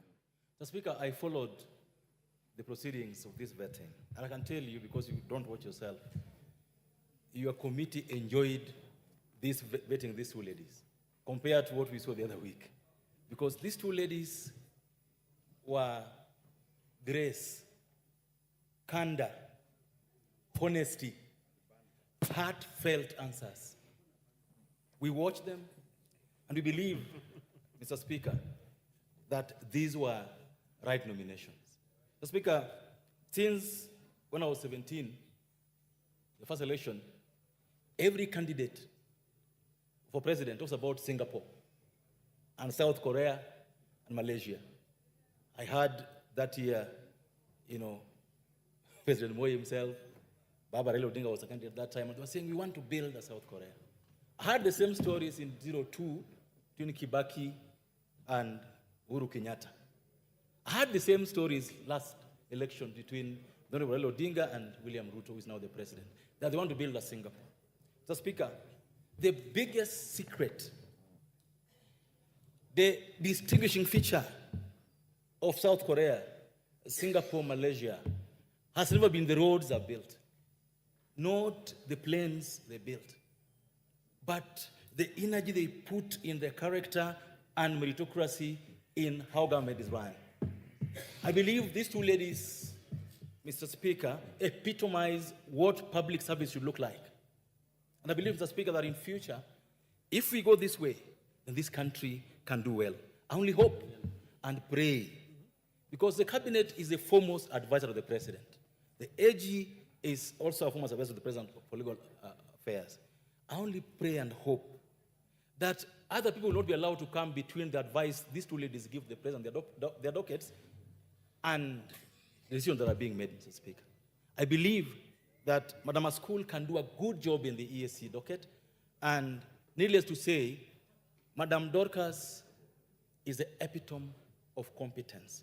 Wish them well and hope that they do well for the country the way they did in the interviews. Bensouda. Thank you so much, Mr. Speaker, for giving me this opportunity.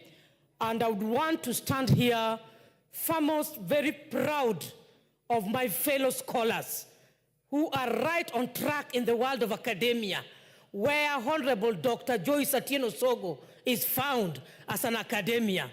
Number two, Mr. Speaker, I rise to support Beatrice and Dr. Oduol for having achieved in academic standards. And that was evidence on how they presented their cases, on their publication and thorough mastery of content on what they're going to represent the Kenyans.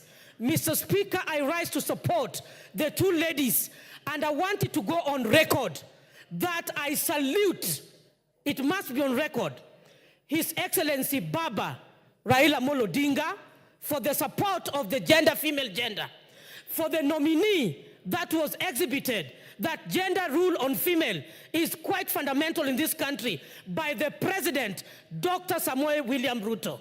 I want also to say that for the peace which was supposed to be maintained, even it was exhibited yesterday when Baba was in a function, that President, the late Uhuru, also informed that stability was important. Electing and appointing the women creates stability in this country. Order, Bensouda.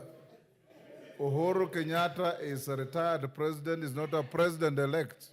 Not elect. I'm saying Uhuru is retired. I'm talking on stability. Get the concept of what I'm heading to. I'm talking about stability of this nation. And so I want to say, Mr. Speaker, when this nation has started recognizing the competency of women, women of substance, women who are academicians, women who are effective, gone are the days, Mr. Speaker, where women thought that their bottom powers can make them rise to power. And we are saying that we are not on occasions where women thought that either through sex they can rise to power. Time up. Dorothy Kiara. Take your seat.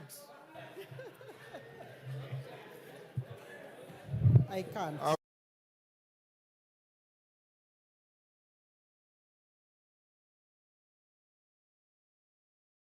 Thank you, Honorable Speaker. Honorable Speaker, I also want to join in this motion and commend the appointment committee for the work well done. Honorable Speaker, we are talking about nominees who have qualified to become cabinet secretary after the vetting, and who I suppose this House will have consideration and recommend them so that they can go and work for Kenya. Honorable Speaker, I have listened very passively to the speakers in this House, those who know on Beatrice very well, who has been given the docket of East African Community and Regional Development.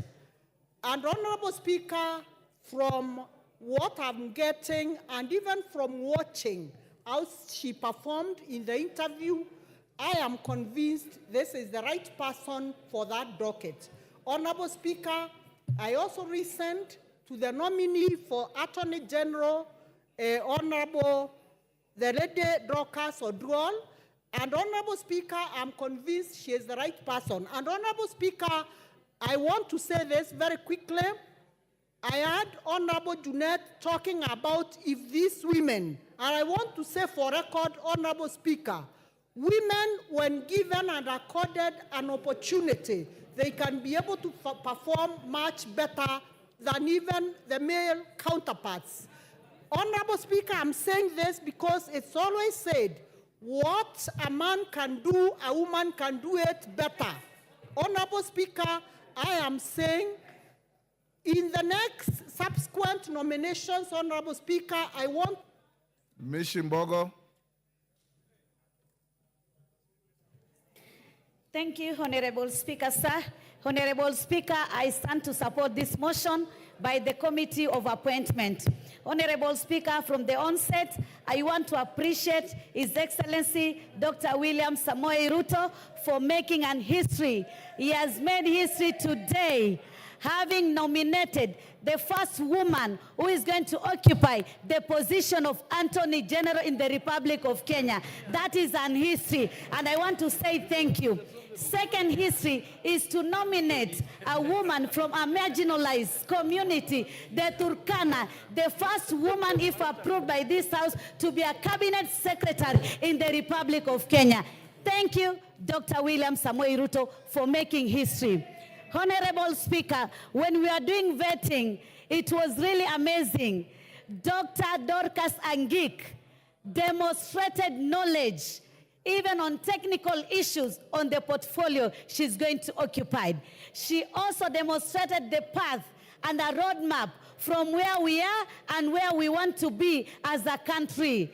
The professional experience she has in terms of legal matters. She has worked in the judiciary and so many other areas pertaining law. Honorable Speaker, Madam Beatrice Askul is a person I know.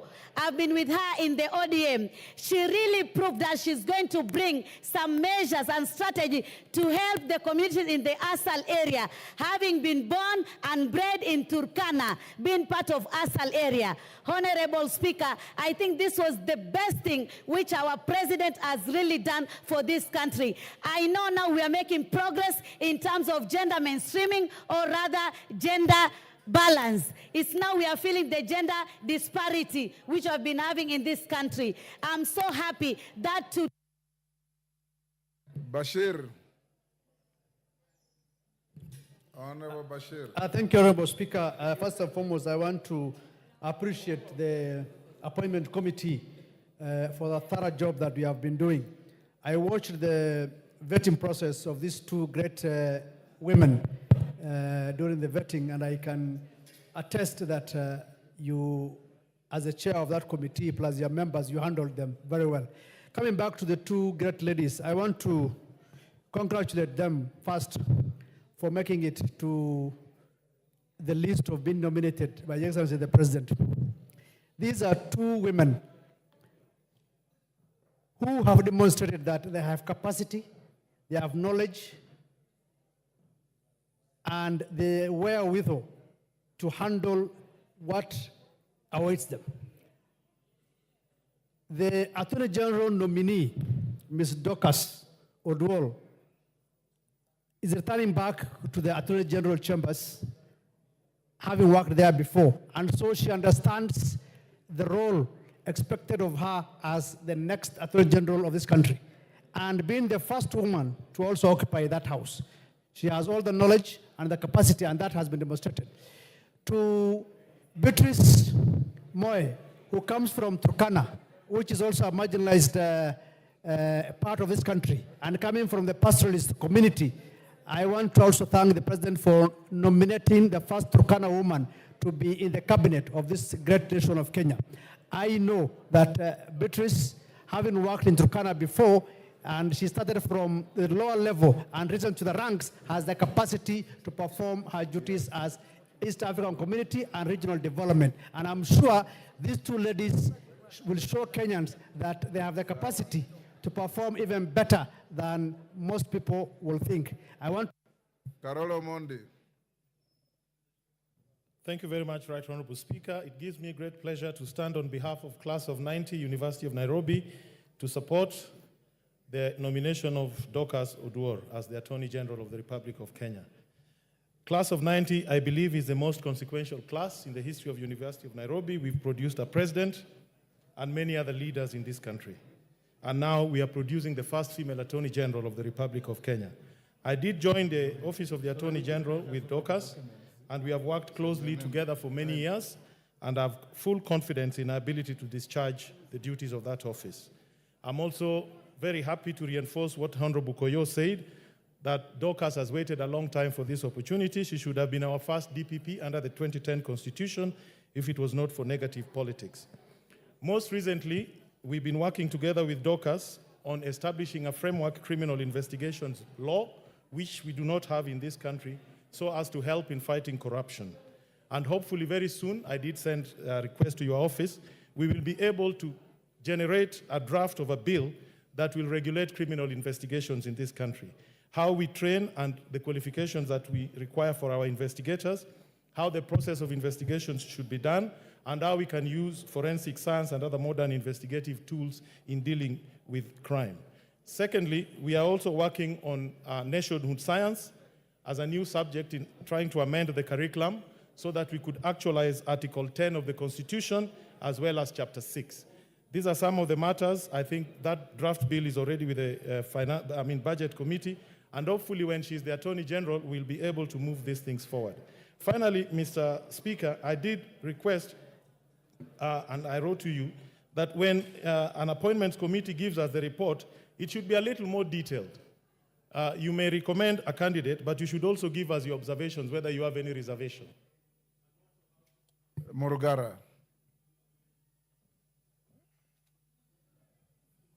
George Murugara. Thank you. Thank you very much, Mr. Speaker. Mr. Speaker, allow me also to add my voice to supporting these two nominees who are now before the House and who this House has to approve this afternoon so that they can start discharging their duties. Thank you, Mr. Speaker. I sat on the Committee on Appointments, and you actually chaired that committee so well, and it did a fantastic job. We've already approved the first batch. This is the second one. Possibly there's going to be a third one, but that shows how serious that committee is, and especially the lawyers who actually went through the vetting, most of whom possibly passed through your hands. You mentored them, and they are now the leaders who have to serve the country with distinction. It goes without gainsaying that the Lady Beatrice School actually demonstrated great knowledge of regional development, especially including ASAS, where she comes from, and mapping out Kenya as the areas that deserve to be considered as marginalized. As for Dorcas Oduor, it is well known, and we now say God's time is actually the best time. She may not have become DPP, she may not have become judge of the High Court or Court of Appeal or Supreme Court, but now she is the Attorney General of the Republic of Kenya, and she has to serve the country with a dedication and demonstration of goodwill, as she has done in the past in the areas she has served. Mine would be to congratulate them and urge them to serve this country in the best interest of everyone as Kenyans. Thank you, Mr. Speaker. Asinyen, Women Rep Turkana.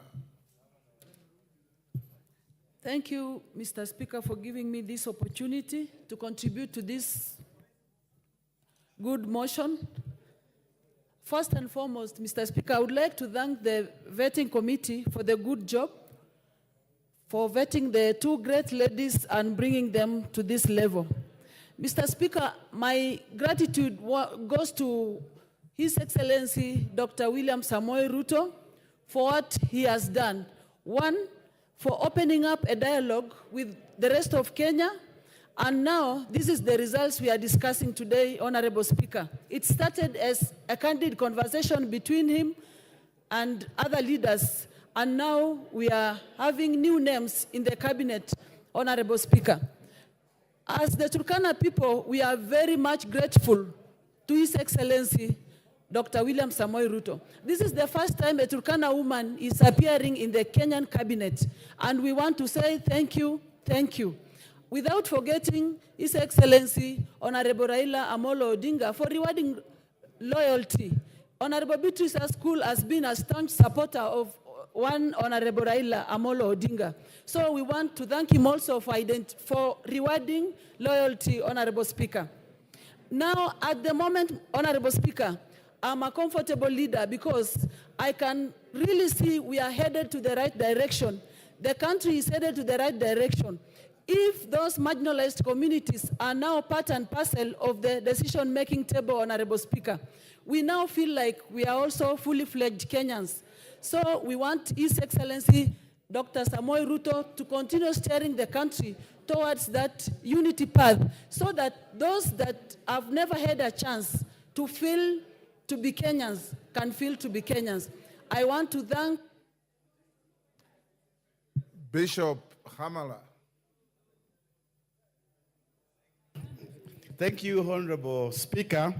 I rise to support this special motion on appointment of the Cabinet Secretary and the Attorney General.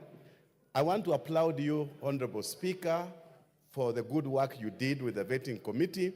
And Honorable Speaker, I want to say that it's a very good time for women of Kenya because the girl child in the past felt marginalized.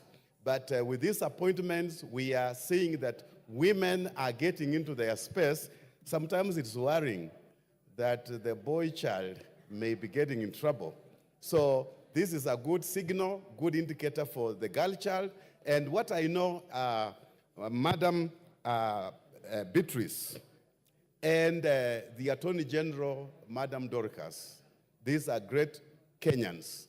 And also at the same time, Honorable Speaker, it is important to note that His Excellency President William Ruto and the Right Honorable Raila Amolo Odinga have done something for this country. The issue and the notion of thinking that when a government comes in place, it is just for a specific people or people with shares in that government. This has brought that to an end, where all Kenyans feel this is their government, they are part of Kenya, and we can be proud of being Kenyan citizens. We can be proud of our government, and we can go to those offices without feeling intimidated or thinking that if I don't own a share, I am not part of it. Even the people in Turkana, people in Western Kenya, people in the coastal part of Kenya are now part of this government. Whether they have come in through the door, through the window, even me, I've come in through the window, and I am on the inside. On the inside, I'm inside. Wanjiku Moya. Thank you, Honorable Speaker. On the onset, I stand on behalf of my Committee of Regional Integration to congratulate the two great ladies, especially Honorable Beatrice, who will be working close to us, and also recognizing that the AG is a critical position, particularly this time when we are handling the amendment of the treaty, also in keeping the legal instruments of the community. And the AG will time and again be advising the Council of Ministers. Honorable Speaker, I look forward and hope it is during this time of the CS Beatrice, the incoming EAC Minister, we shall realize the ever-challenging issue of financial mechanism. We have always had the remittance avenue, and we have been looking forward as a community how to resolve this matter. I hope it is during her time we shall realize this, and it will be a thing of the past which has been troubling the community. Honorable Speaker, it is also a critical time because we are already in the political confederation, a transition to the political federation, and I'm proud because this House, through our committee, were able to give the amendments and the contribution, and I am also hoping it is during the CS Beatrice that this political confederation will be realized. As a woman leader in Kenya, in this House, as women of this country, as Honorable Junetta have said, we are very proud because we have been able, not looking where the women came from, either ODM or Kenya Kwanza, as women tribe of Kenya, we have been able to produce two great women who will steer the matters of this country, and we are very proud, and again, I congratulate them. Rico, member for Turkana South. Thank you, Honorable Speaker, for giving me this opportunity to raise my voice on this motion. Honorable Speaker, I want to start by appreciating the Committee on Appointments for recommending these two ladies into these positions. Honorable Speaker, I want to be very clear that this government belongs to all of us. This government, we are shareholders of this government, despite the fact that we are opposition, you are executive, we are all in one government. Honorable Speaker, to be very clear, Honorable School is my constituent. And I have known her from my childhood. She has done a lot in terms of working with the non-governmental organizations, Oxfam, World Vision, and all those NGOs that are supporting the ASAL areas. Honorable Speaker, I want to appreciate His Excellency Dr. William Samoei Ruto for considering the Turkana Nation as part of his government. In addition to that, I want to appreciate His Excellency Engineer Raila Amolo Odinga for having proposed a Turkana, the first lady, to sit in his government. Honorable Speaker, this will bring our nation together by considering the marginalized community. The marginalized community will consider that they are part of this government. Thank you, Honorable Speaker. Wakili Mreu.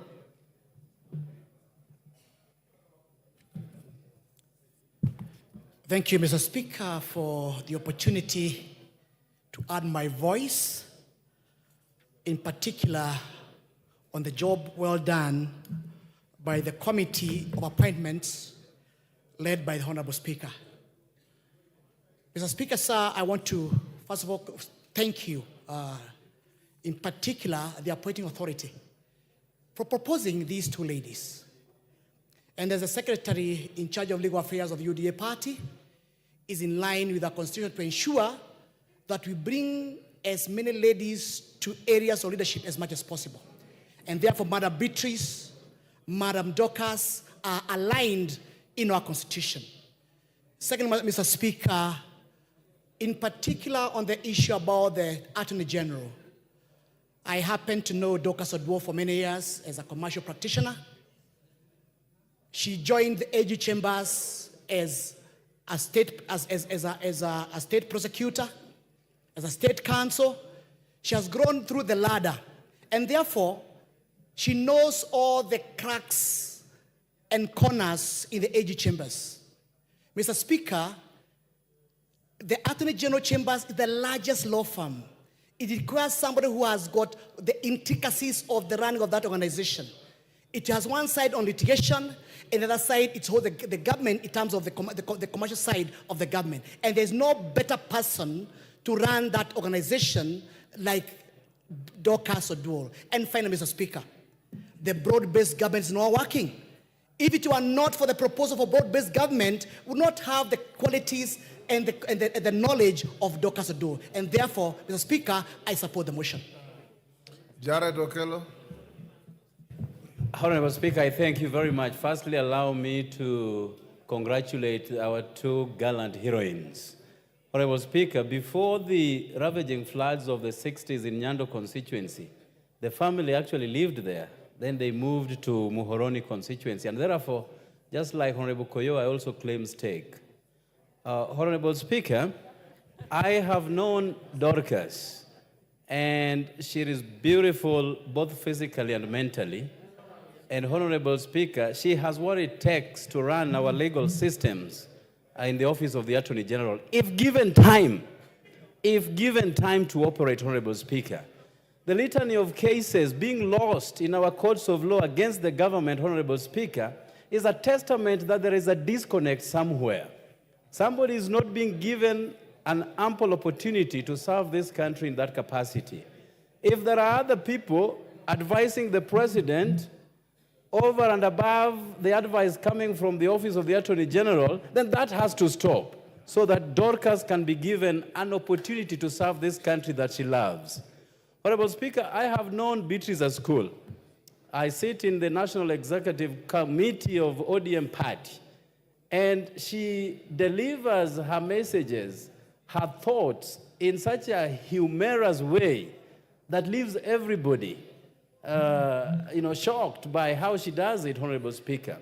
I have full confidence in these two ladies that I have known so well over the years, that their dockets that have been given to them will have what we call a rapid flight towards progress, Honorable Speaker. And therefore, I support and I congratulate these two wonderful women. Asante sana.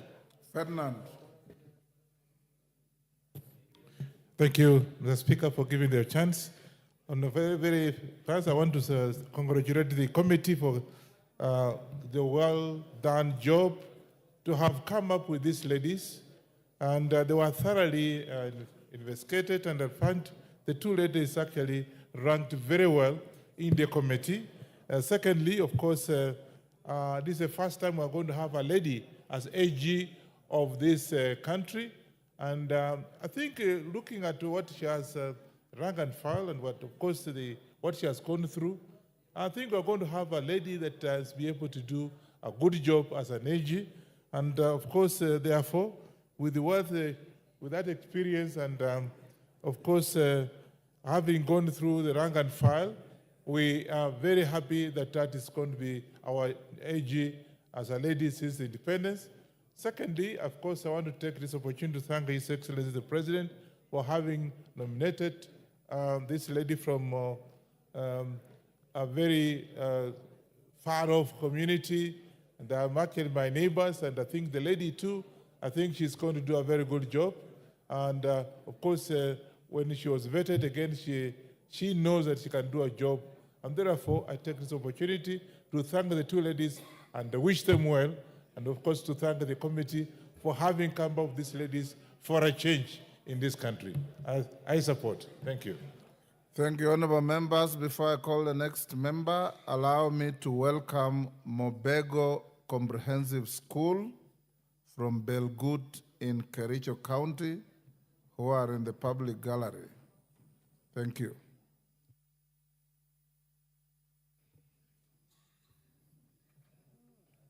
Thank you, Mr. Speaker. Mr. Speaker, Kenya is a melting point of many nation states. And Mr. Speaker, all of us must remember our forefathers when they brought us together from different regions to put a claim to this beautiful premier nation called Kenya. Mr. Speaker, these two great ladies, one coming from the nation state of Turkana and the other one coming from the nation state of Luo, will add great value in the governance platform of the Republic of Kenya. Mr. Speaker, we also need to thank the President for thinking out of the box, for being a statesman, for bringing Kenyans together at a time when everybody expected things to go haywire. Mr. Speaker, we also want to appreciate your leadership and the way you have steered that committee in the whole public discourse, Mr. Speaker, at a time when there was a lot of public scrutiny. Mr. Speaker, these two individuals, Dorcas Award will bring in a thorough institutional experience, our knowledge in public law, to transform this great institution called the Office of the Attorney General. And you know, Mr. Speaker, as a person of immense legal mind, that office requires a complete change, Mr. Speaker, so that the problems this country has been facing in legal advice, Mr. Speaker, are sorted out once and for all. My good lady, my sister, Beatrice, once upon a time, Mr. Speaker, you remember this also, I am sure you remember, one time Zemoy went to Turkana, Lodwa, and as usual, after his public prayer, one of the members of parliament, and I don't want to mention the name, stood and said, "What about Turkana?" I think that era is now gone. Every phase of the Republic of Kenya, courtesy of our constitution, plays a critical role in our governance structure. And therefore, Beatrice and cohort, wherever you are, please don't let down the pastor in this nation. Demonstrate, because now... Chair Orot.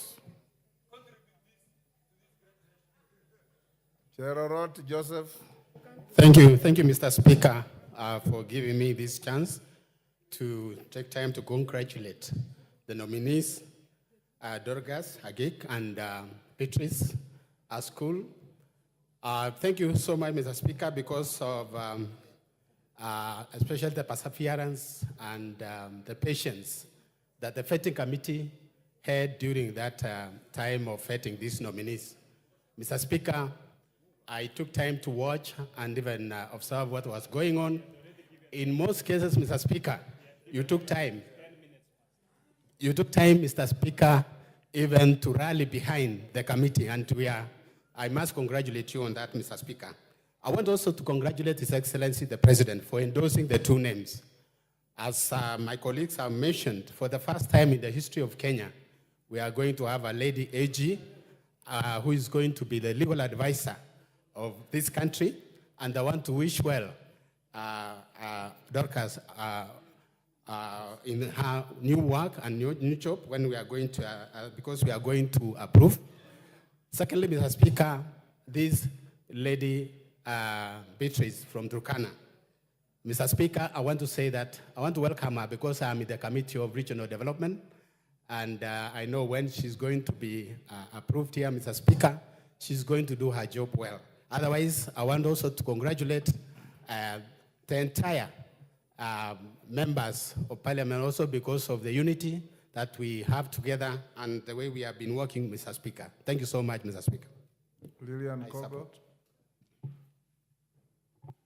Thank you so much, Dr. for this opportunity you've given me.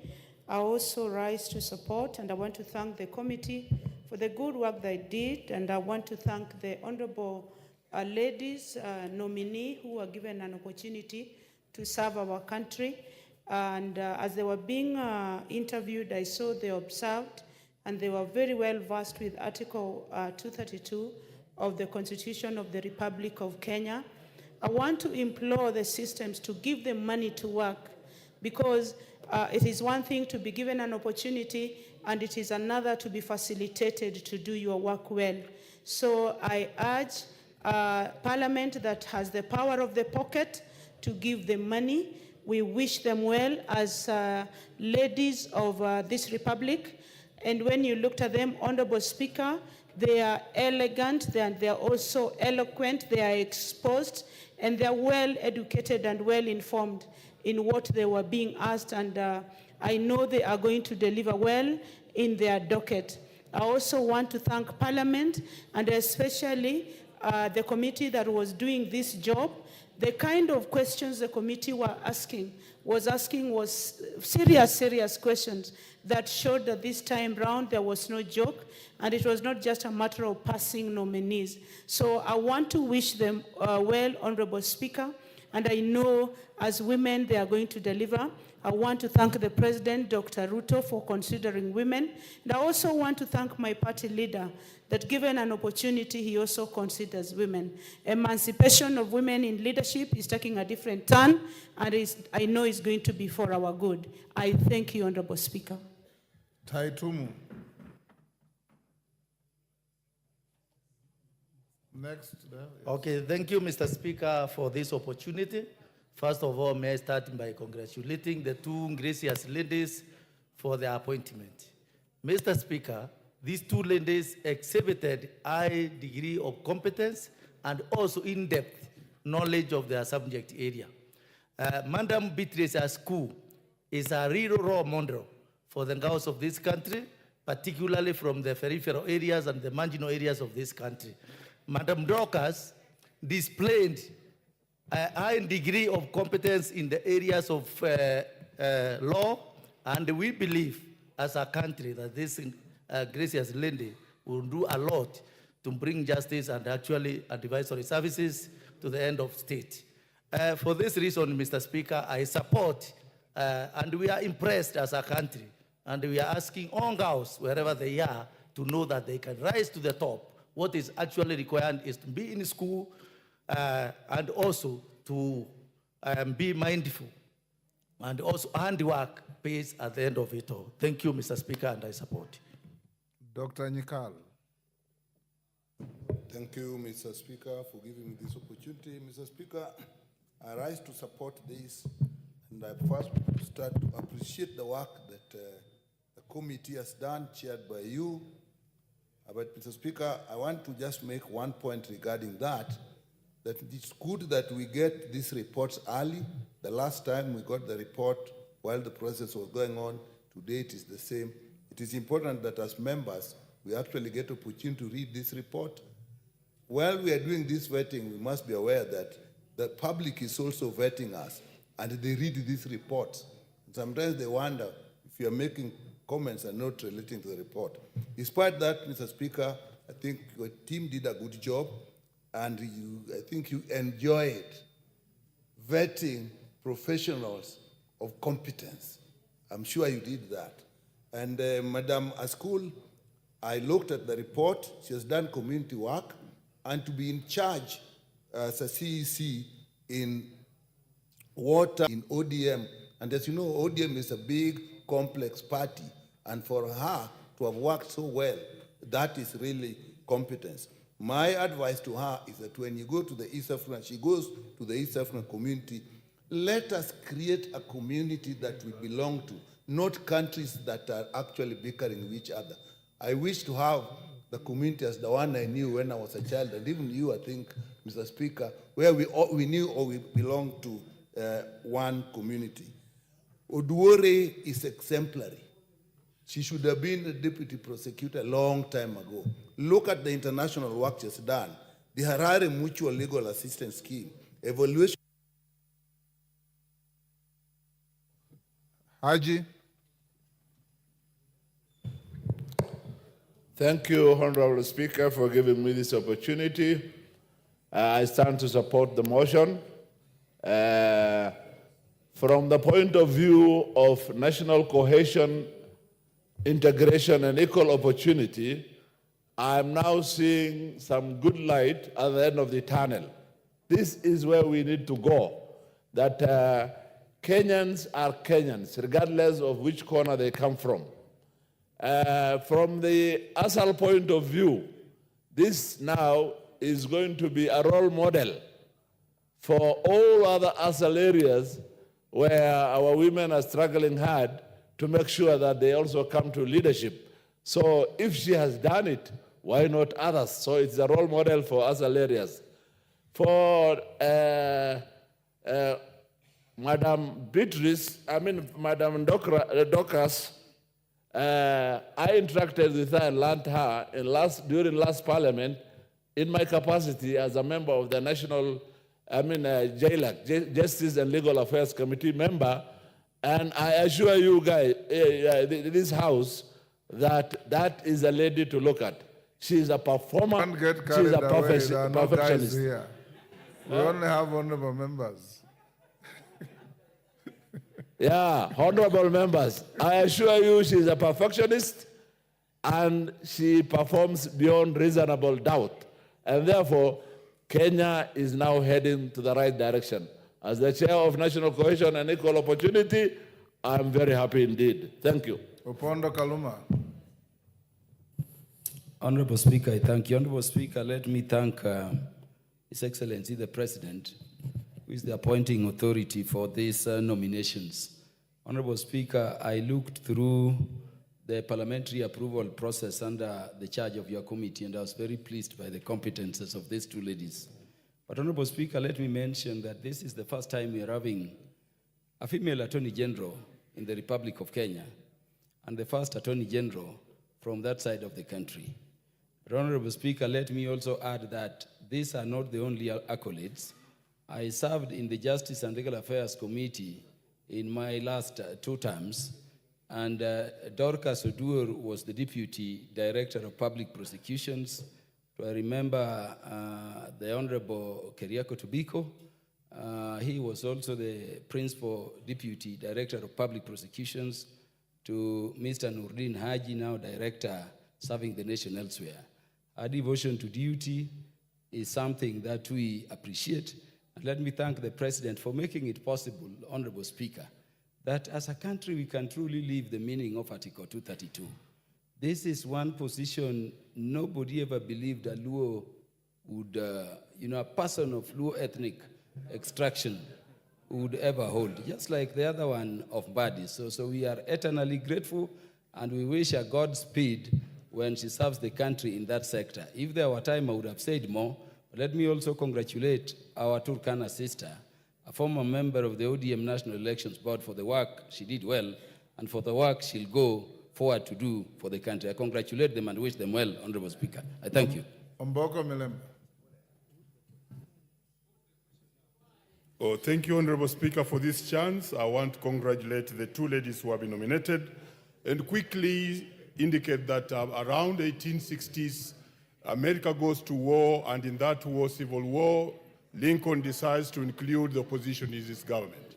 And that's how he brings on board the likes of Bates, Chase, and others, and forms a team of rivals. I believe with these two nominees, we come to an end of this broad-based cabinet, which I wish well to work for this particular country. I want to congratulate the President, William Samoei Ruto, for having thought out of the box to create this broad-based government, because it's very important during very unique times to make extraordinary moves. I also want to congratulate Raila Amolo Odinga, because at the time of crisis, he stood up as a statesperson to make sure that we make the government move forward. Otherwise, during very difficult times in any nation, it's very difficult to move forward if you don't have statesmen like Raila Amolo Odinga. And I wish him well as he goes for the AU job. Finally, I want to congratulate the Kenyans. The Kenyans always are very, very strong in terms of going through tough times. In 1971, Kenyatta goes through the coup of 1971. And Moi goes through the coup of 1982, but Kenya remains strong. Kibaki comes in, he goes through the referendum failure of banana and orange, but he dissolves his cabinet, Kenya stands. Under Uhuru, Uhuru goes through the very high court judgment which went through the Supreme Court that presidential elections had been failed, the first one in Africa, Kenya stands. And finally, Ruto must go through this. Thank you, Kenyans. We are almost exhausted. Omanyo, 1 minute only. Thank you, Mr. Speaker. I applaud the appointment of the ladies that have shown the world, not just Kenya, that actually with substance in any gender, what these women are going to do, it's going to actually show the world that we can break the walls of discrimination. We can break what we thought was impossible. This lady who's going, if we are going to actually prove, because I know what they showed us, it proves that they can do it. So both of them were very powerful in their speaking. They showed that they prepared well and they were organized. So people who doubt that women cannot, especially a seat like Attorney General, people are already talking, saying, hey, that one needs a very powerful person. It just needs that kind of person that we have now, committed, very knowledgeable, and who has been there for a very long time. So I believe that the two will make us proud. Wamrada. Wamrada, 1 minute. Give her the mic. There you are. Or is ahead of you? Give her there you are. Thank you, Mr. Speaker. Sir, I really want to congratulate these two ladies. I personally watched Beatrice being interviewed, and I really want to congratulate both of them, and especially her, being an example of one lady that has come from a hardship. I heard her explain her background, and I thought she's a good role model for the girls in that region where she comes from. And I really want to also thank you, Mr. Speaker, and the panel that you had, because you are also very lenient to her. You were very fair. At some point, she looks panicking, and you people held her together. And I thought that was a good show for all of you that were in that panel.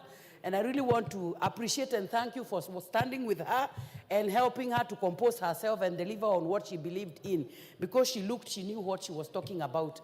I also want to thank the President of this Republic for appointing these two ladies in these positions, and we want to believe that they are going to deliver as they promised during the interview.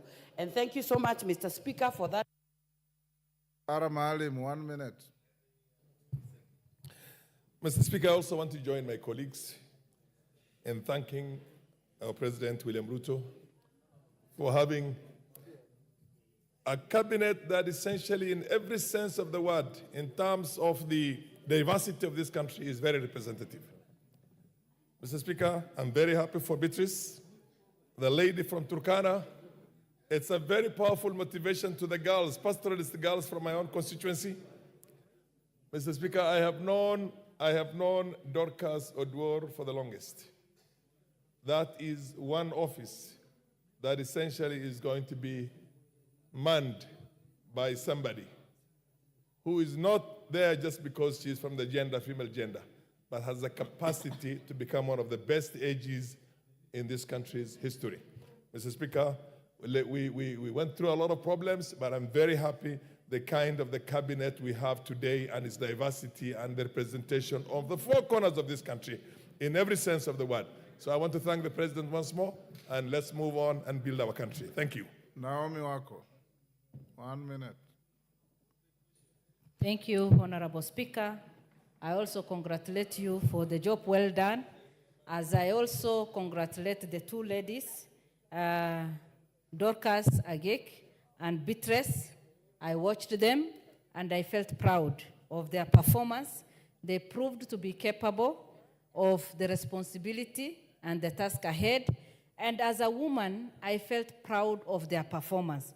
Honorable Speaker, I also want to thank the government, our president, for recognizing the capacity of women in this country and for recognizing them and putting them in different positions.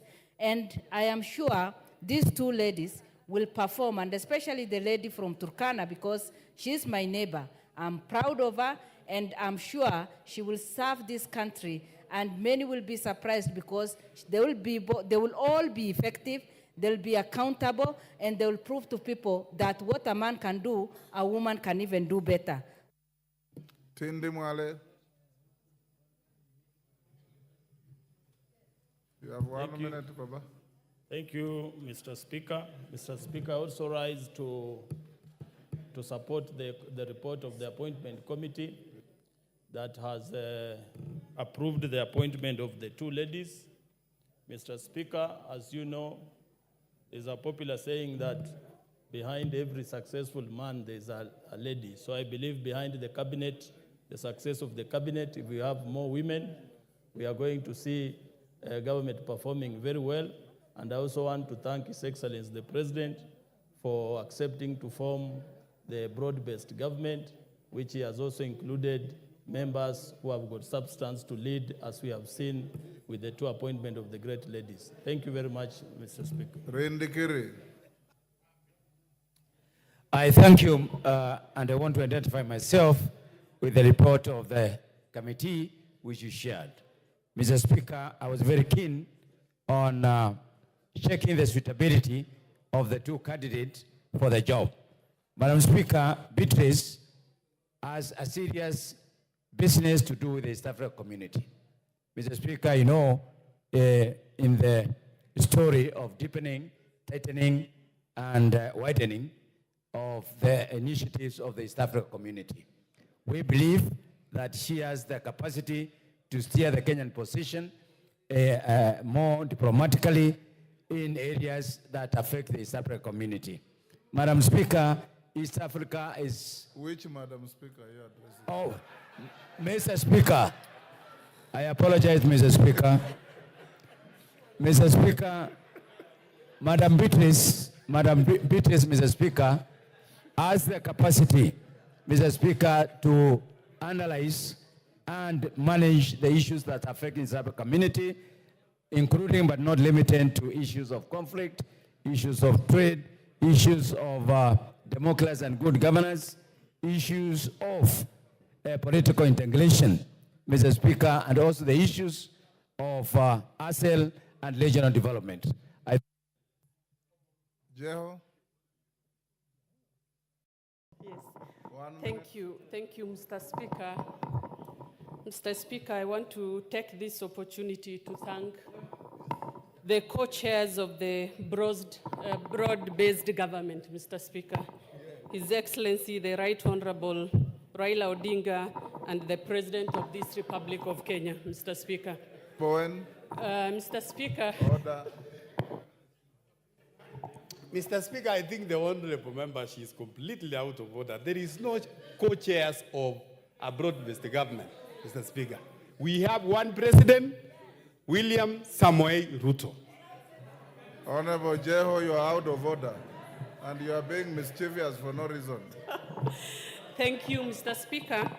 Well noted, but Mr. Speaker, we have a broad-based government, and it was good that we stick to that, Mr. Speaker. Mr. Speaker, because of the time, I want to take this opportunity to thank the President for giving opportunity to these distinguished ladies, Mr. Speaker. A lot has been said to Dr. Odrod, Mr. Speaker, and we thank him for trusting her, and hopefully this will be a historic moment. Mr. Speaker, the reason why I stood is because of Beatrice Askol, Mr. Speaker, a fellow lady from marginalized community, Mr. Speaker. Probably who went to school without shoes, Mr. Speaker, and who went and schooled under a tree, just like most of us, Mr. Speaker. Just like many of us, that's what I'm being told, Mr. Speaker. And we want to thank the President for trusting her and giving her to this docket she's going to hold.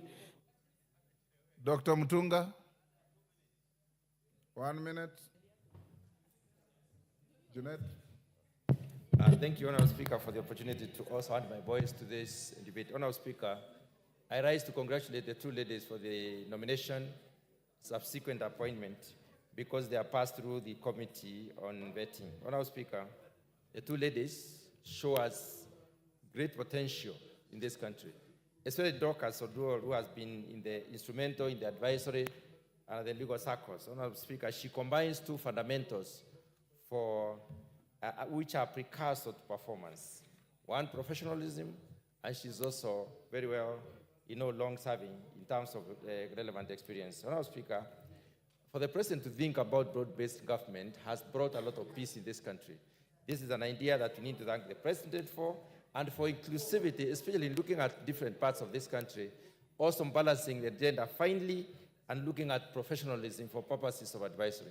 Honourable Speaker, I congratulate the two and congratulate your team for also having done a good job, having been quite professional in terms of the vetting and asking the relevant questions to get the right people to do the job.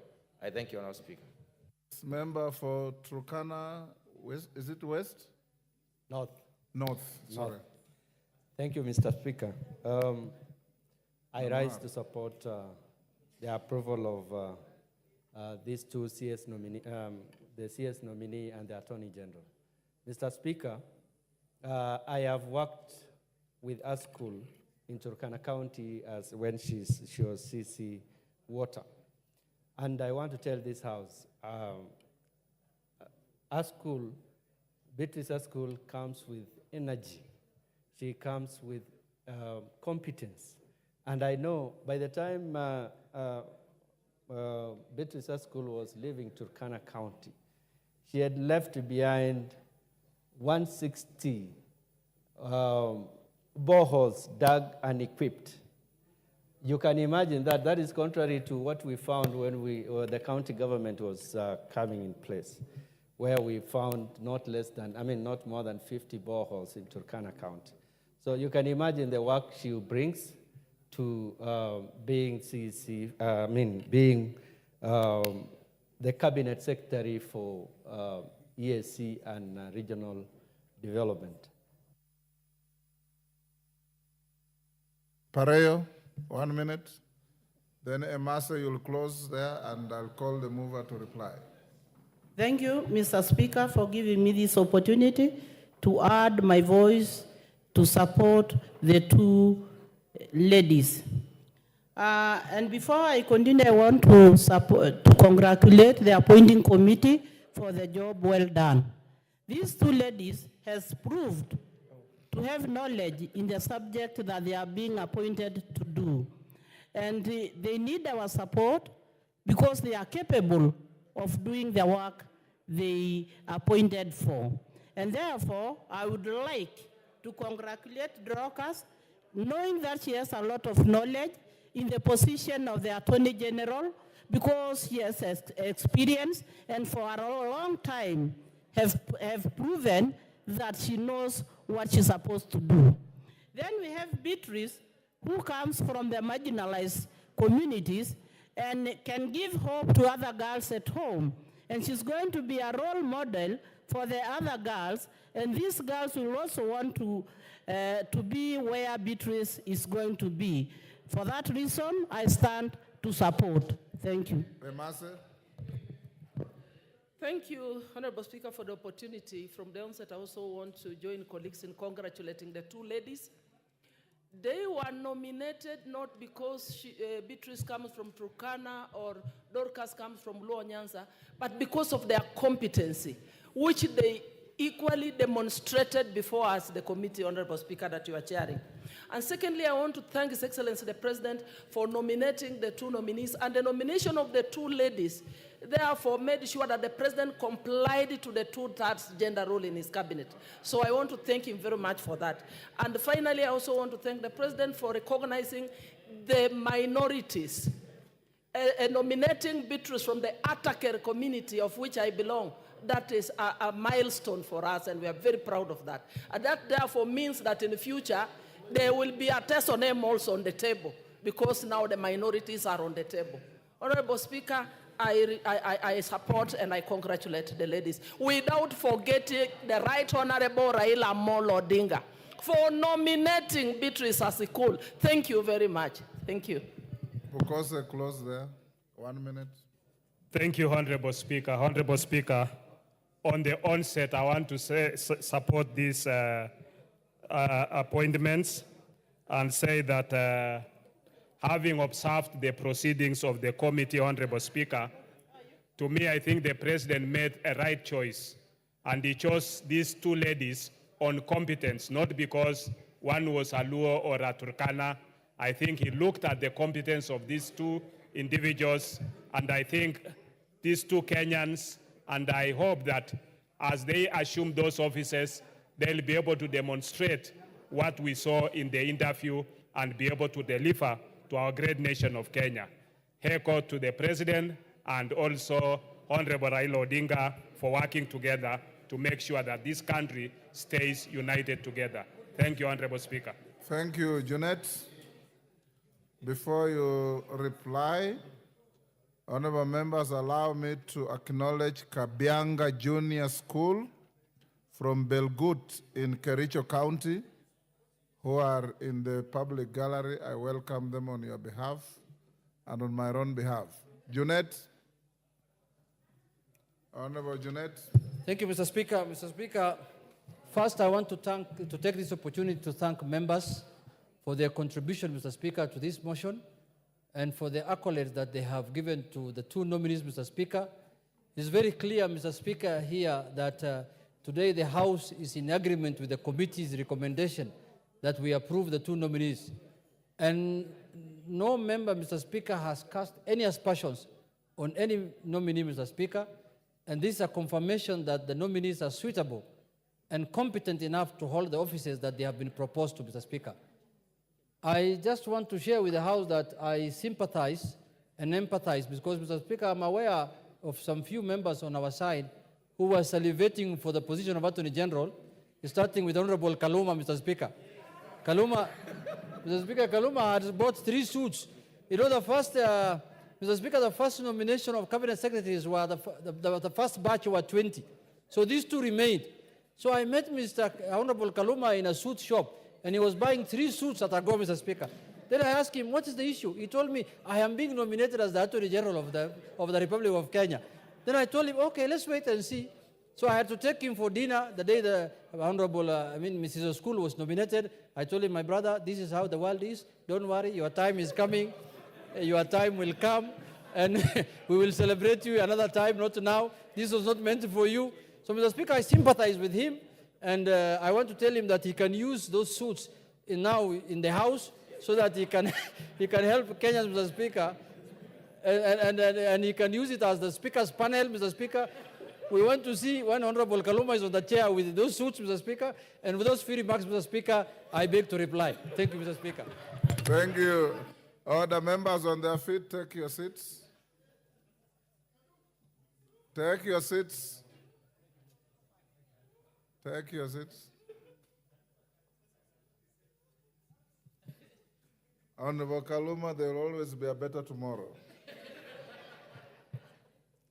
Honorable members, I now put the question, which is that taking into consideration the findings of the Committee on Appointments in its third report on the vetting of the nominees for appointment as Cabinet Secretary for East African Community Affairs and Regional Development and Attorney General of the Republic of Kenya, laid on the table of the House today, Wednesday, 14th August 2024, and pursuant to the provisions of Article 152.2 and 156.2 of the Constitution and Sections 3 and 8 of the Public Appointments Parliamentary Approval Act, Cap 7F, this House approves the appointment of the following persons: Ms. Beatrice Askul Moe as the Cabinet Secretary for East African Community Affairs and Regional Development, and Ms. Dorcas Agik Odong Odwor, Senior Counsel OGW, as the Attorney General of the Republic of Kenya. As members of that opinion say aye. Aye. Will those of the contrary opinion say nay? The ayes have it. Honorable members, before the next order is called, yesterday we had some serious interest from all of you on the issue of the new financing mechanism in our universities. The Honorable Meli has seen the Speaker this afternoon and expressed a request that he has an emergency, to which I agreed, and he's not here. I want to ask you if you are available for this particular issue alone, since you are going to recess tomorrow. If you are available, I can constitute and convene a Kamkunji on Tuesday morning to discuss this issue before you proceed on your recess. If you are not available, I don't have to. Is it in order?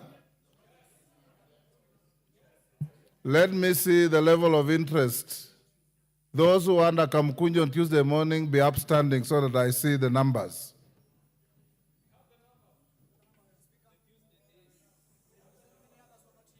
Okay.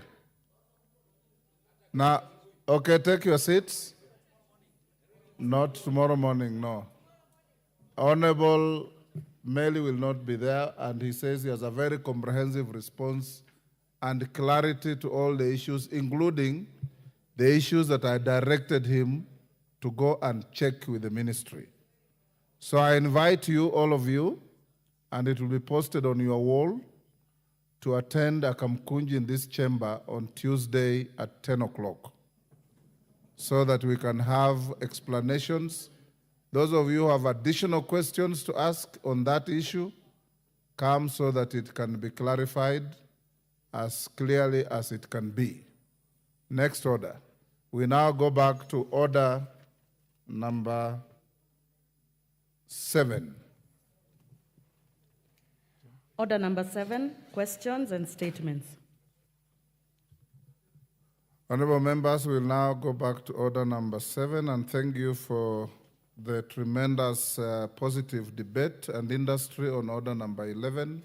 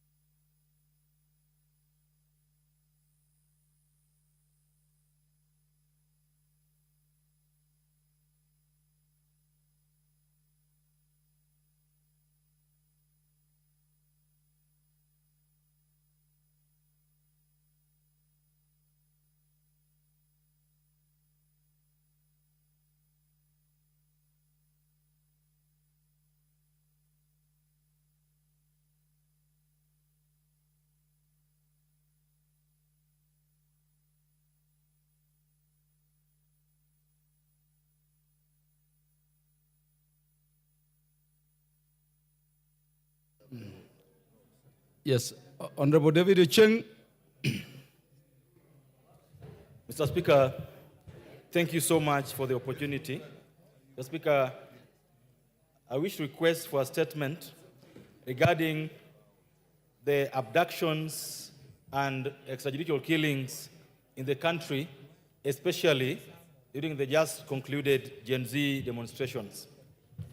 Honorable Speaker, pursuant to provisions of Standing Order 44-2C, I wish to request for a statement from the chairperson of the Committee on Administration and Internal Security regarding the ongoing abductions and extrajudicial killings allegedly by police officers. Honorable members, Article 37 of the Constitution provides that every citizen has the right to assemble and demonstrate peacefully. Notably, when the current government came into office, there was a commitment to adhere to the Constitution and the rule of law. Unfortunately, the country continues to witness cases of abductions, some in broad daylight, and extrajudicial killings by police officers, especially during demonstrations against corruption and the high cost of living. It is worrying, Mr. Speaker, that while some of these abductions have been found alive, others have been murdered and their bodies dumped in swamps, dump sites, and mortuaries across the country. Additionally, whereas police officers are required to identify themselves, officers in civilian clothes have, in the recent past, failed to identify themselves while targeting peaceful protesters and abducting citizens across the country. This has caused distress to the families and the next of kin of those affected. Honorable Speaker, as you may be aware, this afternoon, the court has made a decision that the police officers going out on the demonstrations must show their faces and their badges. Honorable Speaker, it's against this background that I request for a statement from the chairperson of the Committee on Administration and Internal Security on the following.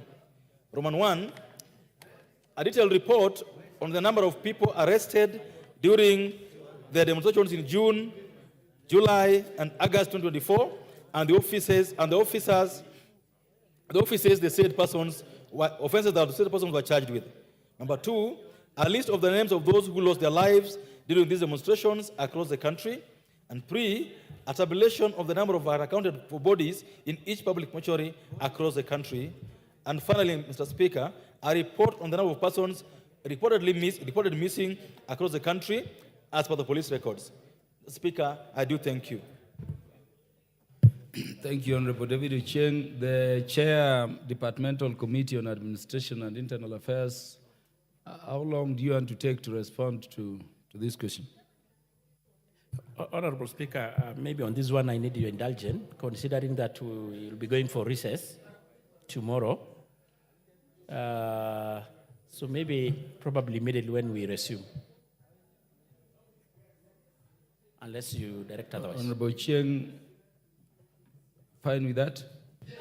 Honorable Speaker, I know this is not a small matter, and I would wish that the chairperson takes their time as a committee to deal with this matter conclusively. Thank you. Yes, Honorable Chair, you will give your response latest the second week from recess.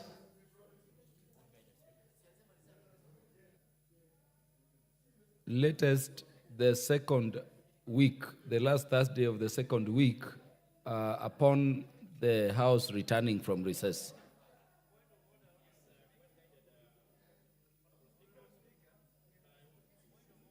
Reason even should maybe a response from the ministry comes earlier than that. Yes. Maybe behind tabling when we resume, I can probably still share with the concerned members. Certainly, obviously acceptable to Honorable Cheng. Yes, the matter that was raised by Honorable Naisula Lesuda MP is what the substantive speaker addressed just before he left the speaker's seat. So, do we have the response of Honorable Innocent Mumanyi? The response by the Chair, Transport, the Departmental Committee on Transport and Infrastructure.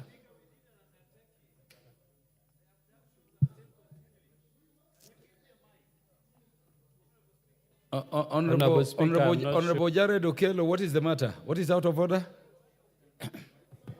Honorable Speaker, I really concur with our brother Honorable Chien that we need a comprehensive statement on the continued abductions and killings, wanton killings by the police, Honorable Speaker.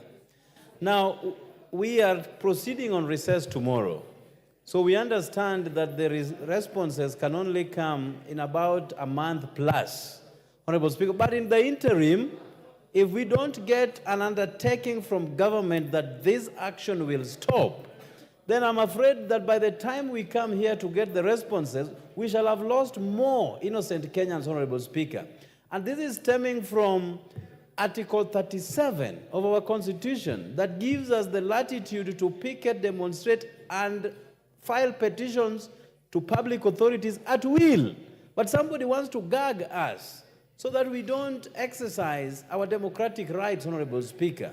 Can we have an undertaking that before we get the responses from the government that this is going to stop in the interim, Honorable Speaker? Yes, Honorable Lilian Gogo.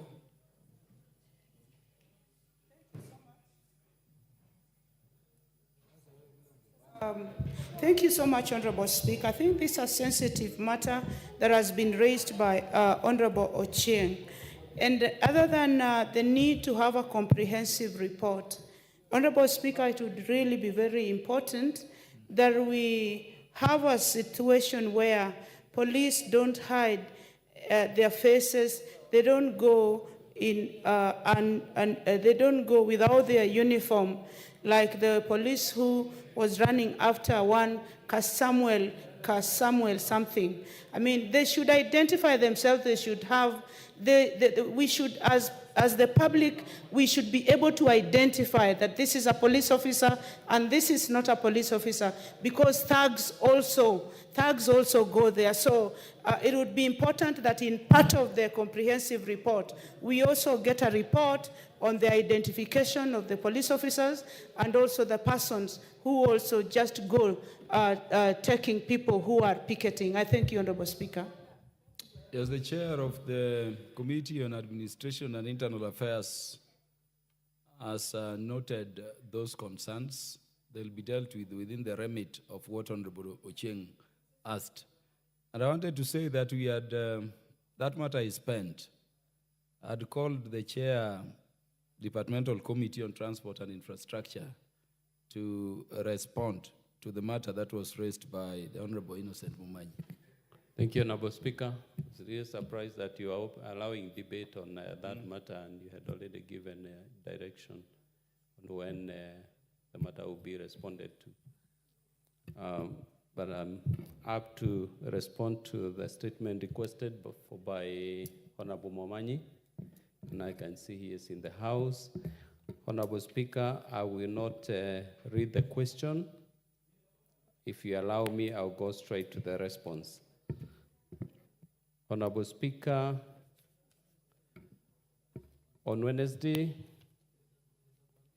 12th June 2024, the member for Bobasi constituency, the Honorable Innocent Momanyi MP, requested for a statement from the chairperson of the Departmental Committee on Transport and Infrastructure regarding the reconstruction of a collapsed bridge in Nyamache Town, Bobasi constituency.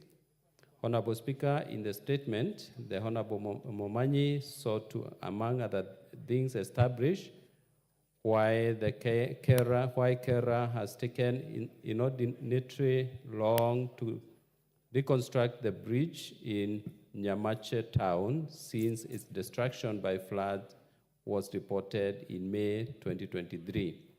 Request the KERA headquarters in Nairobi to release the emergency funds totaling to 19 million for the immediate reconstruction of the damaged bridge. The measures put in place for the reconstruction of the said bridge. Honorable Speaker, the committee met the PS roads on 30th July 2024, and the response given is as follows. Is Honorable Innocent Momanyi in the House? Yes, he is. Honorable Innocent Momanyi is not in the House. Oh. Chair, Transport and infrastructure, members ought to be sufficiently interested in the matters they raise on behalf of the people of Kenya they represent. Thank you. There is a member. Because he's not there, I want to direct that you table that response here and get a way of giving him a copy of it so that we can transact other business. Okay, I'm Yeah, well just guided. table it. It I'm well lessens guided, your Chair. burden. Yes, Yeah, so table it so that we can get a copy. And then you can also get a way of getting him either to get the response from the parliamentary officers and to take it up from there.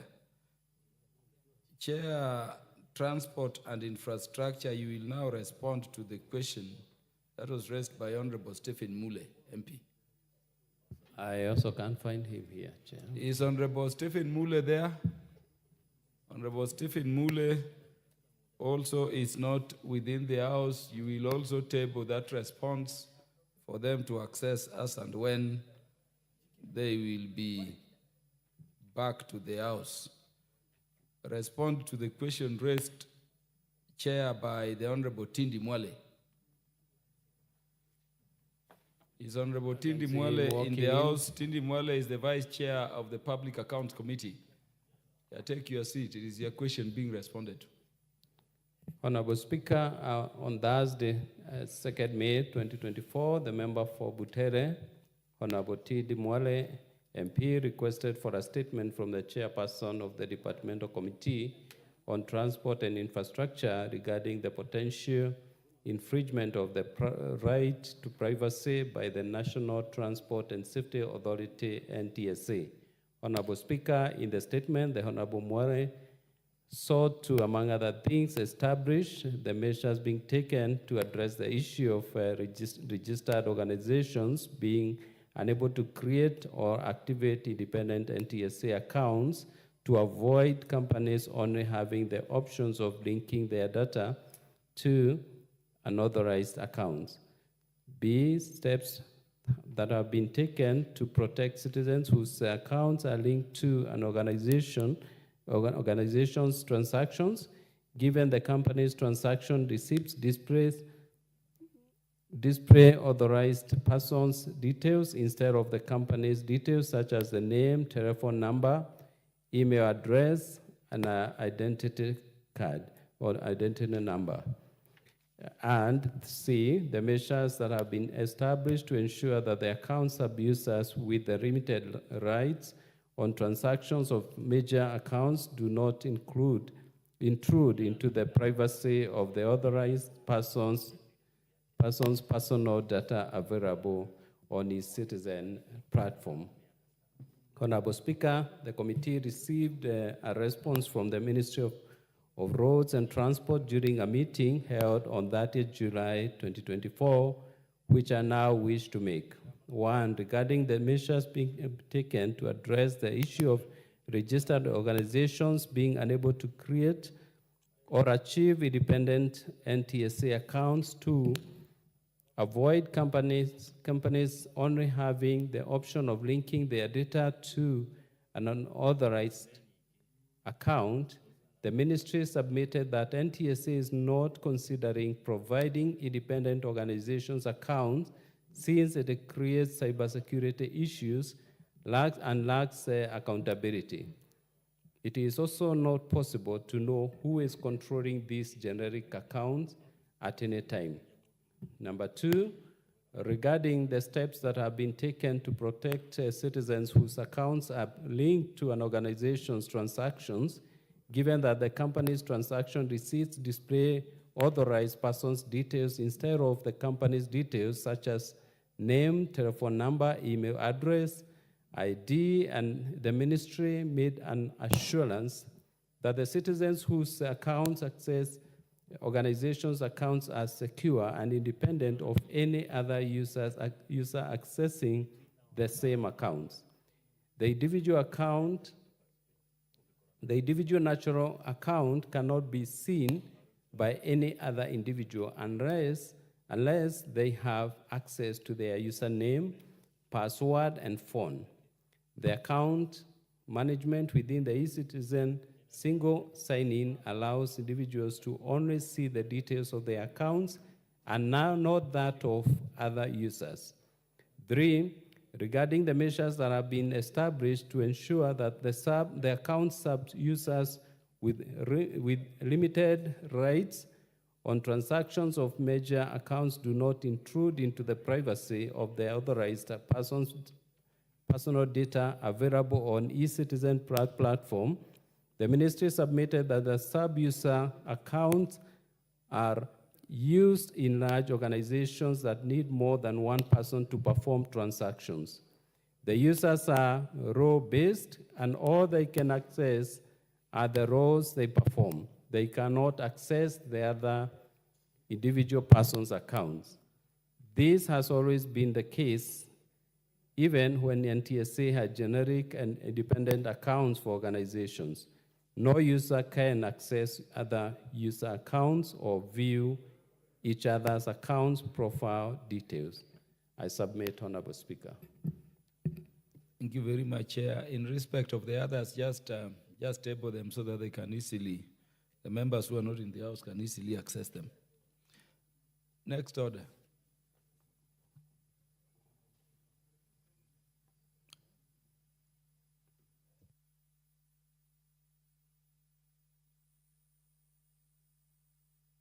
Honorable Tindi, are you satisfied by the response? Yes, Honorable Speaker, I'm satisfied. I'm only waiting for you to give me the chance to move the next order. I'm the Vice Chairman of Public Accounts Committee. So you are satisfied by the response? Yes, from coming from the relevant ministry through the chair? Yes, I'm satisfied. So Chair, you are released. You've satisfied all members. So next order now. Order number 12, motion, appointment of a firm to provide external audit services to the Office of the Auditor General. Chairperson, Public Accounts Committee, to move.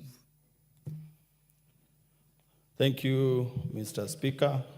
Mr. Speaker, I rise to move that the House adopts the report of the Public Accounts Committee on the procurement of external audit service for the Office of the Auditor General for the financial years 2022, 2023, 2023, 2024, 2024, 2025. That pursuant to provisions of Article 2264 of the Constitution, the committee recommends that the National Assembly appoints, Assembly approves the appointment. Chair, by way of properly moving, please beg to move the motion as per the order paper, word for word if possible. Then you can make contributions. Okay, thank you, Mr. Speaker. Mr. Speaker, I beg to move that the House adopts the report of the Public Accounts Committee on the procurement of external audit services for the Office of the Auditor General for the financial years 2022-2023, 2023-2024, and 2024-2025, laid on the table of the House on Wednesday, 4th August 2024, and pursuant to the provisions of Article 2264 of the Constitution and Section 43 of the Public Audit Act, Cap 412B, appoints MS PKF Kenya LLP for purpose of providing external audit services to the Office of the Auditor General, OAG, with respect to Roman 1, the accounts of the Office of the Auditor General for the period 2022-2023, 2023-2024,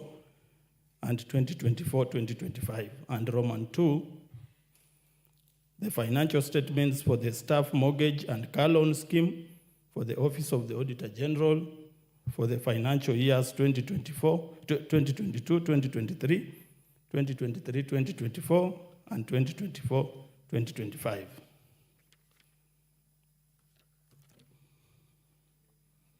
Mr. Speaker,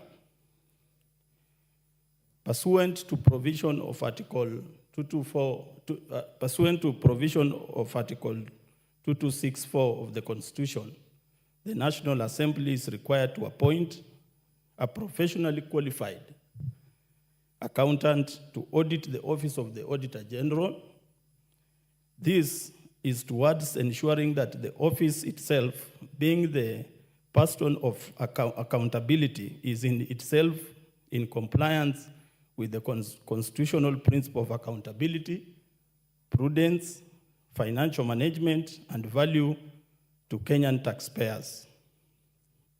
The Office of the Auditor General is a key cog in the accountability cycle that culminates with the audit of sums appropriated by the National Assembly to all government agencies, including itself. Kenyan taxpayers expect prudent use of the resources towards service delivery. Parliament is a key consumer to reports of the Auditor General, including annual audit reports, special audit reports, and performance audits, which ultimately should guide budgetary provisions to all agencies. In these reports, Mr. Speaker, that is the fact occupy much of the time of audit committees. Mr. Speaker, the Public Accounts Committee has been on the forefront of advocating for increased budgetary allocations to the Office of the Auditor General. It has been the desire of the committee and indeed the National Assembly to have a fully capacitated audit office to keep up with the pace of the budgetary growth of our annual estimates. Indeed, the Auditor General will admit that despite more funding requirements, the office has seen tremendous growth in capacity over the years. For instance, in the last 5 years, the office had annual allocation of 5.88 billion in 2019-2020 financial year to the current Kenyan shillings 8.12 billion in the prevailing financial year 2024-2025, which has enabled the office fulfill its mandate enshrined under Article 229 of the Constitution. Mr. Speaker, it has been evident that lately the office has indeed used these resources to churn out more reports.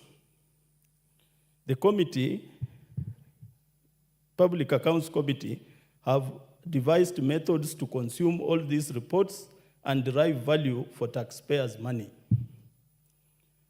It is not lost on the committee that even as the Office of the Auditor General is independent, ultimately accountability and oversight rests with the people's representatives, Parliament. It is against this backdrop that we have continued to engage the office towards improving pace and quality of audits.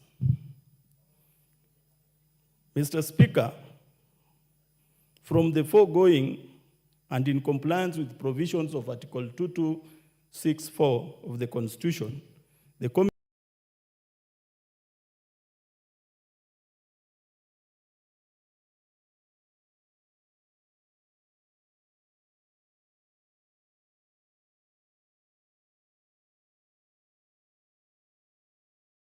received a recommendation of award to tender on the procurement of external audit services. The committee further observed that an offer had been made to MSPKF Kenya Limited Liability Partnership LLP, subject to approval by the National Assembly pursuant to Article 2264 of the Constitution.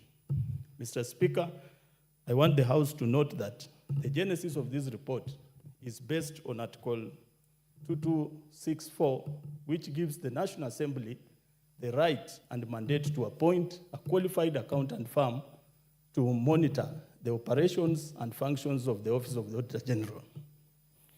Mr. Speaker, the committee, having satisfied itself with the due process was followed, resolved to recommend to the National Assembly the approval of the award of PKF Kenya Limited Liability Partnership LLP. I will in brief demonstrate to this honorable House the process that culminated in the award of the aforementioned firm. Mr. Speaker, in fulfillment of Article 2264 of the Constitution, the National Assembly tendered through request for proposal for provision of external audit services to the Office of the Auditor General. The open tender was advertised on 7th of June, 2024, in 4 daily newspapers, our parliamentary website, and the public procurement information portal. Mr. Speaker, I want the House to note that the advertisement was done in accordance with the Public Procurement and Asset Disposal Act of 2015 and was in accordance of Section 96. Mr. Speaker, the advertisement provided the terms of reference of the successful firm as follows. A, conducting independent audit of the organization's activities stroke operations in line with the international standards on accounting and international financial reporting standards and guidance by Public Sector Accounting Standards Board.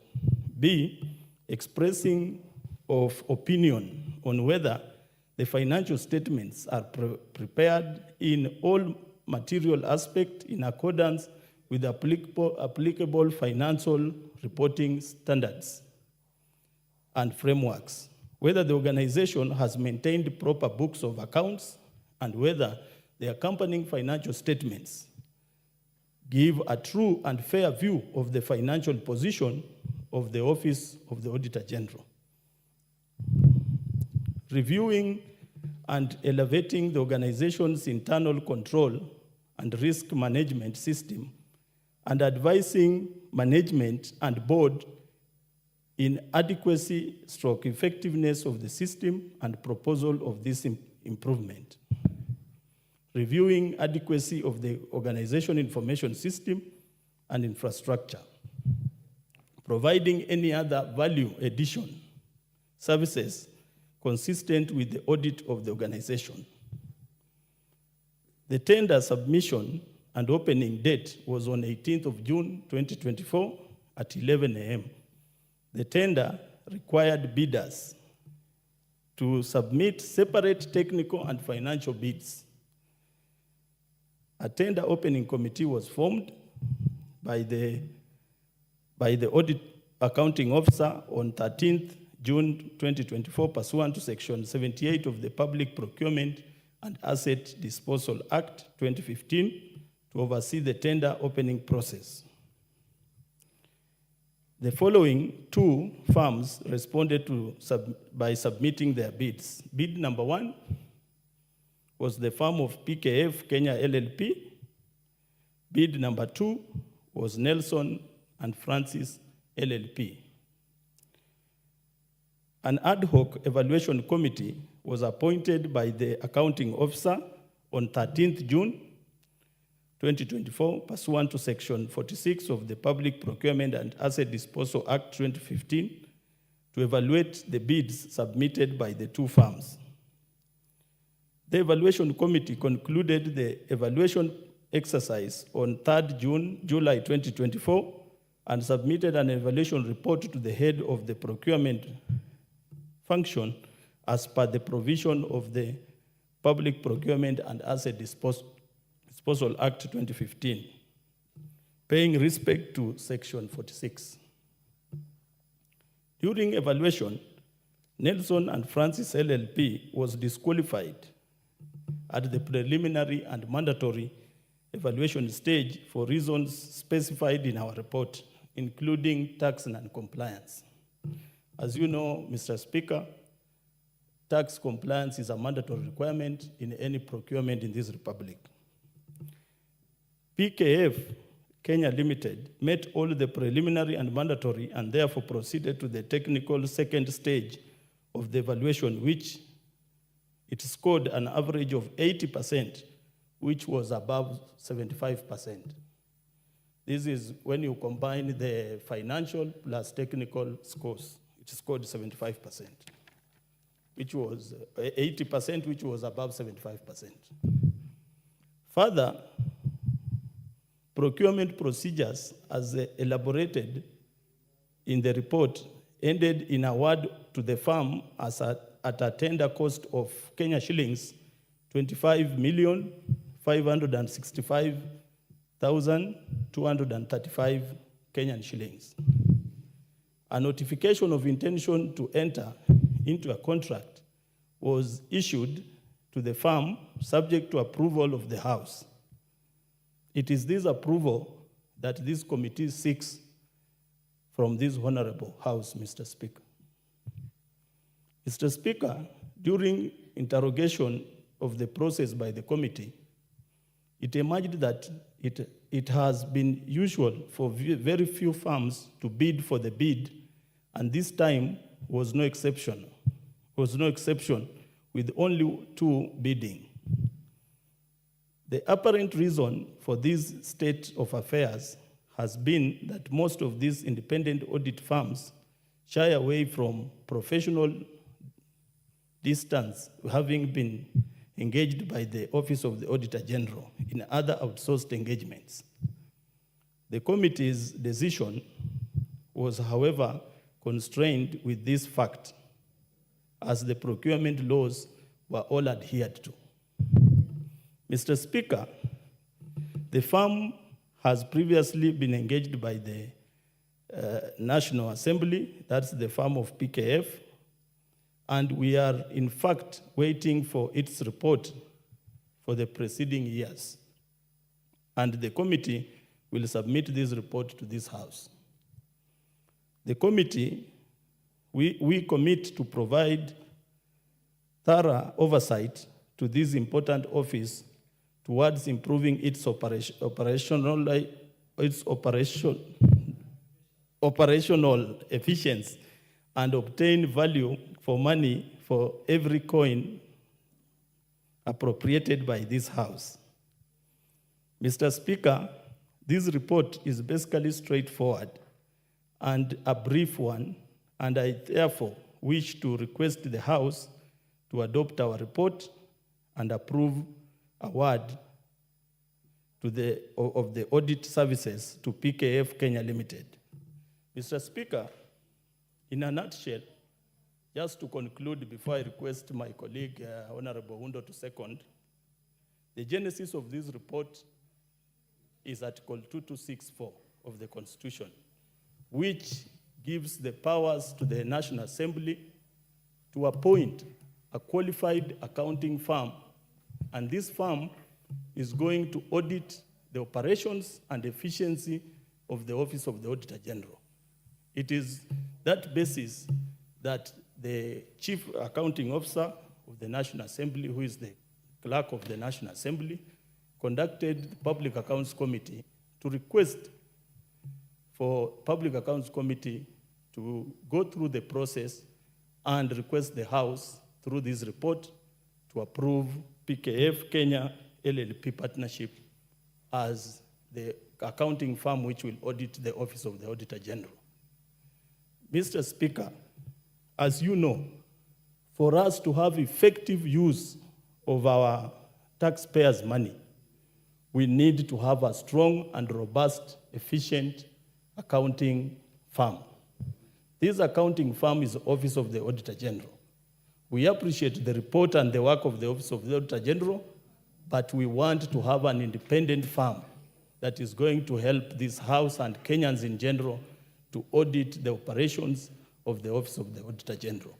And that's why I'm pleading with the House to accept this report and accept that the PKF Kenya LLP begins its work of auditing the operations and efficiency of the Office of the Auditor General.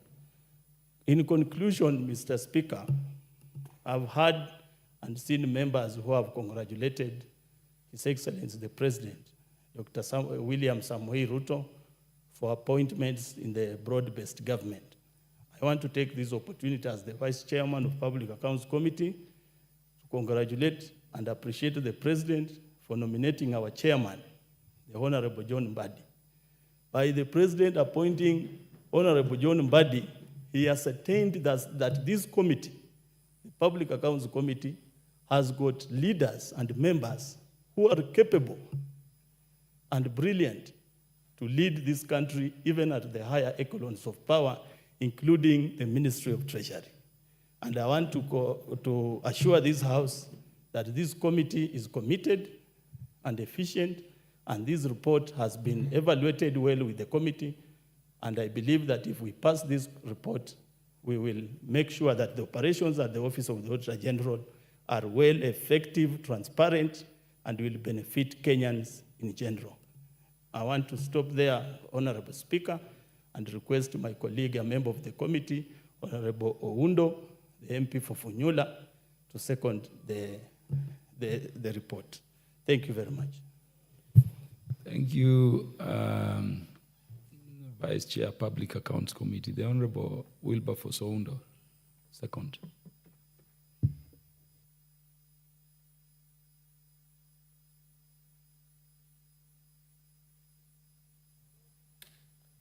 Thank you, Honorable Speaker. I stand to second the motion by the Public Accounts Committee of the National Assembly of the Republic of Kenya in its report proposing the appointment of an audit firm to audit the auditor. Honorable Speaker, this House, by dint of the Constitution of Kenya, appropriates funds to the Office of Auditor General as required under the Constitution in order to enable them undertake the works or assignment mandated to them under the Constitution and the relevant Act of Parliament. Concomitantly, Honorable Speaker, the House must therefore audit or oversight the funds that have been appropriated to confirm and satisfy themselves that they have indeed utilized those funds as provided for under the Constitution, any written law, or any operational procedures or manuals to ensure there is value for money and there is efficiency. Honorable Speaker, we have always said power corrupts, absolute power corrupts absolutely. If you give those Auditor General funds, and there is no hint at all in law that you have to check whether they have used those funds prudently, then obviously human nature, by its very nature, there will be a tendency to misuse and misappropriate those funds. And that's why the drafters of the Constitution, their wisdom, said the Auditor General must also be audited. Of course, I can just look at it, the irony. The Auditor General catches the thief. I don't know whom do you send to catch the thief. Do you also send to catch the thief? But Honorable Speaker, I want to urge the firm, PKF, I hope I've pronounced rightly, because Honorable my gadgets the other side, I'm here. I hope I pronounced correctly, I picked it correctly. They ought to go to the Office of the Auditor General and apply the strict professional standards everybody expects them to apply. And as it was reported when we were in the committee, the clerk of the National Assembly clearly admitted they're having challenges in getting as many audit firms as possible participate in the tendering process to find an auditor of the Office of Auditor General. The reason is so simple. By the very large volume of work the Office of Auditor General has, occasionally we are told outsources some of their work to audit firms in this country. So obviously, there is conflict of interest, and they find this other side is more frequent and probably has got more pay than waiting to audit the Office of the Auditor General. Probably in the fullness of time, we might have to find separate mechanisms, Honorable Speaker, even if it means going beyond the boundaries and the borders of Kenya. So the tendering process, the procurement process can have some meaning. Honorable Speaker, having only 2 firms participating, and one by design, and or by coincidence, I do not know which word to use, completely is knocked off at the technical evaluation stage. Honorable Speaker, I cannot just imagine an audit firm to the class and standard of Nelson, a PLP, can present a forged tax compliance certificate. Was it by convenience? Was it by people complicity? So that we have a straight line process to the end for PKF? How reckless can they be? Yet, Honorable Speaker, the audit firms listed at the Nairobi Stock Exchange.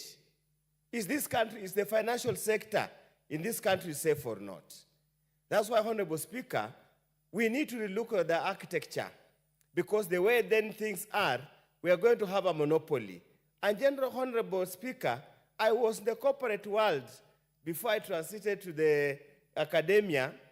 There was a basic rule. No audit firm should audit one company for 3 consecutive financial years.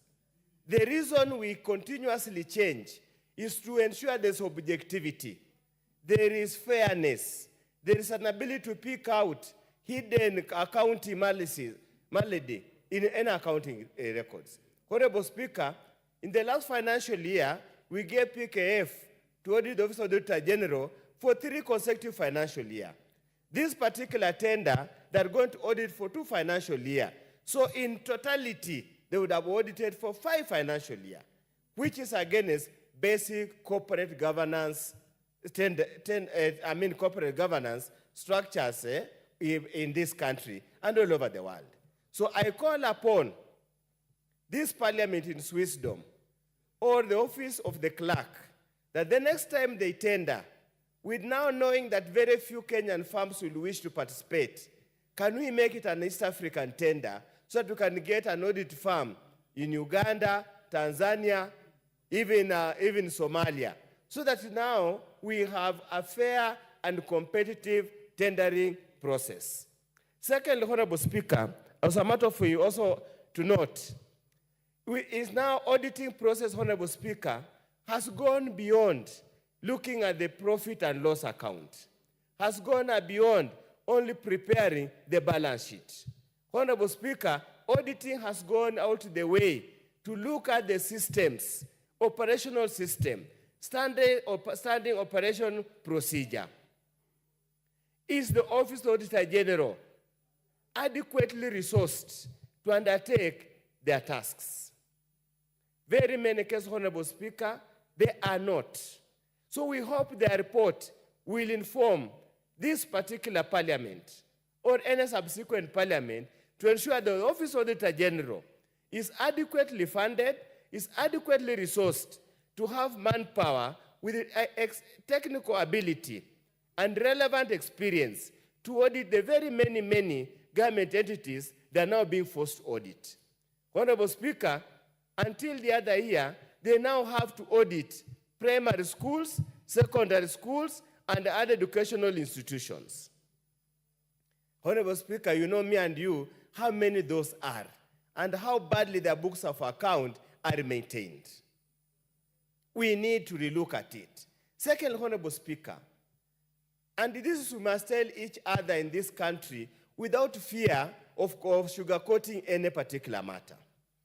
The Office of the Auditor General is populated by the typical Kenyan, a Kenyan who is driven by typical personal gains instead of public good. You talk all over, Honorable Speaker, you sit and talk to these accounting officers. They have very harrowing experiences with the auditors sent to audit various government entities. And this we have told and continuously said. The Office of the Auditor General also needs to be audited in terms of personal integrity and professionalism in the discharge of their work. That's why, Honorable Speaker, many of the reports produced by the Office of the Auditor General, whenever they're subject to a test in any particular court of law, they fail short. They fall short, and that's why you don't get as many convictions arising from the report of the Auditor General. It is time, Honorable Speaker, we must, as a country, relook at it, because the alternative is for us to go to continuously perpetuate corruption and use the Office of the Auditor General to cover corruption. Honorable Speaker, I just wish PKF will be bold enough, other than just auditing the books of account, to go outside there in the field and ask those entities who are audited by those Auditor General, so that they can share with them the experience of being audited by those Auditor General, so that we can come to fore. We say exactly what is happening, Honorable Speaker. Honorable Speaker, many of us are members of Parliament here. When they come to audit CDF accounts, many times they deliberately write very adverse reports. And before even those reports are admitted here in Parliament, Honorable Speaker, they sneak those reports to the media, and the media now splashes. Honorable so-and-so has eaten bursary money.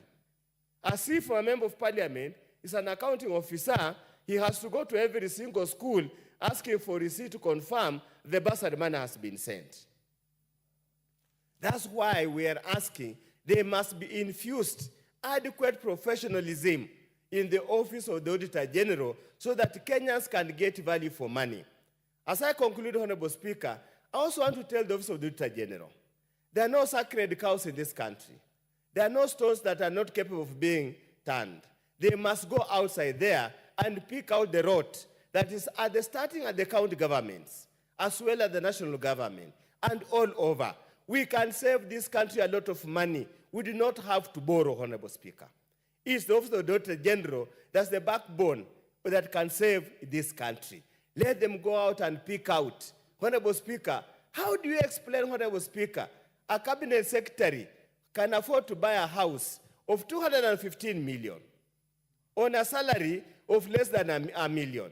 How is that possible? And yet that person is never dragged to any court of law, and even if they are dragged to court of law, the evidence is so weak, cannot sustain a conviction. Honorable Speaker, I support.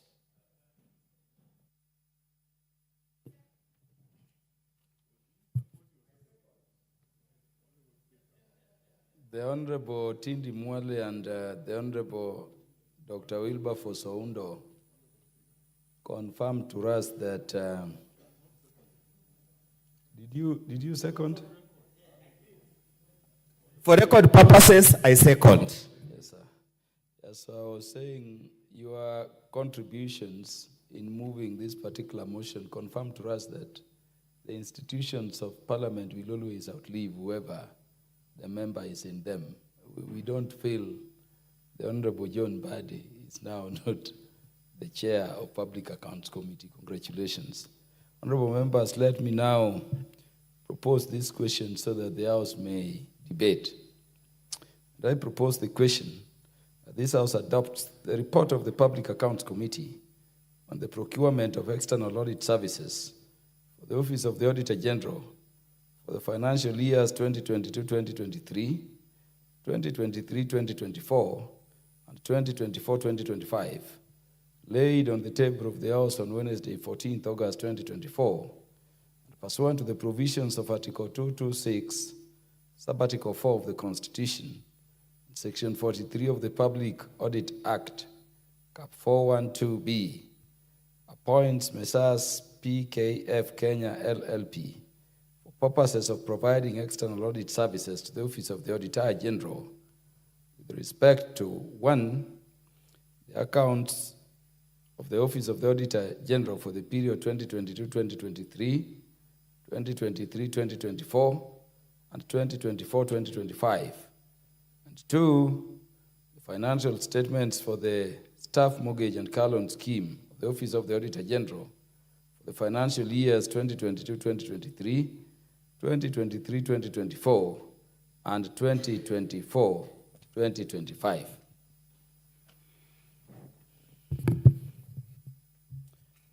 The Honorable John Waweru. Mr. Speaker, I thank you.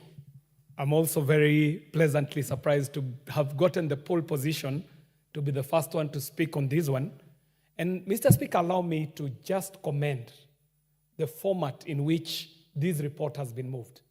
The mover has done a beautiful job.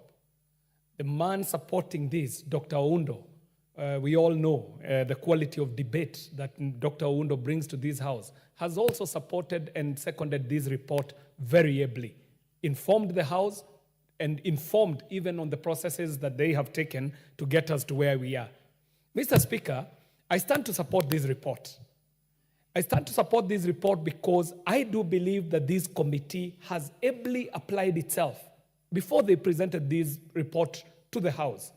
And allow me at this juncture, Mr. Speaker, to also take this opportunity to congratulate the Honorable John Bandi, a long-serving member of this House who was also chairing this committee, and I'm sure he was part of this process, and I need to congratulate him for his new appointment at Treasury as the minister in charge of the affairs there. Mr. Speaker, the Public Accounts Committee has laid before us a very important report. And I would like to take some time to just appreciate the process that they undertook as provided for by the Constitution. This is Article 226, sub-Article 4, and also the laws as provided for in the Public Procurement and Disposal Act, which has provided for the process that has been well spoken to by Honorable Tindi Mwale when he was moving this report. Mr. Speaker, these are the things I'd like to say about this procurement of an external auditor who is needed to come to audit the accounts of the Office of the Auditor General, who is also required to check into the financial statements for the staff mortgage and the car loan scheme at the Office of the Auditor General, and who is required to basically audit the auditor. Mr. Speaker, if we are satisfied that the process that was undertaken delivered us the right people, who are the PKF, then we must task them to do the work that they are required to do. Mr. Speaker, if it is so, as has been reported by Dr. Oundo, that the process of procurement is becoming either inefficient or not delivering the right people, then, Mr. Speaker, I think it is at this point that this House must say that the process of the procurement of an external auditor for the Office of the Auditor General needs to be rechecked. The issues that have been raised here are critical, Mr. Speaker, that it cannot be coincidence or by design that the people who are up against PKF found themselves falling into some very technical issues which are bordering even on matters of integrity.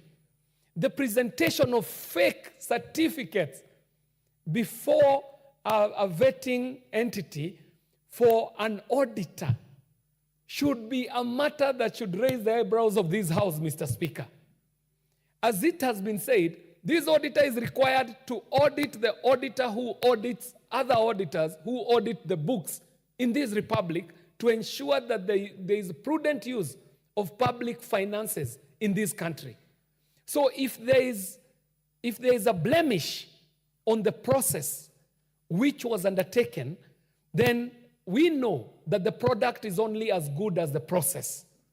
So if the matter of the procurement is brought to disrepute, then even the working of that entity shall be brought to disrepute. However, if the committee is satisfied that PKF, according to the laws and the constitution of this country, should be the audit firm auditing the Auditor General's office, then so be it. As per the report presented here, the committee is satisfied. So we have no other reason for us not to be satisfied. Now, when we task them to do the job, Mr. Speaker, we pray that the audits that are going to be done are going to be audits that are independent, but more so audits that can stand up to the acceptable international standards of auditing, Mr. Speaker. And if they could observe this, then we shall be able to see a number of things. And I do not want to preempt their work. If they apply themselves properly on this job, Mr. Speaker, I'm sure that in their findings, they shall find that the Office of the Auditor General, as currently constituted, is not able to undertake all the work that it is tasked to do. This is an office that is a central office, probably somewhere here in Nairobi, that is required not only to audit national books, but also audit the counties, audit the ministries, audit the agencies, audit the departments. They are the same people who we see in our constituencies auditing our national government constituency development funds, Mr. Speaker. As currently constituted, I can feel the strain that is in this office. So if these auditors are going to do their work right, they shall audit and they shall find that as currently constituted, the Office of the Auditor General is inefficiently composed to undertake the job that they are required to do. Mr. Speaker, if they apply themselves to this work, they are required, as Dr. Undo said, to go beyond just auditing the numbers and the bottom lines and balancing out the books. An audit today requires for a system audit. It also, I dare say, requires for a welfare audit, Mr. Speaker. The auditing of the welfare and the terms of individuals working in this office. Mr. Speaker, on one occasion, I happened to sit next to the former Auditor General, a very esteemed Kenyan, Mr. Ouko, on a flight from Mombasa coming back to Nairobi. Mr. Speaker, I was shocked with what I heard. I came to learn that anybody serving in the Office of the Auditor General enjoys no perks and enjoys no other terms after their retirement, Mr. Speaker. A person sitting in such an esteemed office is not sure of how they shall pay their hospital bills when they leave office. They are not sure of how they shall take care of their welfare when they leave office. Such a critical office. Mr. Speaker, tell me, why would such an individual not be tempted to get into matters that would bring integrity questions if they know that they are sitting in such a powerful office, but they shall retire to a retirement that has no perks and they do not enjoy any welfare terms after they retire office? I'm sure if PKF apply themselves onto the audit of the welfare and terms of the people holding this office, they shall find that this country is doing a great disservice for not offering the right welfare and the right terms for holders of such an important office when they retire. Mr. Speaker, if this audit firm applies itself accordingly, they shall find that within their rank and file, there are auditors who have bad manners, Mr. Speaker. Some who will go and bully the people who are being audited, Mr. Speaker. And some of them are being bullied for no other reason other than rent seeking, Mr. Speaker. I shall not want to talk beyond that about that, Mr. Speaker. Mr. Speaker, finally, if PKF applies itself on the job, they shall find that there is work to be done in the counties, Mr. Speaker. The counties in this country are such a shame when it comes to public procurement. And Mr. Speaker, because I see my time is running out, allow me to add this final point, that just as the Office of the Auditor General recognizes that it requires external experts to undertake its job, the government of Kenya also needs to wake up to the reality that they need experts to come and support them in areas where they have weaknesses. One of the biggest areas of weaknesses in this government is the area of communications, Mr. Speaker. the Kenya government ought to do what the Office of the Auditor General is doing by bringing in external professionals to come and assist them in doing the job. The government of Kenya needs to professionalize its communication, just as we are seeing the Auditor General relying on professionals to undertake their job. Mr. Speaker, the communication in government requires such professionalization so that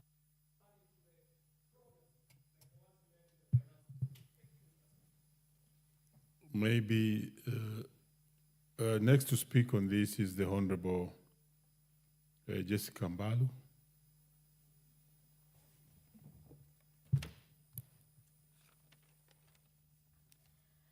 Thank you, Mr. Speaker, for the opportunity. Mr. Speaker, I rise to support the report on appointment of a firm to provide external audit services to the Office of the Auditor General, moved very well by the Vice Chairperson, Public Accounts Committee, and seconded by the Honorable Member from the Lake, the Honorable Oundo. Mr. Speaker, allow me to say that the Public Accounts Committee has been chaired by the Minister, the CS for Treasury, Honorable Bandi. But today I must say now that the report has been moved by the Honorable Tindi Mwale MP, the Vice Chairperson, and I want to quote for the purpose of our standing order that badala ya Musa ni Hussein. So I really think the Honorable Tindi Mwale, no, you are the acting chairperson, Public Accounts Committee. Mr. Speaker, for the last term, I was the vice chairperson of Public Accounts Committee. And I know what auditing is. I do understand how important is the Office of the External Audit to the Auditor General is important. Mr. Speaker, having listened to the committee report, all the processes have been followed in terms of procurement of one Miss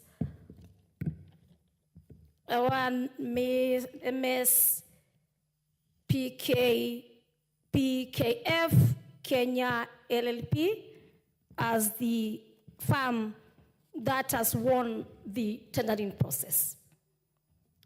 Mr. Speaker, looking at the report, the right procurement process was followed, all the processes were followed, and the Public Accounts Committee, with its membership, has been convinced that our Miss PKF Kenya LLP is the right firm to audit the Auditor General. The advertisement was done in terms of the successful firm, Mr. Speaker, and I want to say I'm very grateful that the committee has been able to conduct independent audit of the organization's activities and all the operations, of course, in line with the international standards on auditing and international financing reporting standards. And these are the guidelines, Mr. Speaker, by Public Sector Accounting Standard Board. And so this committee was convinced that the firm that they are seeking for approval from this House is well in terms of these books. Mr. Speaker, the committee has also expressed themselves and through opinion on the financial statements that have been prepared. And in all material respects, Mr. Speaker, it is in accordance with the applicable financial reporting standards and the frameworks, Mr. Speaker. They also looked at whether the organization has maintained proper books of accounts and whether their company financial statements, they have given us a true and fair view of the financial position of the Office of the Auditor General. Mr. Speaker, these findings and this examination by the committee shows how the Public Accounts Committee went into details, even looking at the tenders in terms of the technical and the financial, aspect. Mr. Speaker, being an accountant, being a finance person, I'm convinced all these areas that the Public Accounts Committee looked at that this firm is the right firm to conduct or to become the auditor to the Auditor General, Mr. Speaker. Mr. Speaker, I want to encourage in future that more firms bid in terms of such advertisements so that at least we can have competitive bidding. This, we only got 2 bidders, and out of the evaluation, that's why the audit committee has been able to propose that the proposed external auditor who is going to provide the audit services to the Office of the Auditor General is the right one. Mr. Speaker, the Auditor General is a very important institution in our country, Mr. Speaker. All members of this parliament, and especially those who have constituencies, we've been audited, not us, but not the members of parliament. It's important for the public to know the member of parliament is not involved in NGCDF running. We are just oversight. We do our oversight, we do our public participation.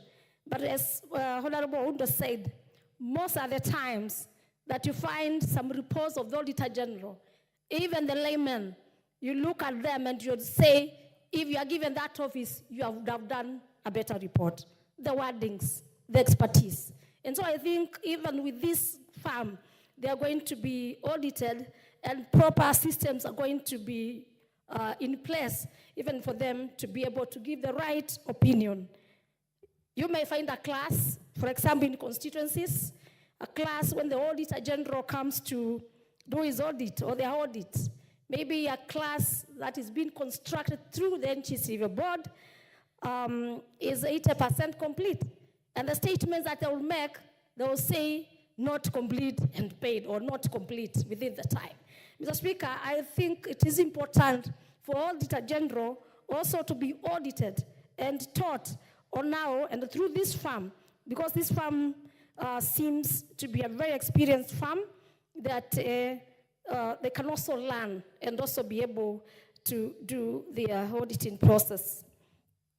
Mr. Speaker, the tender committee, which was appointed by the accounting officer, Mr. Speaker, on the 13th of June, is in pursuant to Section 78 of the Public Procurement and Asset Disposal Act to oversee the tender opening process, did its work, and the committee was satisfied. This is within the Procurement Act, which this House has passed, Mr. Speaker.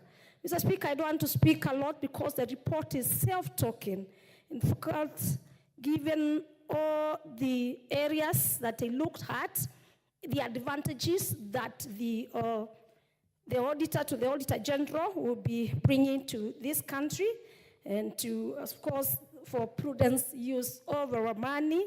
Mr. Speaker, I am convinced, and I therefore want to say I support the adoption of the report of the Public Accounts Committee on the procurement of the external audit services for the Office of the Auditor General for the financial years 2022-2023, 2023-2024, 2024-2025, which was procedurally laid on this House, and this we appoint MS PKF Kenya LLP.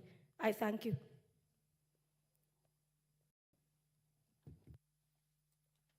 Very well.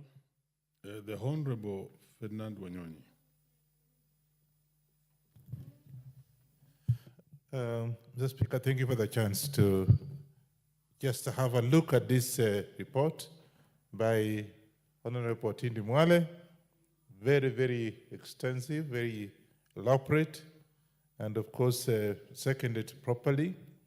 I think I'm a bit disappointed, Mr. Speaker, that this is what's coming at this stage. First of all, the auditor to the Auditor General, I would have expected, because there's a lot of eagerness to get jobs done, what have you, that they expected at least to get 2 or more than 2 applicants at least. We would have talked about 10 or so, because there are so many auditors in this country. And I'm just looking at it, and just two of them seem to have applied. And one of them has applied too, and one was taken. And therefore, I think there's much more than it meets the eye. And I think it's important because for us, there's value for money, and we need to know exactly what is happening to the money that the Auditor General is actually checking, because we have a lot of misuse. We have a lot of people who are very miscellaneous in terms of usage of funds that actually this House approves on occasional, or no departments actually, or ministries. But now, my question is, and I'm a bit upset, only 2 companies actually applied for this job, and one was taken. And there are a lot of question marks even on the so-called PKF. Again, a lot of questions about the qualification of the same. And of course, now we are looking at it and say, look, is it right that there's this money that we are going to spend on this particular external auditors? Is it worthy or not? Secondly, it's also fair that I think even Auditor General should have an internal audit, a department that actually audit whatever transactions that have taken place. And I don't know whether it is there, and if it's not there, then I think again it's something that this House must actually be brought to account. And I want to ask the Honorable Tindi Mwale's group to be able to look at it. Do they have the internal audit in the office of the of Auditor General? If there's none, we should have that creation. And of course, when you advertise, I would have expected more than 10 companies actually coming forward, the Speaker, to participate in this particular, as only 1 or 2 of them actually came forward. And therefore, I think there's much more than it should be. I would therefore request that our department here, of course, now ask the Auditor General office to re-advertise so they can get more people, actually more companies getting to come and do the audit, which is, of course, audit must be done regularly. And I would think that as it is now, is a shortcut. And therefore, nothing will come out of it.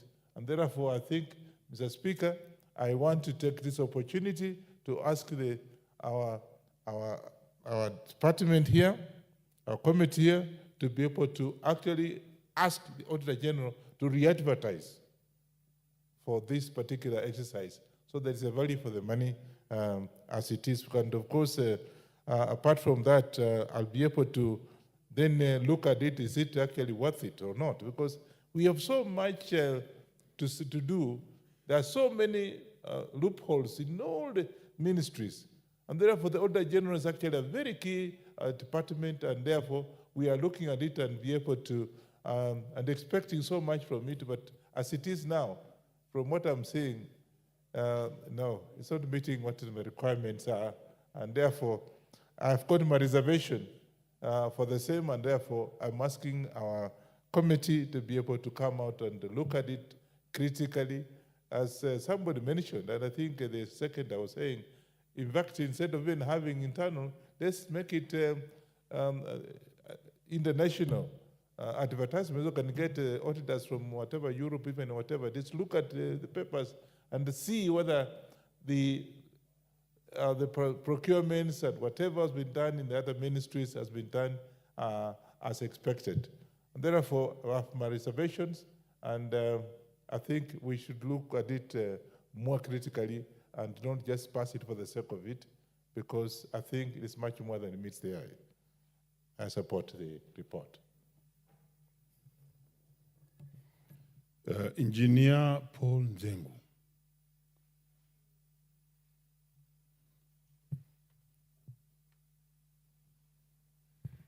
Thank you, Mr. Speaker, for allowing me the opportunity to make my contribution on the report that has been brought to the House by the Committee on Public Accounts Committee, and just from the onset, congratulate the team for the work well done. And I also want to congratulate Honorable Tindi Mwale for the nice presentation and the whole committee for the work well done, even as we have the predecessor or the chairman who has just been elevated to the position of the cabinet secretary, my friend John Buddy.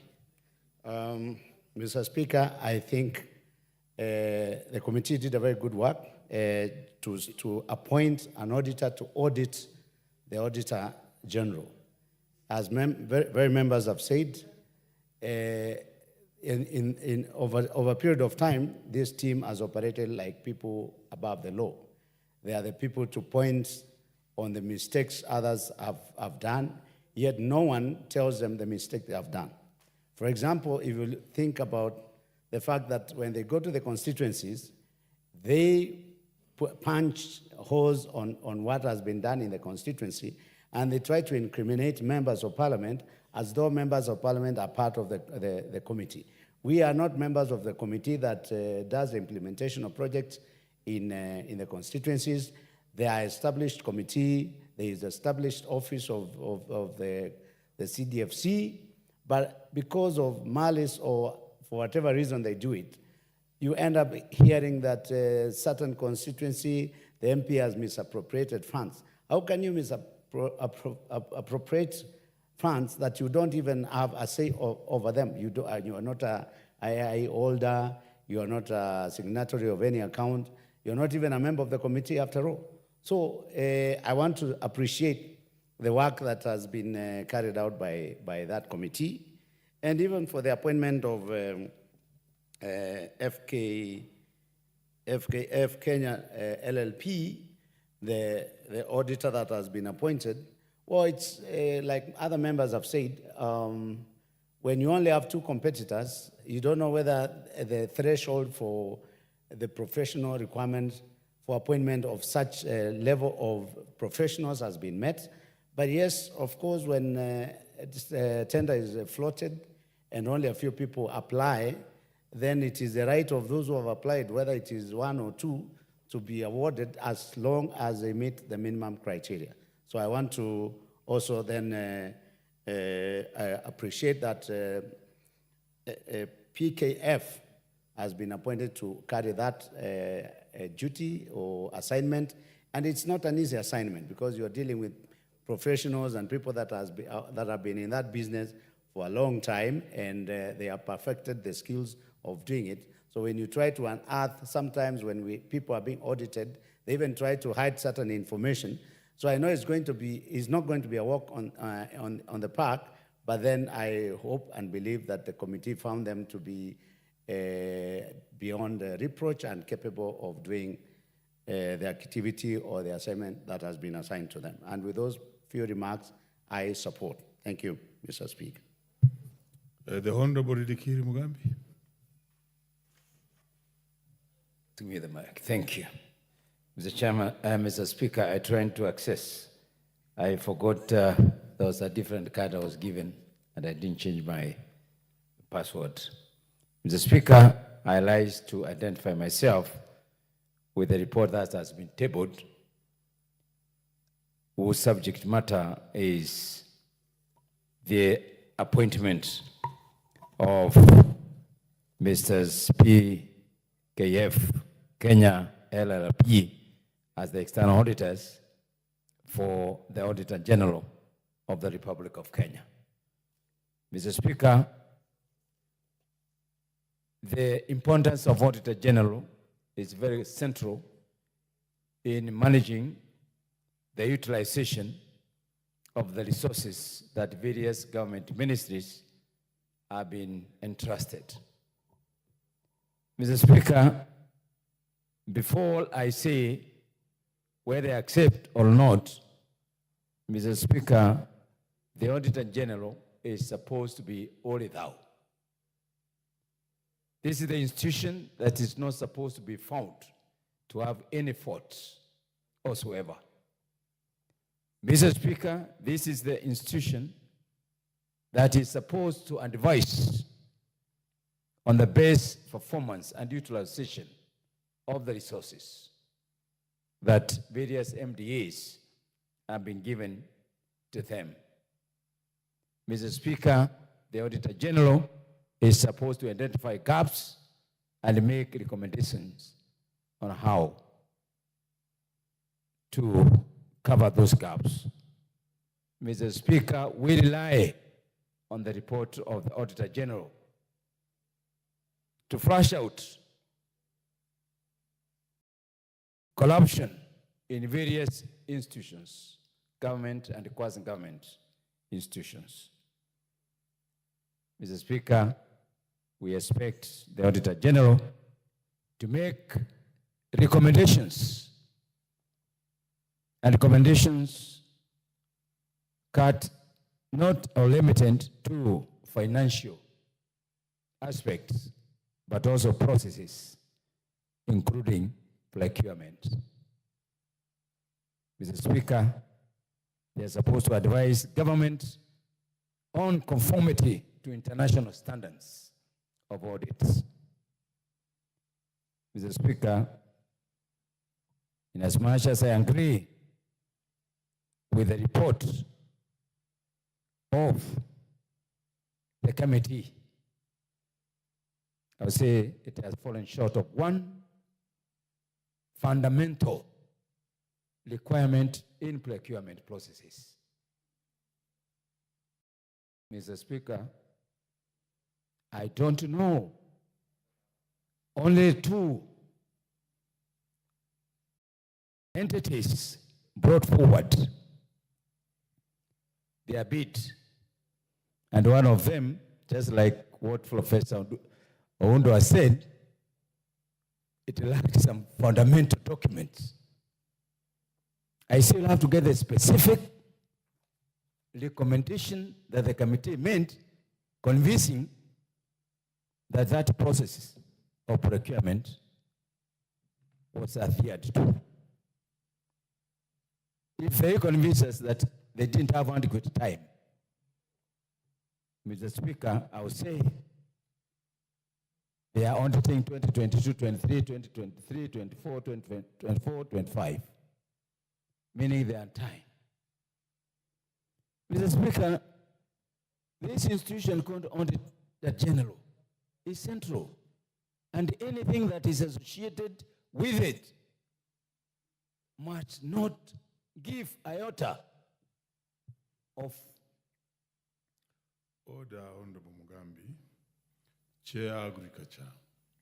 Ordinarily, when you are moving in the House, you don't move between the honorable member who is speaking and the Speaker. Take note of that. You may proceed, Honorable Mugambi. Thank you, Mr. Speaker. He is very familiar with me. Sometimes I become invisible.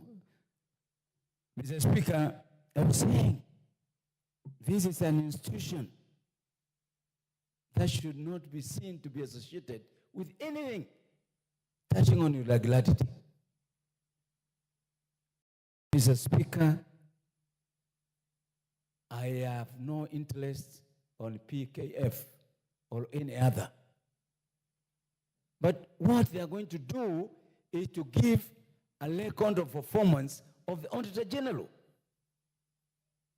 Ordinarily, we will have 3 or 4 presentations of bidders, even for comparison purposes. Mr. Speaker, every Kenyan today is talking about transparency, accountability, openness in our doings. Mr. Speaker, this same Auditor General is the one that is being quoted by the members of this House and even the members of the public out there, that so many things are going wrong within the government, quasi-government institution, state corporations. I'm sure if we all look at the Auditor General's report, even on the CDF, for each constituency, you find element of non-professionalism, giving some recommendations and which they don't even give the way forward. I'll give an example, Mr. Speaker. The Auditor General comes with a statement that the CDF has not provided receipts for bursaries. But they didn't go to the institution to confirm whether the bursaries reached there. So they were looking for the receipt. It was not their interest to go to that institution to confirm whether really the money went there. So they end up by giving a report that now brings even political problems to the members of parliament. Now, when I see this kind of recommendation, I'm wondering, is it not purposely manufactured to audit the same institution that we are saying is white as snow? Mr. Speaker, I have a lot of respect for my friend, the Vice Chair of the committee. I have a lot of respect for our senior, John Bendy. I have a lot of respect for the observations made by the others. But this is single sourcing by definition. It is called, if it is, there are certain things that you can say it's non-responsive. That's what I expected the committee to come up with. Non-responsive. Unless if you tell us there's no other qualified auditors in this country to audit the Auditor General. Mr. Speaker, we are in the same report, same company last year. So what are we telling Kenyans? What are we telling Kenyans? For 2 consecutive years, we have the same, and we present. I think something is not right. I don't know how it tripped the Vice Chair, a man who is very sharp in his thinking, the chairman, who is a qualified accountant. Mr. Chairman, I disagree with his report. Thank you, Mr. Speaker. Very well, the Honorable Danson Moshako.